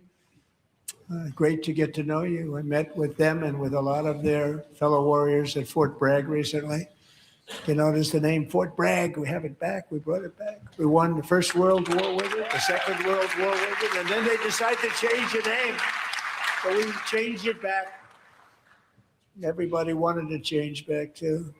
And 10 of Eric's fellow warriors from that incredible night of victory will also be receiving medals at a private ceremony that will soon be held at the White House. And Eric will do that.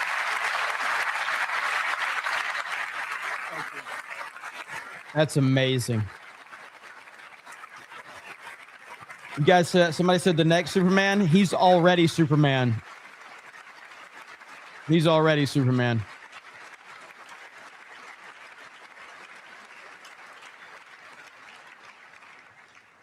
Thank you, Eric. That's a big one. Tonight we've celebrated many truly extraordinary American patriots, but there is one last living legend to honor before we go. He is one more heroic American aviator, Navy fighter pilot. Royce Williams served in World War II, Korea, Vietnam, flying more than 220 missions. In the skies over Korea in 1952, Royce was in the dogfight of a lifetime, legendary dogfight. Flying through blizzard conditions, his squadron was ambushed by 7 Soviet fighter planes. It was his first aerial combat of the war, and despite being massively outnumbered and outgunned, Royce led the takedown of 4 enemy jets and almost destroyed the others, vanquishing his adversaries while taking 263 bullets to his own plane and being seriously hurt. His story was secret for over 50 years. He didn't even want to tell his wife, but the legend grew and grew. But tonight, at 100 years old, this brave Navy captain is finally getting the recognition he deserves. He was a legend long before this evening. Royce, please stand up, and I will ask the First Lady of the United States to present Captain Royce Williams with his Congressional Medal of Honor.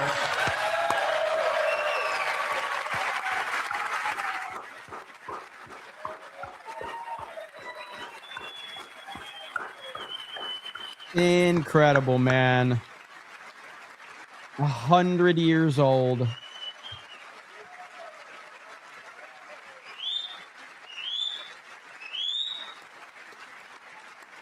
Incredible.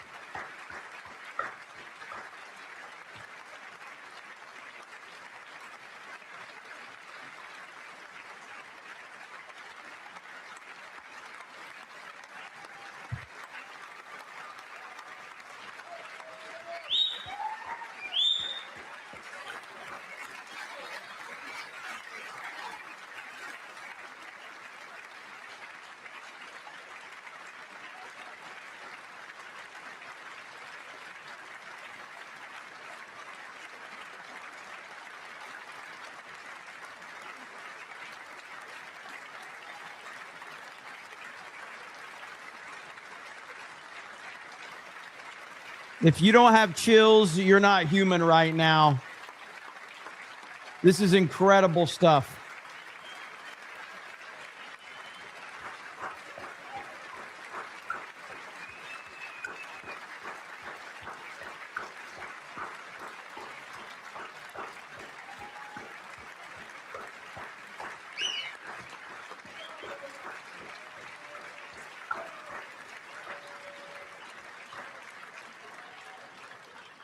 Thank you, Royce, and thank you, Eric. Narco I've with always a wanted the proper Congressional 199. Medal of Honor, but I was informed I'm not allowed to give it to myself, and I wouldn't know why I'd be taking it, but if they ever open up that law, I will be there with you someday. Holy Trump! But you know, that's our Holy highest Trump. honor, Congressional Medal of Honor, and that's a big Holy thing, and it's an honor to be in the same room with you. Thank you both very much, Eric. Thank you. Only Trump would say that. Thank you, Narco, brother. Appreciate it. I think you messaged me on Twitter not too long ago.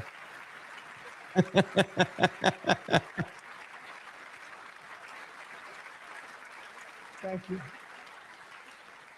250 years is a long time in the life of a nation, but in another sense, it's really a mere moment in Thank the you, eye Saturn of Dreamy of history. Mercury. Appreciate it, man. 2 of the gentlemen we met in the gallery this evening took their first breaths 1 century ago, 100 years before that, on July 4th, 1826, the author of the Declaration of independence, brilliant.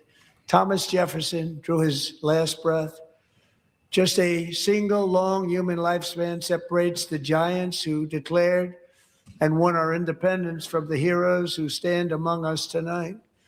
Everything our nation has done, everything we have achieved, has been the work of those few great lifetimes.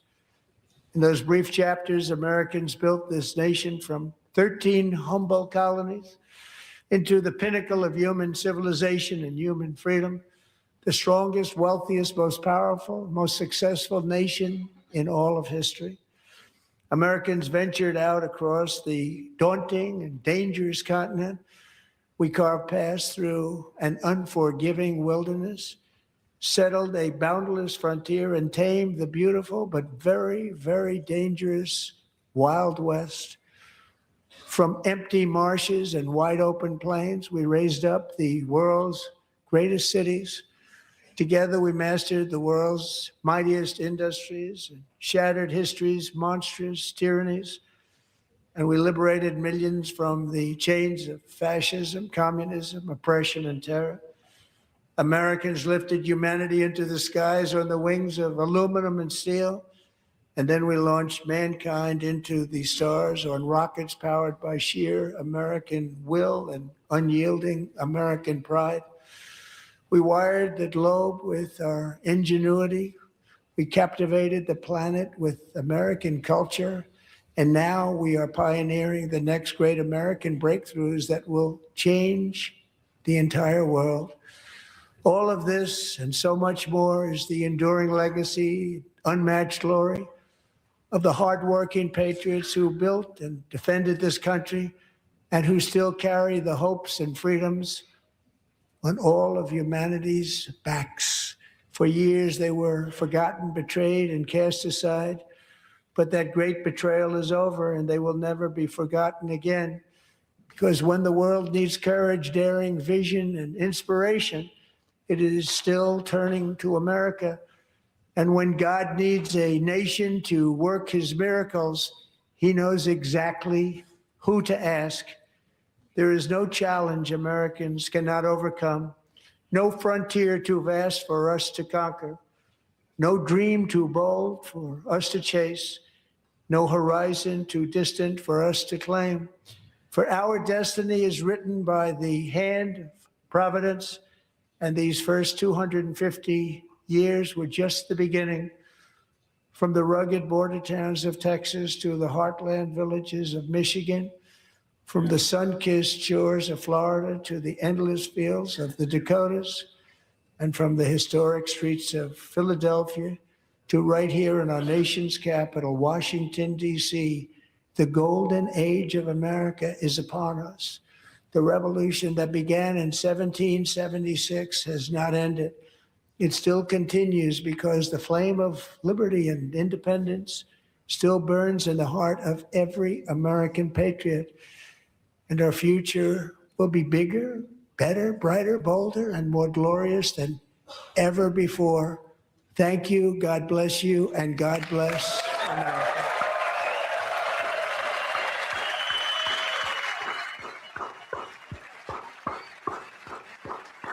Get the hell out, Democrats. We don't want you anyway. Get the hell out. 9:11 Eastern Time. It is the longest State of the Union address that we have heard. He talked a lot about winning for the country at the beginning, and the men's hockey team, Olympic hockey team, served that purpose beautifully as they all walked in, young men cheering, showing off their gold medals. That was a huge moment. Hellerbuck got the Presidential Medal of Freedom. Then he began to sort of go through some of his agenda items, including a waitress who got tax on tips and was able to make some financial advantage in that situation. He just started to pull together ideas where he feels he has done better than Democrats on the U.S. economy. He said they didn't vote for the tax cuts that are making these difference on tips and other parts.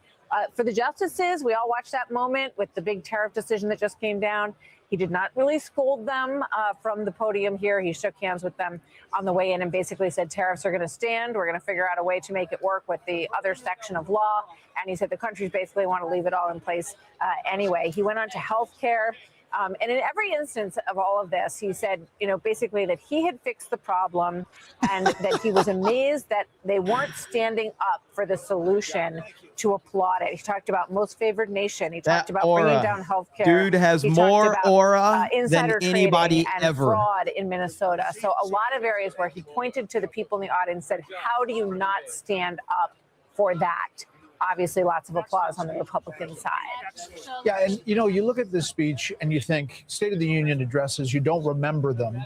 You don't actually think about any State of the Union address. I think you might think about this one. Oh, yes. I think he starts this speech saying we're stronger than we ever have been before. This was a weave of a different kind. The president weaving in these stories of Americans to get to the policy issues the president wanted to highlight. By far the most sustained applause outside the U.S. hockey team entrance was when he said the first duty of the United States government is to protect American citizens, not illegal aliens. And speaking out about sanctuary cities. After other moments when the Democrat half of the chamber didn't stand, the president pointed to the Democrats and said, these people are crazy. And later he said, how do you not stand?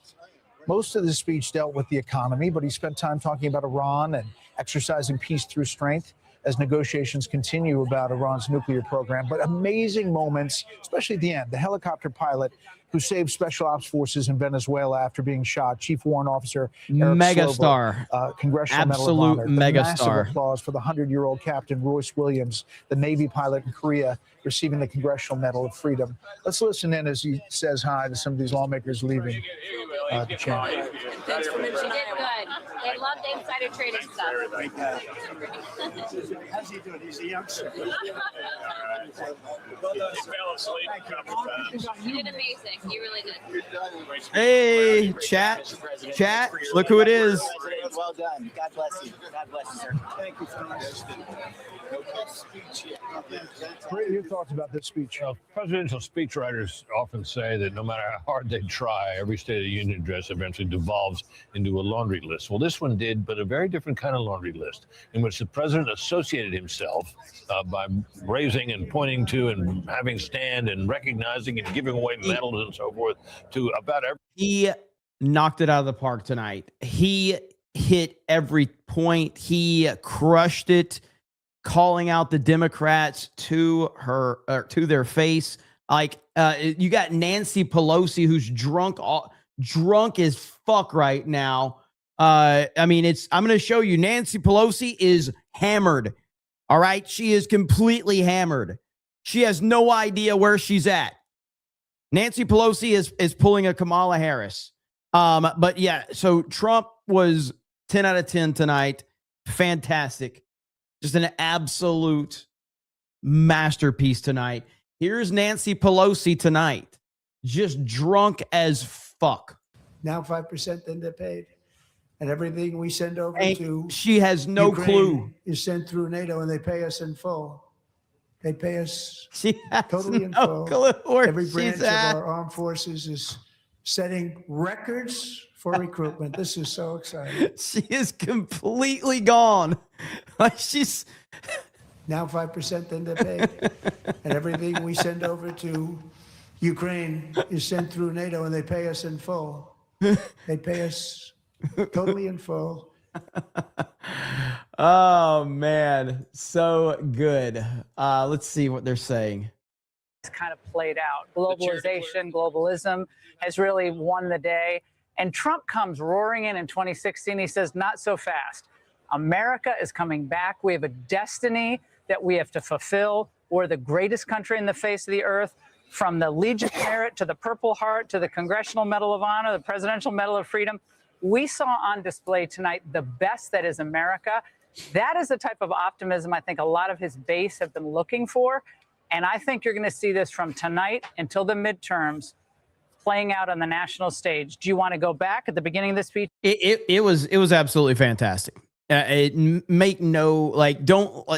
going to be the spin machine out there. I don't care what anybody says. This was a grand slam from Trump. There was high expectations, and he walked in there and he surpassed every single expectation. He was passionate. He was respectful. but he also called out the Democrats to their face multiple times. He honored the heroes. He honored the fallen. It was awesome, man. It was an absolutely awesome speech. And I have no issues whatsoever. And on top of that, many of you might have missed it, but luckily, all right, I have it for you right here. You probably missed it, okay? But our boy, you remember I mentioned it in the beginning. Trump's hair was messed up, but our boy JD Vance in the clutch right here. Look at JD. Hey, JD, there we go. Good job. See, JD in the clutch, making it happen. There we go. Best vice president ever. You love to see it.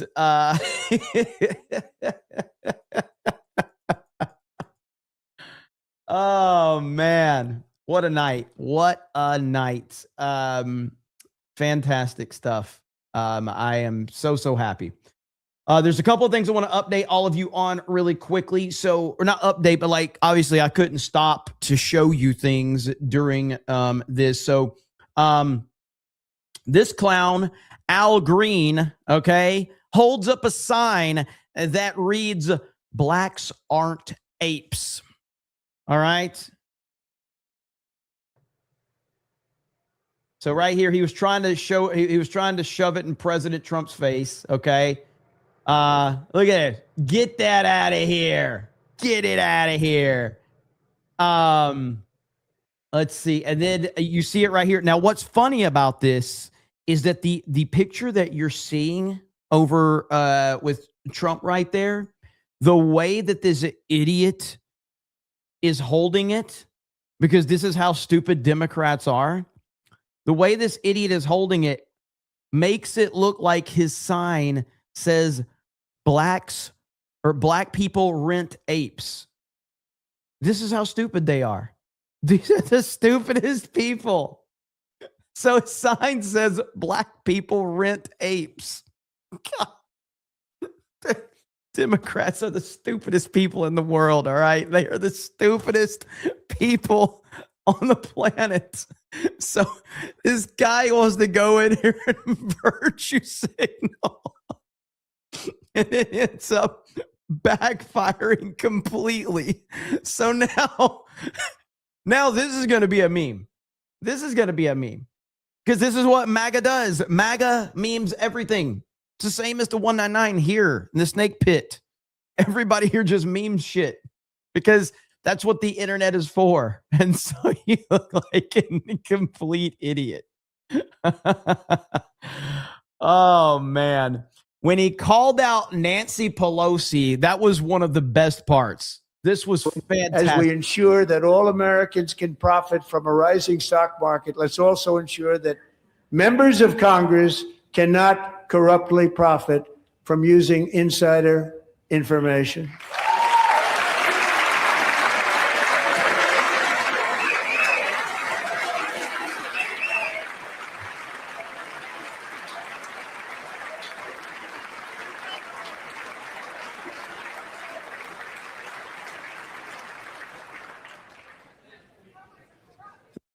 Oh, crap. Well, I messed that one up. Hang on. I was wanting to go back to it. Where did it go? God dang it. Somebody sent me a DM, and I was trying to go to his DM. We didn't even get to that, but hang on. So here's the DM. MH60 sent me this. Black people can't read the Gavin Newsom one. So this is what MAGA's going to do right here. This is going to be as glorious. We're going to have so many memes created from this because this is what MAGA does. Gavin Newsom, not even 48 hours removed from being memed to hell. And now you're going to have pictures of Gavin Newsom there. All right, let's go back to this really quick. Here we go. They stood up.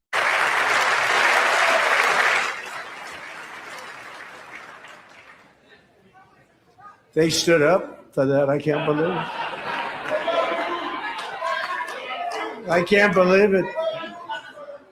Did Nancy Pelosi stand up if she's here? Doubt it. pass the Stop Insider Trading Act without delay.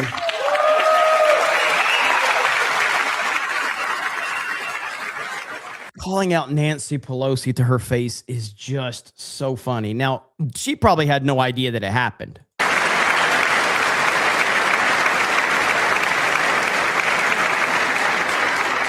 I wasn't sure if anybody even on this side was going to applaud for that. I'm very impressed. Thank you. I'm very impressed. Now, we do have the Democratic rebuttal that is going on right now. If anybody wants to hear this. On you and your family. And Republicans in Congress, they remain unwilling to assert their constitutional authority to stop him. They're making your life harder. They're making your... Yeah, I can't do it. I can't do it. I'm sorry. If you want to go watch that shit, you can go, but I can't stomach it. I really can't. So, yeah. And honestly, Madam Savvy, we're going to have to meme you because, you know, that still looks like Madam Savvy a little bit. But yeah, man, Trump calling Pelosi out and calling the Democrats out, calling them crazy, holy shit, Brit Hume is still alive. Breaking news, everybody. Oh yeah, we don't want to see that. Brit Hume is still alive. Brit Hume might be the oldest human being on the planet. How is Brit Hume was 98 years old back when George W. Bush was president? How is this man still alive? It's kind of like, and rest in peace to the great Hulk Hogan. Okay, the immortal Hulk Hogan. Rest in peace. But I often said this about Hulk Hogan, and I'm an old school wrestling fan. Hulk Hogan was my hero when I was watching wrestling growing up back in the 80s and all that. Dude, oh God, we got to get off that. But I have never seen Hulk Hogan not at least 45 to 50 years old. Like Hulk Hogan has always been 50, no matter what. And it seems like Brit Hume has always been 75 years old. I've never seen Brit Hume not 75 years old. It's crazy. So, anyway, we got Saturn Jupiter Mercury, Jorge Barracuda for a proper 199 and says, great stream. Damn near died laughing. I appreciate it. We knew this was going to be a big night. We knew this was going to be a ton of interaction in the chat. And I really, really appreciate all of you being here and supporting and all of that. I tried to get it to as many of the highlighted the super chats as I could. Saturn Dreaming of Mercury says, white lib women, how to reply to Trump's State of the Union and everything else conservative. Yes, absolutely. Let's see. Wrong. Hogan was 40 in the 80s and turned 60 in the 90s. That's very true. Feel free to think has just got here. You're a little late. But we do celebrate with proper 199s around here with Sydney Sweeney. That tends to make everybody in the chat very happy. When we get a proper 199, we celebrate with Sydney Sweeney. It seems to work. It seems to make everybody happy. And of course, whenever you get the question, what is a woman? You can show them this image right here. What is a woman? Laughing Man was just yelling at me to show this clip. So there you have it. That is a woman, ladies and gentlemen, right there. 100%. All right. Somebody said, I'm happy. Yeah. I mean, this is typically what does it around here. So thank you for the support. Appreciate it. Narco says, it's ma'am, VA governor. Random commentator dude says, she looks like, let's see, a Targaryen mixed with a White Walker. Bohica says, Brit Hume, a puppet from Jim Henson's Creature Shop. Gator says, watch Band of Bros, you big Band of Brothers. I do. I need to catch up on that and a couple other shows. Oh man, Rob. Oh God. Rob. Oh, Rob, I can't highlight that one, but I appreciate it. I really do appreciate the super chat. I can't highlight that one, man. I can't do it. Man.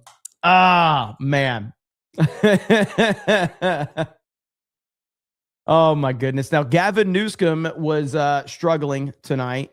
And he was tweeting out a lot. And because Gavin Newsom wants you to forget about everything that happened with him and his telling black people how he can relate to them because he's not smart. That was what Gavin Newsom said.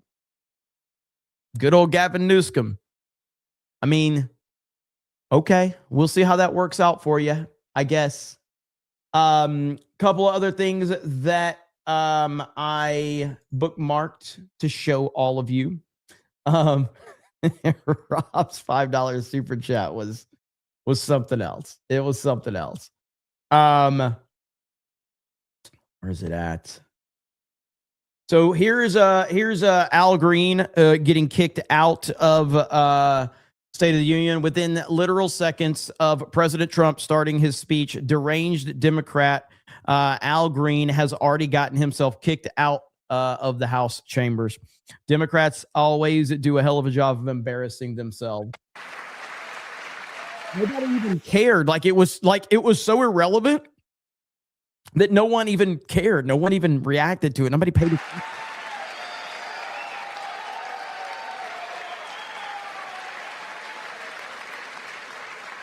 And we will never go back to where we were just a very short time ago. We're not going back. Today, our border is secure.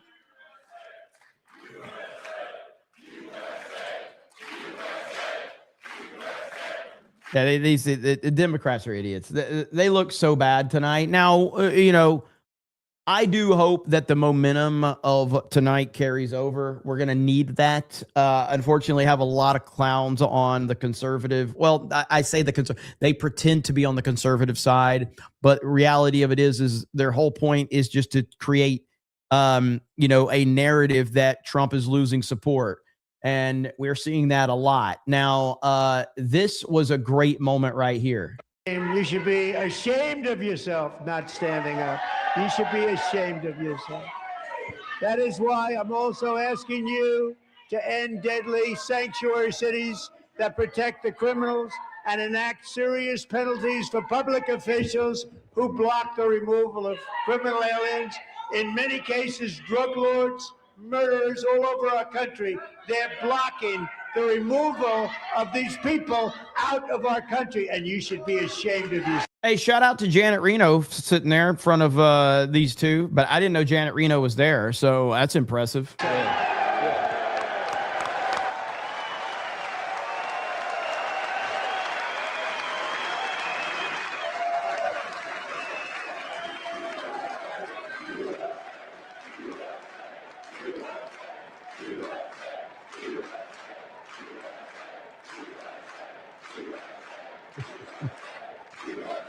Reno is dead. I know Janet Reno is no longer with us.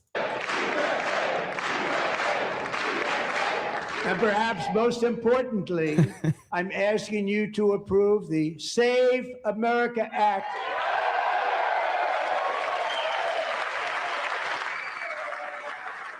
Harley Day says, hold up, we can rent apes. According to Al Green, all right, I would never say anything like that. But according to Al Green, yeah. According to Al Green, absolutely. Just that's what happens, okay? Al Green, you tried to show up and make a name for yourself, and once again, you continue to look like a fool. Now, look, this is the GOAT right here. President Trump's White House schedule has been released for tomorrow, and he is non-stop. Look at this, man. Trump coming off this huge day, this huge appearance, and here he is right there. This man is 79 years old, and he is an unstoppable machine. It is absolutely crazy. What a legend. What an absolute legend. That's the greatest president ever. And here's the Democrats trying to make him look bad, and he ends up accusing black people of renting apes. Al Green, I think that's kind of racist. And I personally, I have to disassociate from you with that, man. That's just toxic. I can't believe you would say something like this. Al Green, that's just an awful thing to say. Al Green, man, that's just tough right there. So this is what happens when these fools try to show up and make some noise. This is the result right here. Yeah, demons. Cernovich tweeted this out. Demons. Yes, they are demons. Those are demons right there. Literal demons. Right there. Right before our very eyes.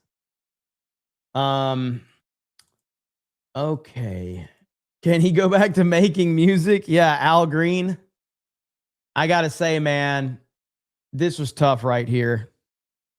To have Erica and the parents of Irina next to each other, that's heavy, man, because I thought back to when the Irina situation happened. One of Charlie Kirk's last tweets was talking about this. He was covering this, like, I don't know, and I'm sure chat can give me the clarification, but that girl was murdered maybe a week before the Charlie Kirk assassination happened. It was right, like maybe 5 days or a week, something like that. Was it the day before? It wasn't the day before. It was a few days probably before. Let's see. Yeah, it was at least several days, because he was covering that and he was talking about it, because that whole, wasn't it him and Van Jones were like, Van Jones was accusing Charlie Kirk of these horrible things. Let's see. Google it. Fuck you. You Google it. That was mean. I'm sorry. You know what? I will Google it. I will Google it now. Let me go ahead and Google that right now. No, that's a lot of sarcasm. There's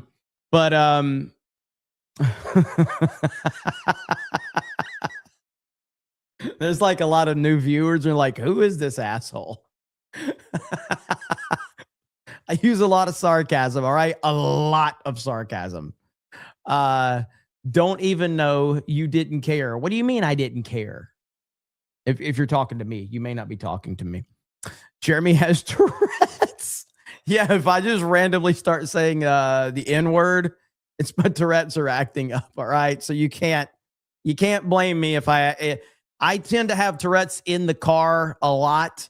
I have Tourette's anytime I'm at the mall.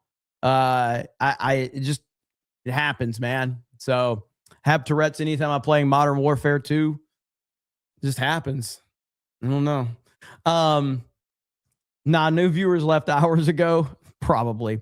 Harley Dave says that someone needs to buy the domain Apes for Rent. Holy crap. Echo Base Network. Nick says, hail Jeremy and the 199. Best post State of the Union stream on YouTube. Trump had an epic night. I bet Dan Crenshaw did not stand for the insider trading part. Oh, man, you know it. You know it.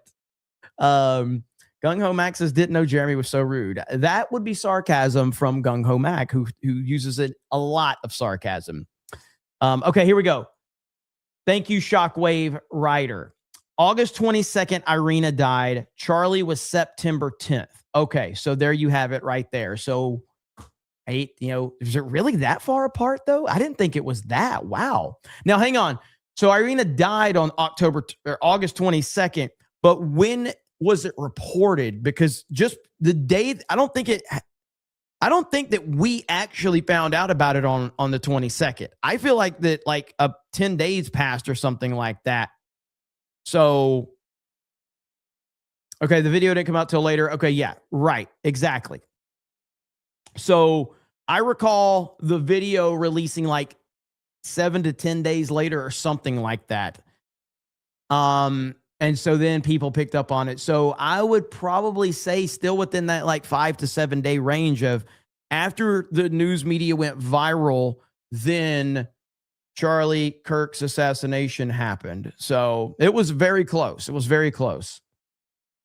It was reported a while after she died. Yeah, I agree. Because at first we only, well, not at first when her unfortunate passing happened, but we had heard it, and then we started slowly getting images, and then we got the image where she was looking over her shoulder in terror of this career criminal, and then not long after, we got the video, and the video, God,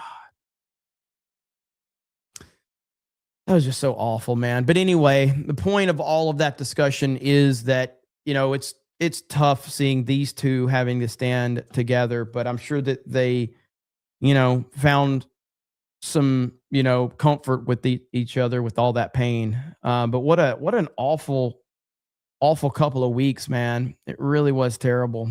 And yeah, the images of the Irina girl and how that happened, that was pure evil. And there's no other way to say it. That was pure evil. And that person being allowed to be on the streets, also an extension of pure evil with the left-wing judges that allowed stuff like that. Pure evil. Gosh, awful stuff, man. Ohika says that don't forget the time he Carves put for his granddaughter Kai's golf social media. No matter her skill level, he's still a family man. Ministry of Fronting says we need to fund the Derek Zoolander School for Kids Who Can't Read Very Good, aka Gavin Newsom's local KFC. There was a meme about that.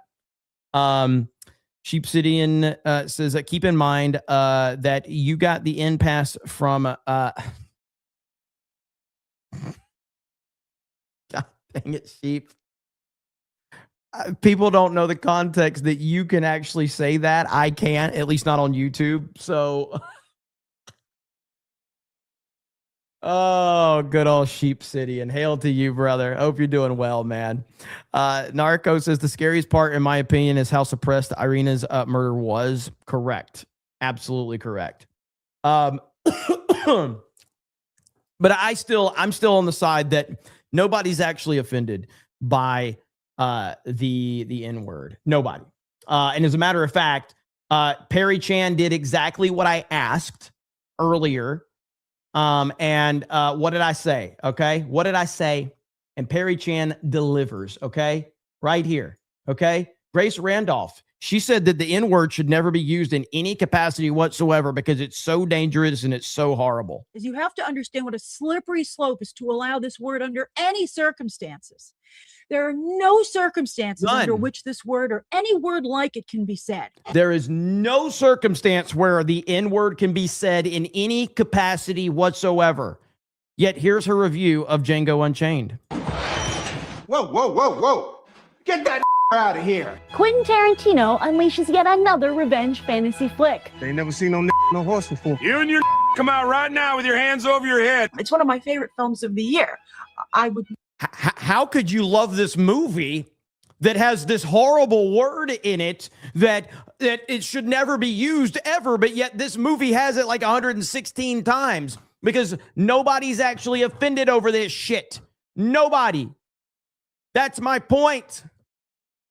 Recommend anyone go see it. It's very funny. We're gonna whoop that lover to death. We gotta kill him over that hill there. Get that out from under that wagon. And get that lover out of the wagon. And I really appreciate the way it so starkly deals with the issue of slavery. Now move. You don't understand something about me.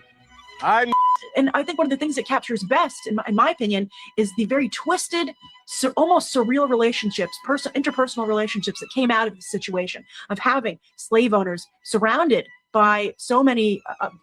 For the right, you'd be willing to pay what some may consider is a ridiculous amount. The right. Unexceptional. I thought that was fascinating. And even also casual interaction in the South, how that's handled. And I thought So again, let's replay one more time.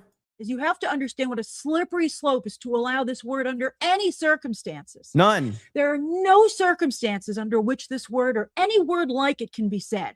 It can never be said under any circumstances. They did that really, really well. You never know how these nicknames get started. That's all right. A neophyte in the fighting. Like Hercules, isn't that clever? More like No, I'm not saying Eskimo Joe is the wrong per se. Very nice. I think, for instance, Christoph Waltz really can handle, I think, Tarantino's flowery dialogue. One of your gal. Really a great movie. Loved it. I really enjoyed it.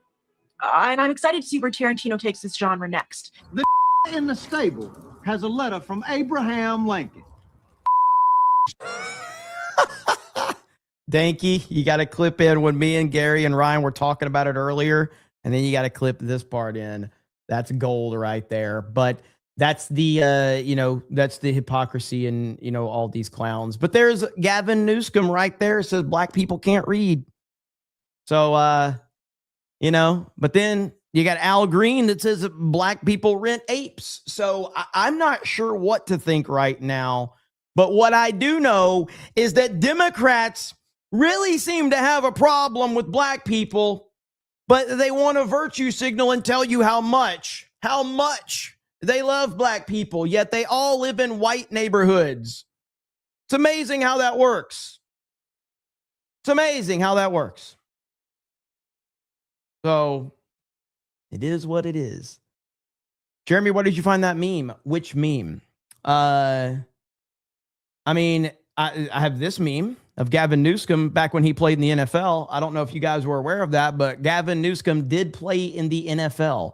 And this is a picture of him right here. But this is actually not a meme. This is actually a real picture of Al Green trying to own President Trump, and he ends up owning himself. So this is amazing, dude. It really is funny to watch this play out. Jeremy is going to call it there. Not even close, laughing man. Not even close. Not yet. I can't play this video, but she follows me, so I followed her back. I can't play the audio, but I'll let you read what she says, okay?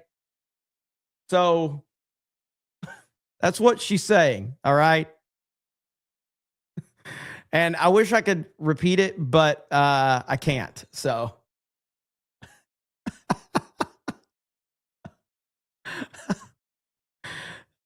oh, I wish I could play it. Is exposing you people for what you truly are. They're by the N-word, by nigger. Oh, whoa! Whoa, whoa, whoa, whoa, whoa, whoa, whoa! Whoa, buddy! Whoa!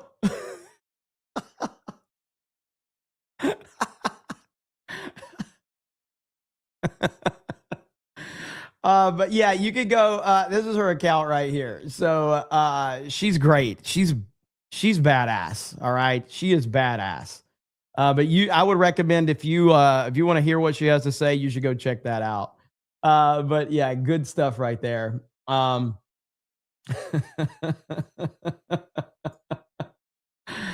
This has been such a disaster lately, man.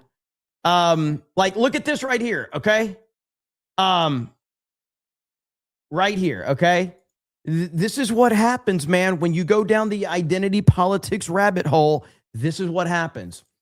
Google now, if you're looking for more information on this, because some of you may not be aware of what's going on, there was a situation that happened at the BAFTA Awards where a person with Tourette's that they invited during Michael B. Jordan and Delroy Lindo, during their presentation, the guy with Tourette's called them the word that you're not supposed to say, even though all black people say it in rap music and call each other that. But you're never supposed to say it. So anyway, says it, and it was awkward. So we have articles on geeksgamers.com about it if you want to go check all of that out. But here is Google has apologized after an AI-generated news alert about the BAFTA Film Award racial slur incident included the N-word. Now, do you want to know what happened? Right here. That's what happened. This is, you can't make this shit up. You can't make this shit up. This is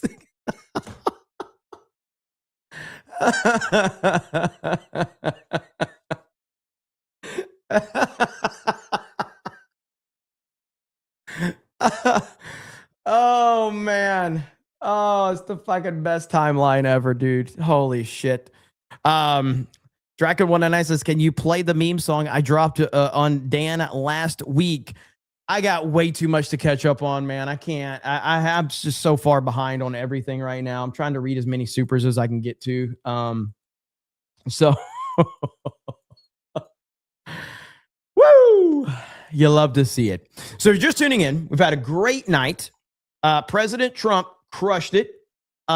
It was a 10 out of 10 speech. If you did not hear it, if you're just tuning in right now, I have another channel called titled D-Day Cobra 2, and that's where we upload segments from this channel. And so if you missed any of tonight for whatever reason, you can go over to the D-Day Cobra 2 channel and you can subscribe there, and you'll see a bunch of videos and uploads and stuff like that. So make sure you do that if you have not. Also, really quick, we just launched our new t-shirt tonight for the Orlando meetup, because we're having a big meetup in Orlando. It's going to be free of charge for the meetup. But if you want to get the new Geeks and Gamers t-shirt right there, or if you want to get the combo with the hoodie that I'm wearing, rip a send, link is in the pinned post.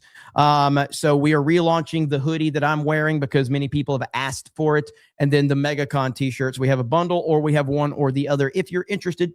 And those are only going to be available for like 2 weeks because we're trying to get a quick turnaround so we can get those out before MegaCon, because we have a huge meetup and we're going to have a panel at MegaCon and all of that. It's going to be a lot of fun. Can't wait to see all of you over there. Does the combo come with fries? Yes, it does, but don't hold me to that. We shall see though. Zwani for 50 says, went to Ripperson and put a Cobra Cast hoodie in my cart. I hit confirm order. Seconds later, I thought to myself, why the fudge do I want to walk around looking like the fig? Just curious. What is your return policy? Proud American. No, none. No refunds ever. I'm kidding. It's whatever Rippersons is, and I'm sure they have a good return policy. And considering most people are disappointed with my content, we get a lot of returns because, you know, I'm just not that good at what I do. But thank you, Zwani. I appreciate it. Harley Dave with a 99-cent super sticker. Harley Dave says, too many supers. John Wayne, 1985 says, I'm sick of all the whiny bitches saying we're going to lose the midterms. Just losers who listen and believe into the demoralization campaign from the left and the con artists pretending to be on our side. I am not one of those people. I am not one of these people because I believe that we are absolutely going to win the midterms. And I don't buy into that propaganda bullshit from a bunch of people who never really wanted to support Trump in the first place. These are a bunch of people who were either libertarians or DeSantis bros or whatever, and they bought into the Trump stuff because it benefited them at the time. Because if we remember, after Butler, everything that happened with Trump, everybody jumped on the bandwagon because everybody knew that Trump was absolutely going to win after Butler. However, Trump was going to win before Butler. It just confirmed it in everybody in the middle. Everybody in the middle looked at that. And I'm not trying to call out somebody I'm a fan of, but even Elon Musk, in the moment that Trump got shot in Butler and stood up there and raised his fist and said, fight, fight, fight. That's the day that Elon Musk put all of his support behind Trump, because up until that point, Elon had not put all of his support behind Trump. You go back and look it up. That's when Elon put all of his support behind Trump, because Elon's not stupid. Elon saw, hey, Trump's going to win. I'm going to put all my support behind Trump right now. Great. And I think Elon's genuine with his support of Trump. But that's when everybody looked at it and said, Trump's going to win. All right. So a lot of people jumped on the bandwagon because it was getting them a ton of attention online to support Trump. This is the most iconic moment of our lifetime when this man gets shot, stands up on stage, says, fight, fight, fight.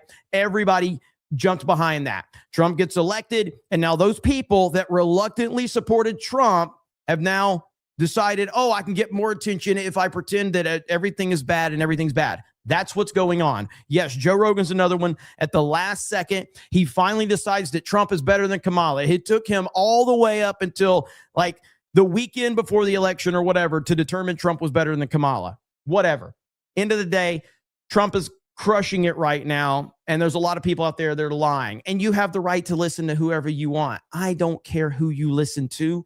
I'm not a gatekeeper of that. I am a believer in individual freedom to do whatever you want. Listen to whoever you want. I don't care. But I'm still going to give my opinion regardless of whatever the fuck you think.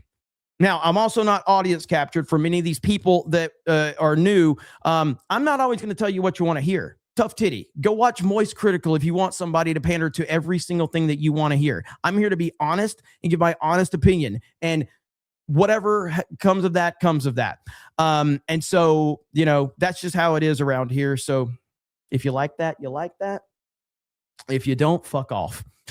Nick Too Shy for $50 says Grace Randolph is everything that's wrong with America. Let's see.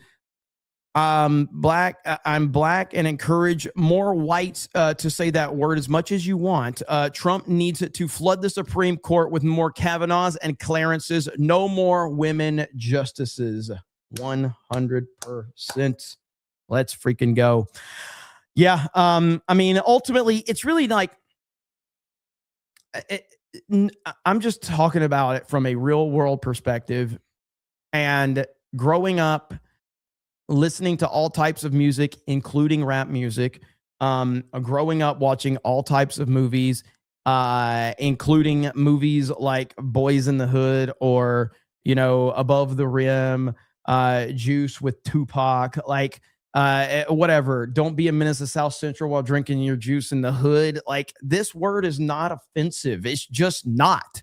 And people can pretend to be offended over it all they fucking want, but nobody's really offended over it. They're just not. So it is what it is. John freaking Murdoch for 50 says, wait a second. I thought me and Laughing Man have captured you. Don't we run the show? You going to call me out like that? Like, I'm trying to look cool in front of the new viewers. I was trying to look cool. I was trying to look cool. But now I feel awkward. Like, I'm sorry, sir. I didn't know. I thought that, should I have not done that? There's a lot of people are like, what the hell's going on? Thank you, John freaking Murdoch. Let's see. Butler is when I decided to be vocal about my support with my liberal friends and family. Now, I do understand that. I'm in the same kind of category from that perspective, where I was a Trump supporter in 2016. I didn't talk about this. I was raised to not talk about religion and politics. It's just, nothing good comes from talking religion and politics with people. You have your own beliefs and you kind of let everybody else have their beliefs, but it really doesn't benefit anyone to talk religion and politics. Plus, I spent my life arguing about sports and comic books and movies and dumb shit anyway, so there's no point to argue about religion and politics. Anyway, 2016 happens. I see the world change. I see everybody lose their mind, blah, blah, blah, blah, blah. Late 2017, early 18, that's when I had a little online community with geeks and gamers, and I decided I'm really tired of seeing all this garbage in Hollywood, and I'm also tired of seeing people weaponizing being a Trump supporter. So I'm just going to tell everybody I'm a Trump supporter, because I don't want an audience that's going to cancel me when they find out I'm a Trump supporter. So I just told everybody I was a Trump supporter and started bitching about Hollywood. And next thing you know, I started getting people watching my videos, and the rest is history. And here we are. So Jeremy came out of the closet. Yeah, that's Gavin McGinnis told that story a long time ago about being a Trump supporter. And how let me see if I can find it. Gavin McGinnis. He basically was like, it's the new gay. Like, Trump is the new gay. Hang on. See if I can find that video. Is this it right here? Supporting Trump is... Hi, guys. Supporting Trump is fucking gay. Yeah, you heard me. It's gay. It's for fags. Being a Trump supporter in New York City, Seattle, Madison, Los Angeles, it's like being a gay in the 1950s. It's Stonewall. We have to hide in the closet. And the similarities are seemingly endless. I was at a family vacation recently with a bunch of different people from both sides of the family, and there was this cousin on my wife's side. I hadn't seen him in 5 years, and I could tell he was Trump. And just like there's little indicators that someone's gay, like they go. Now you have to understand, this is this is like 2016. This is what year was this? This is 8 years ago. Okay, so you have to understand the timeline here. I like that furniture. What is that, Jonathan Adler? And you go, uh-oh, that guy's a little light in the loafers. You see that with us free marketers. You go, that guy's a little light in the big government. Huh. He seems pretty pro-entrepreneur. And so we start making eyes at each other, just like homos. I don't know if you know this about homos, but they'll meet each other at a bar or something and go, and then go blow each other in an alley and never speak to the guy ever again. That's how they operate. I'm kind of envious of that lifestyle. Imagine being with chicks. Anyway, looking at him, eyes. And then he says a few things about the free market. And so when he says, I'm going to go get beer, I go, I'll come with you. Then we get in the car and oh my God, the Dow Jones is up to 20,000. Was it 21,000? This is amazing. And I'm talking to some real estate brokers and they say the market's driving too. They're selling houses like hotcakes. And that's usually a good metric for how the economy's going. I mean, the jobs are already back. I mean, we got to build the wall soon. I love what's going on in Syria. I think it was just a big fireworks show and blah, blah, blah, blah. We're so excited. And oh my God, I feel like a superhero, man. And it's finally cool to be an American again. I'm so happy when he's on stage and he tells people to fuck off and fake news and won't touch Merkel at all. Yeah, it's beautiful. And we get the beer and then we come back into the house. And I sort of walk away from him because we did the dirty deed, the gay deed. And I've noticed it too with my wife. She'll say, yeah, I met some new friends here. We just moved to the burbs. And she'll go, she doesn't know who you are yet, though. I'm worried. And I go, can't you say that things are not as they seem or something? And if they catch me, it's a game. And then I realize I'm sitting here saying my political beliefs are made up so my wife won't be persecuted. Dude, I don't tell anyone in real life what I do. And sometimes, like, every now and then I get asked and I kind of get backed into a corner, but like I am always, and I tell everybody in my family, like, don't tell people who I am. Don't tell people what I do. Don't tell them about my channels. Do not. Because there for a while, like my mom, when I started getting views and she's like, my mom was like, I was telling people, like, Mom, don't fucking tell anybody who I am. I'm just proud, honey. I'm like, no, do not tell anybody. Do you understand? It's like that scene in Billy Madison. Stay here as long as you can. That moment, I know you all remember that moment in Billy Madison. He's like, with little fat kid. Hang on. This is right here. Here we go. Can't wait till I go to high school. Don't you say that. Don't you ever say that. Stay here. Stay as long as you can. For the love of God, cherish it. Jennifer, why don't you try reading out loud for a minute, okay? You gotta cherish it. Yeah, this is me with my wonderful supportive family of, please don't tell anyone. Just tell them I'm a loser and I'm a drug addict. I'd rather be known as a drug addict than to be a fucking YouTuber that talks politics and calls out Hollywood, okay? Like, please, just tell them I'm a drug addict. Do something. Whatever you can do to get their attention off of this. Like, seriously.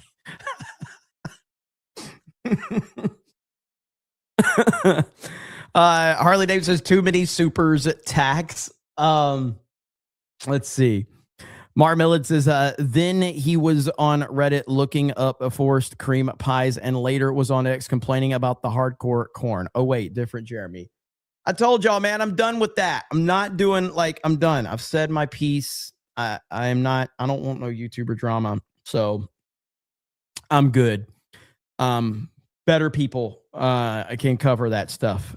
Let's see. Tommy says inward tax. Miniature Von Thinks says, dude, did you see the group of activists doing an interpretive dance recreation of Renee Good's Unaliving? Beyond cringe, beyond parody. We live in a South Park episode. I can't believe this is real. If this is true, I can't believe. Did I say Israel? I can't believe it's real. Israel? Are you trying to trick me into saying the word Israel?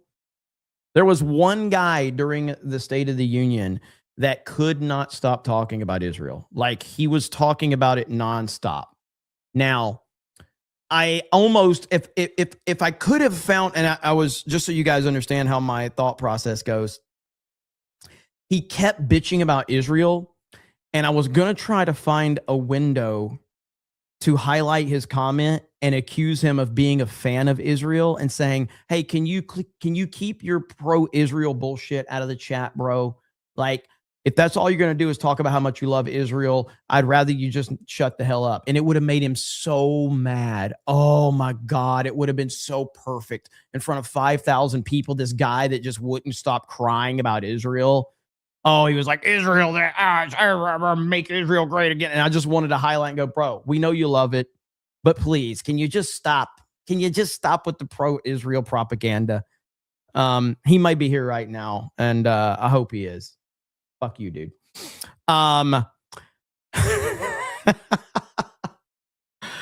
Oh, man. Jeremy just got his direct deposit from Assad. Hell yeah, $7,000? Fuck yeah, of course. Why wouldn't I? Why wouldn't I? Oh my God, there's Rob's comment. Okay, so we're at a point. I'm going to try to power through some of these super chats. That's going to be the remainder of the show. If you don't want to hear me read super chats badly, then, you know, but you're welcome to be here. Okay. Let's see. Danky says, Jeremy, Big Yahoo just hit me up and said, let's wrap the stream up. It's up to 5 hours. All right, we got it. We got to end this at 5 hours. All right. Netflix Yahoo said so. So that's the true boss. It ain't John Murdoch. All right. Laughing Man, Harley Dave, all of y'all. That's the big boss right there. Okay.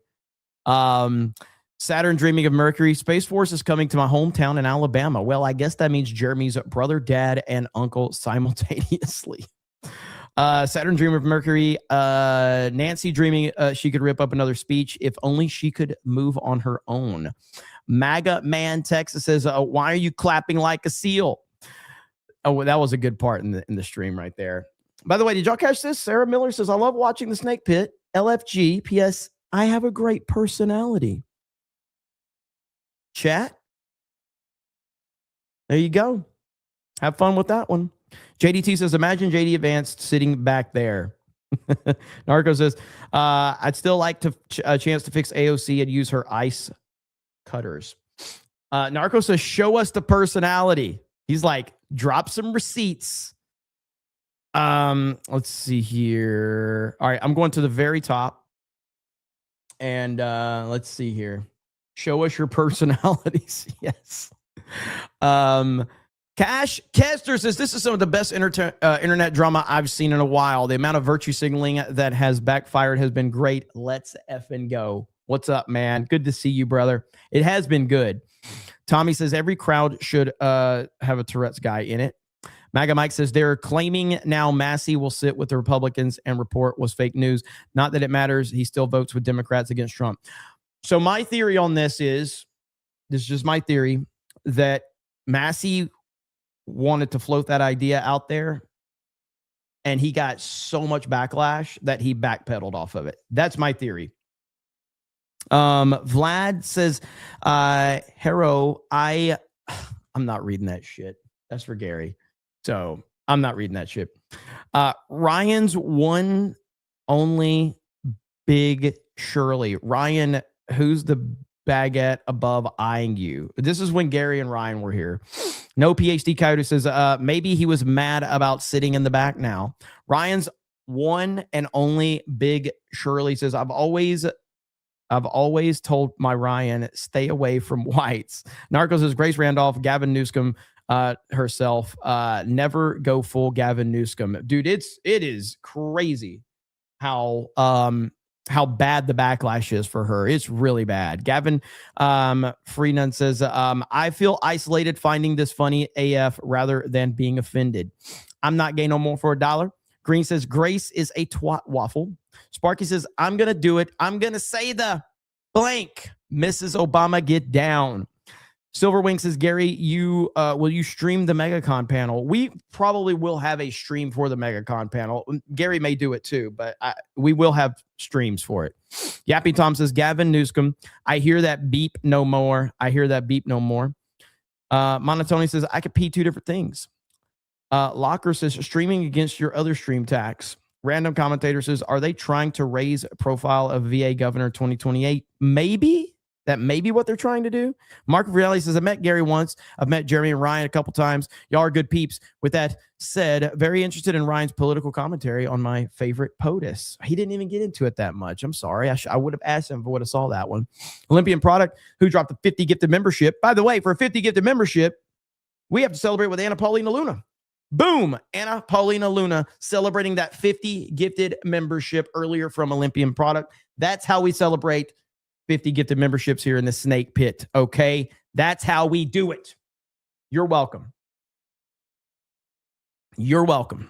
It doesn't matter. It doesn't matter where we are. What matters is our plan. No, it doesn't matter where you go. If it's 1,000,000 miles away or just a mile up the road, take it in, take it with you when you want to go. Who says you can't go home? I thought you were going to quote The Dark Knight Rises.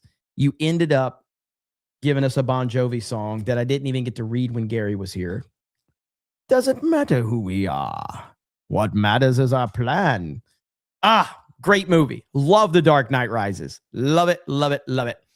FMJHP, 10 gifted memberships. Thank you so much for that. Appreciate it. Apolly with 5 gifted memberships. Thank you so much for that.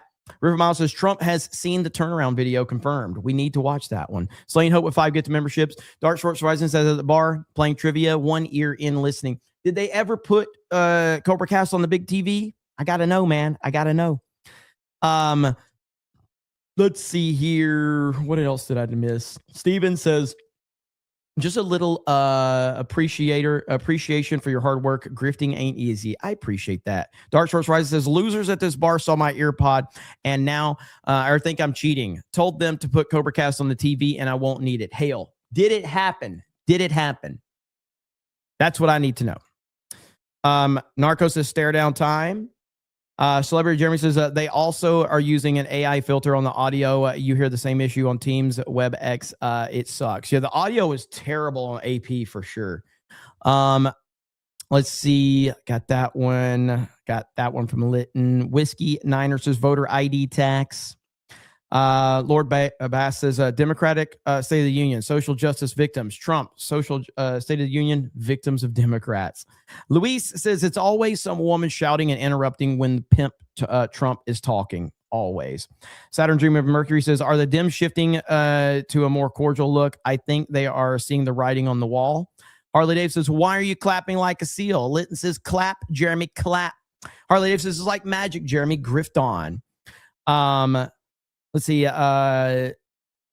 Tittle says, Hill, MAGA, and Unit 199. Rhino Helix says, Trump giving a hero a Medal of Honor during the State of the Union. He's the GOAT. Never will we see this again.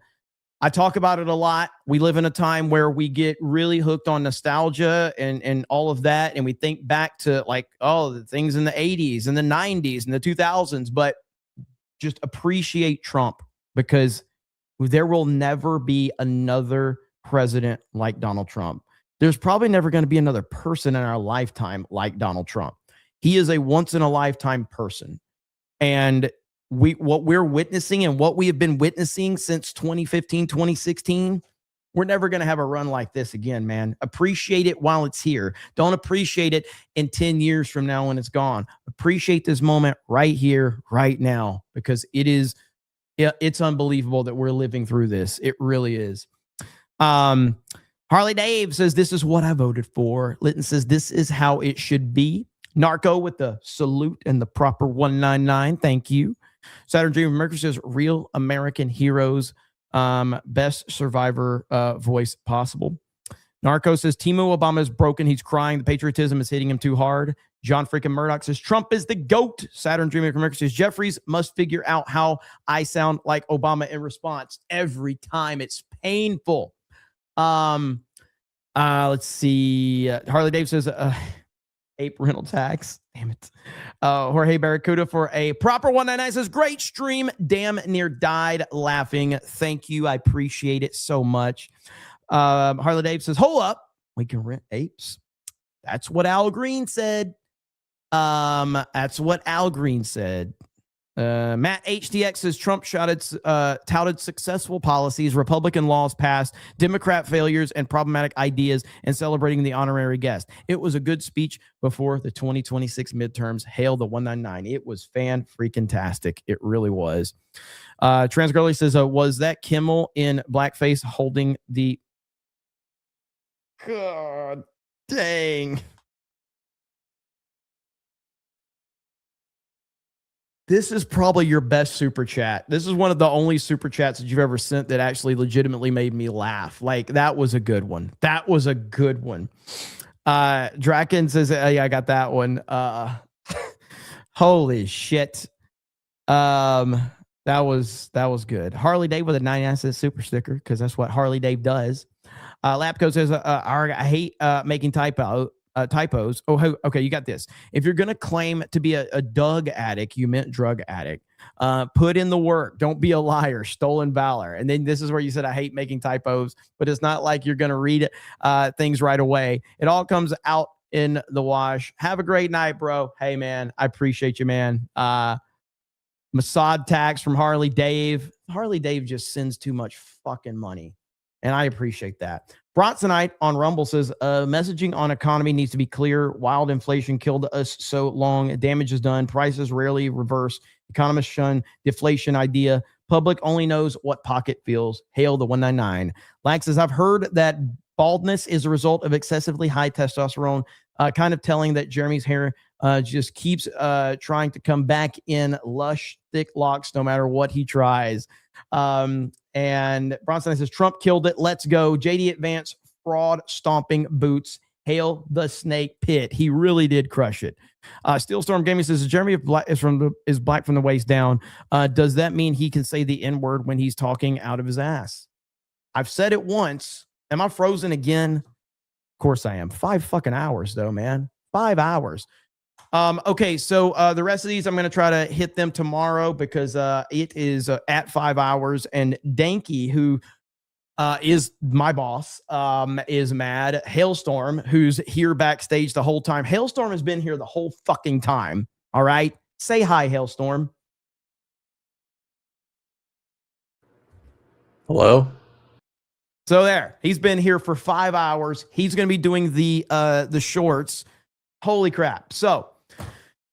another one in the books, legendary night. I'll be live again tomorrow. Don't worry. We'll probably, I don't know if it's going to be multiple streams. There's definitely going to be one long stream. So that will be happening. And thank you for everybody that read a super chat. I'll try to get to these tomorrow if I can. I really appreciate all of your support. The best chat on the internet.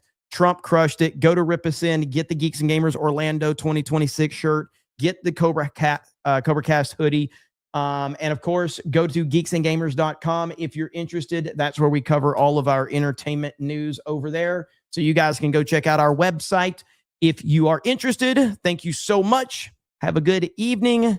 And you know what? Just for the hell of it, we're rolling out with Sabaton. Bye, everyone.